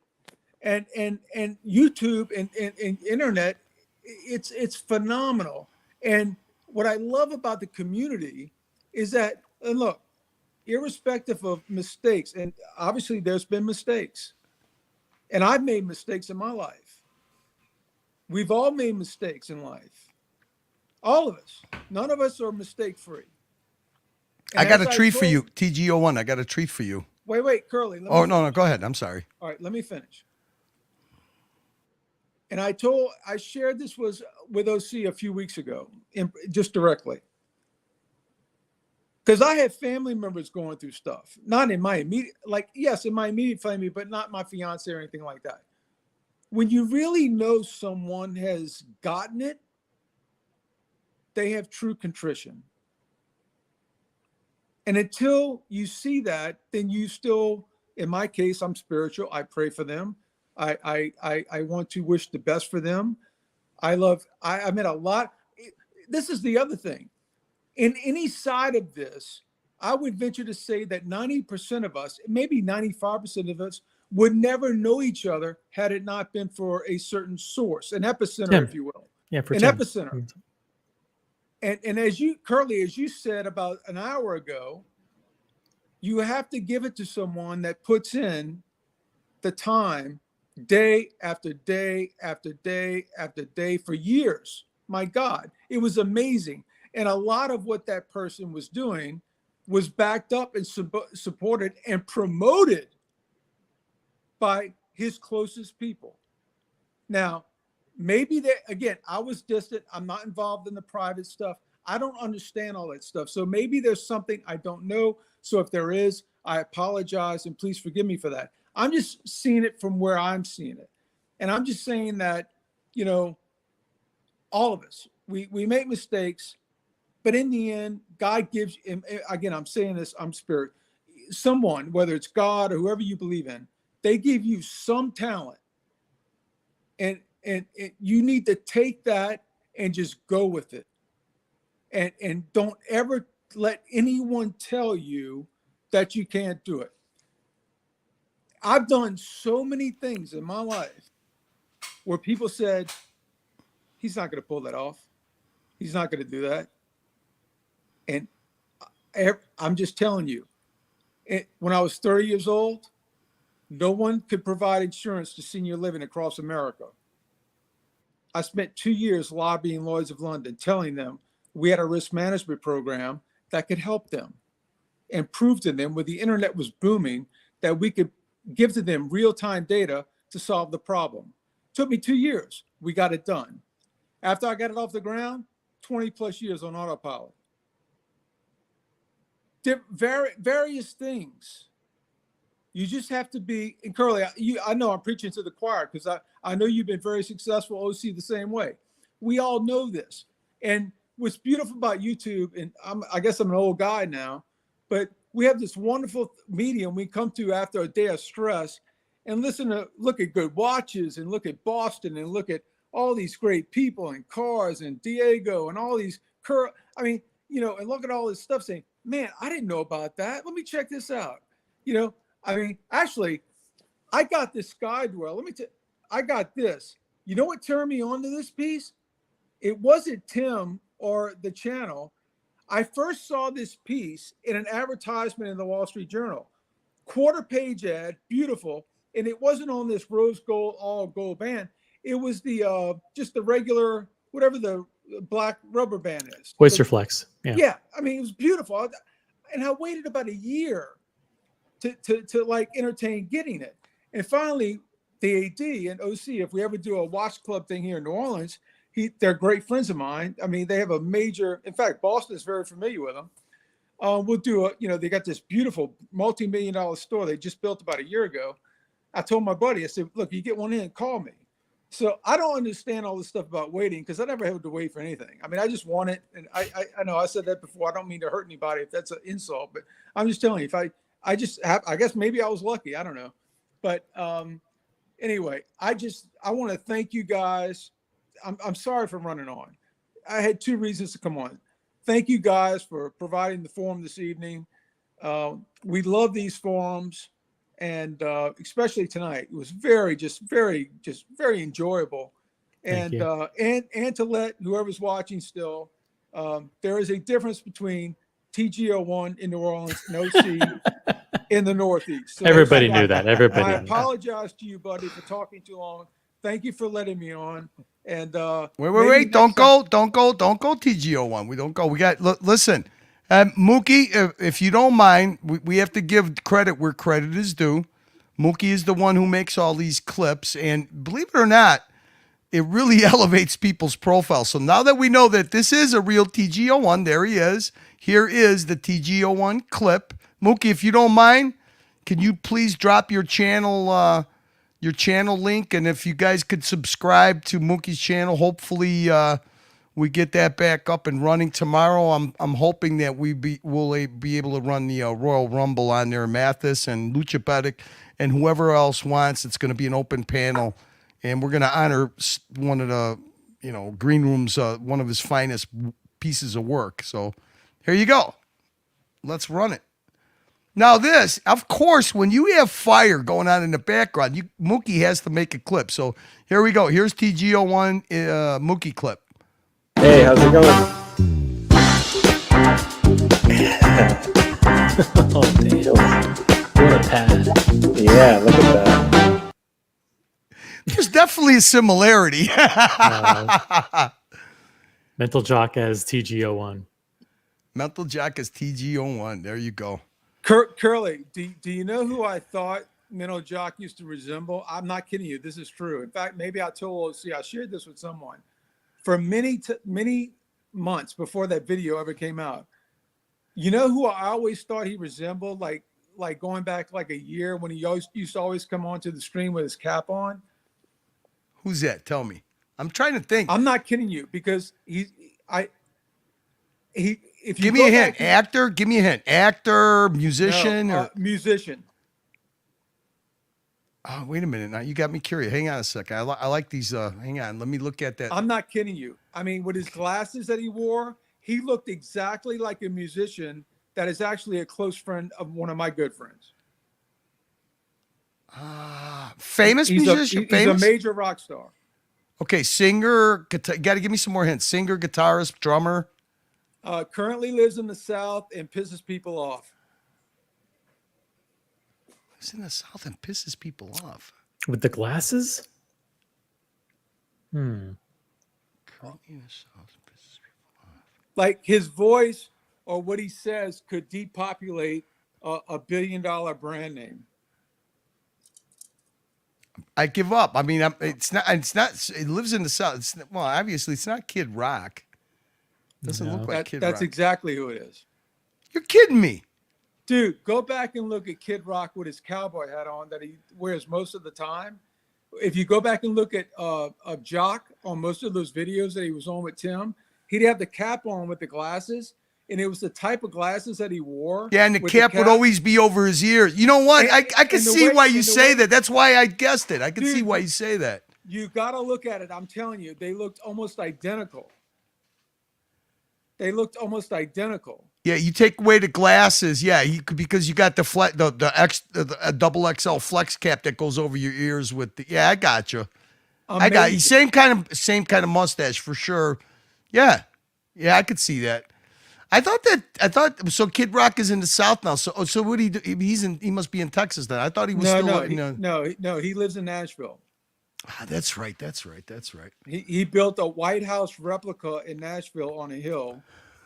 And Have you ever, TG01, have you ever seen Tucker Carlson with his interview with John Daly and Kid Rock?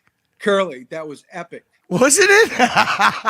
Dude. I mean, you talk about two, like all American dudes that broke the mold. That was such a cool. You know what? There's you mentioned this.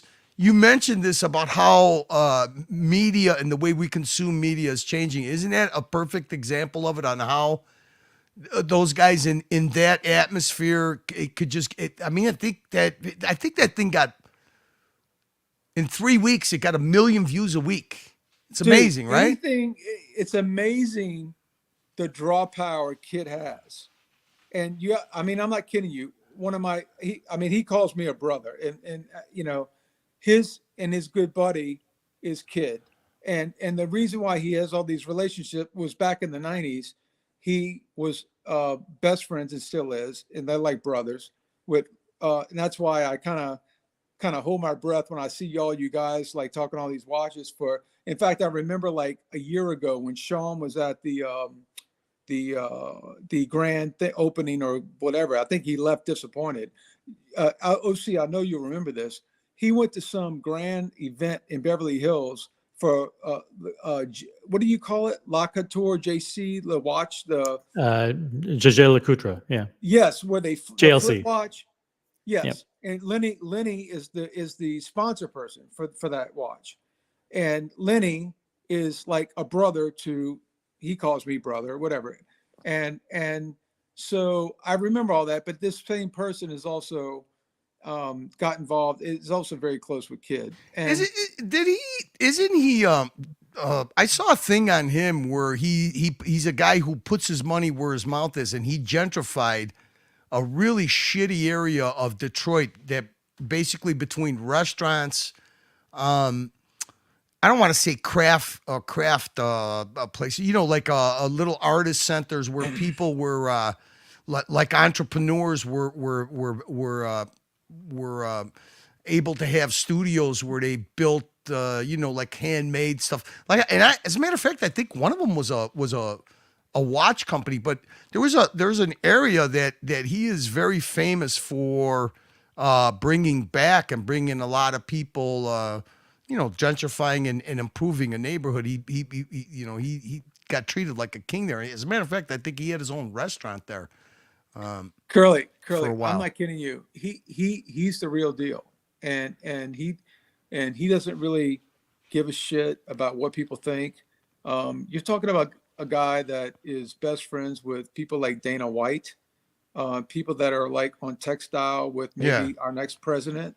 I think they even said that he was responsible for what is the EV company Rivian? Aren't they based in Detroit? I believe.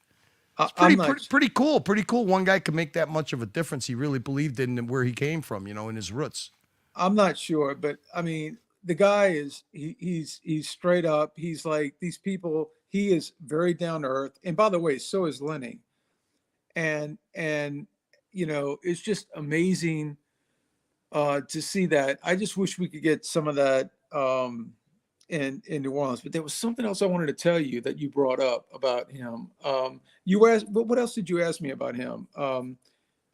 You were saying something. Yeah, I mean, he had a. I know he had a major. I believe he had like 2 restaurants, and in downtown Detroit, it was like a little, almost a small neighborhood that he actually brought up. The big place that he owns in Nashville is owned by a kingpin by the guy that goes by the name of Uncle John. Uncle John is a real estate tycoon. He's a really good guy. He's about 65 years old, maybe a little bit older. His manager, Scott, just employed my videographer full time because this guy is from Haiti, and he's an amazing African American that spends his life videographing all the great rock stars that are coming up in Nashville. But I'm just telling you, as a human being, he is an amazing. This guy comes down to New Orleans, goes in the backyard, drinks beers, and eats crawfish with my brother and his mother. I mean, this guy is like, so Lenny's the same way. And all this stuff is just hoopla that you see. These guys, those 2 people, I can tell you for sure, are the real deal. And irrespective of politics, because I don't know where Lenny is today on the political stage. I certainly know where Kid is. They could be totally opposites, but the fact is, you put them in a steakhouse and they're brothers and they're hugging and kissing each other, because they're literally like good, close people. And Lenny comes from a biracial family. I mean, phenomenal bloodline and great music, obviously. And Lenny's got phenomenal style. He's got a great eye. And I think that's where my brother locally gets it. And,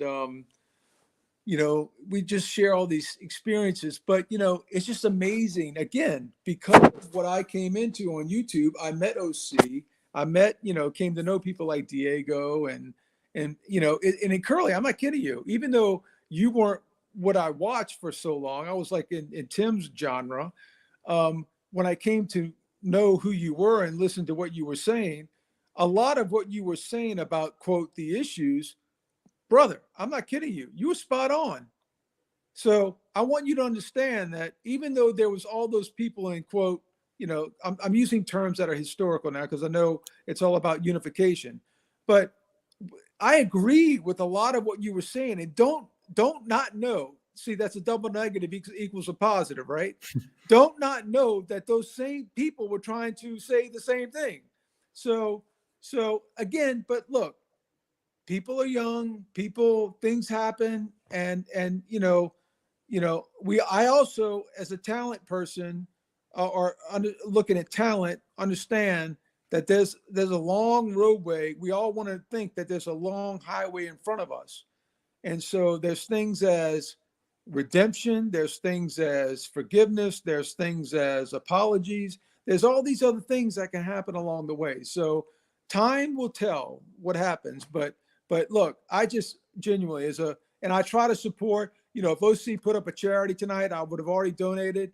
I mean, look, I'm just saying, I really appreciate the entertainment and the forum, because for business people like me, I think maybe Sean would share the same thing, or, guys like us, we come in 8 o'clock, we're cooking dinner, I got to tell you, man, I cannot tell you how many, I'm like underpaying, Tim. I'm like underpaying. I feel like I'm underpaying for the stress relief that I get when I finish my day. I can put on my earphones and listen to the chatter of, I know maybe I'm sick, maybe I got the bug, but it's just, it's so comforting and so enjoyable sometimes when you see some of these people come out with, these watches. I don't care whether it's an Omega or a Rolex or whatever it is, or, I was watching Curly. I was watching the stream one day. I was probably cooking dinner when Tim was running around Beverly Hills and ran into Sean.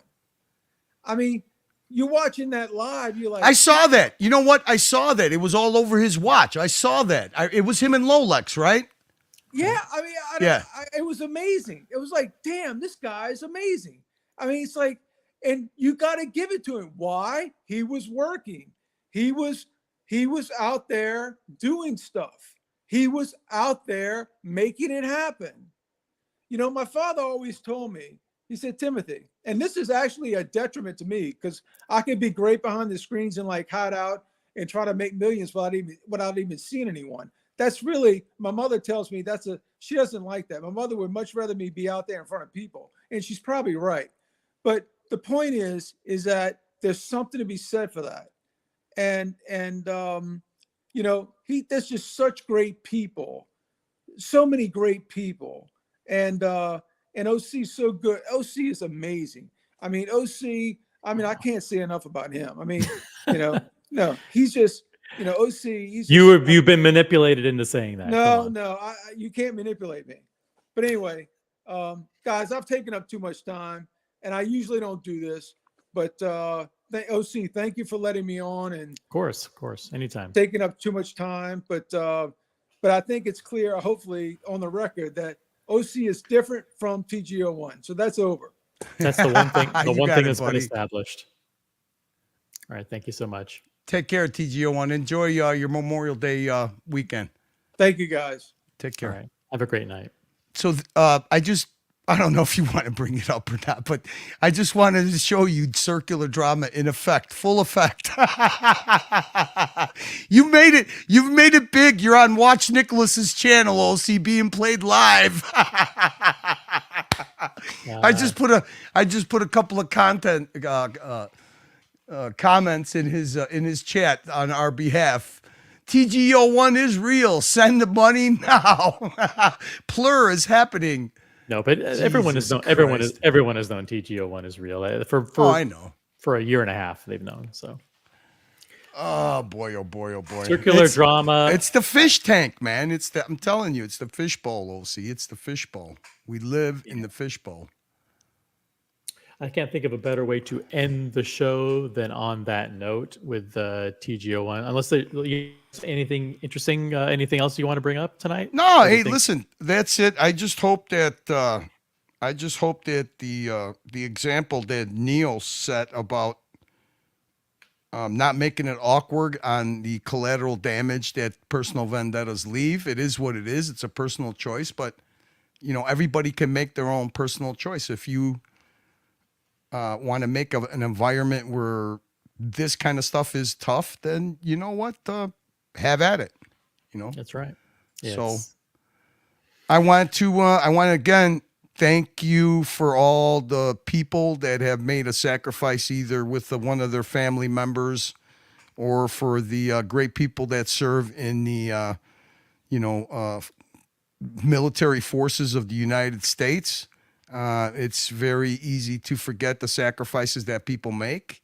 Tomorrow is the day where they should be remembered, not only them, but the family members who make the ultimate sacrifice too. And look, I want to thank everybody for for making this a really easy process. I will expect an official offer for Circular Drama LLC. I don't know, once you're monetized.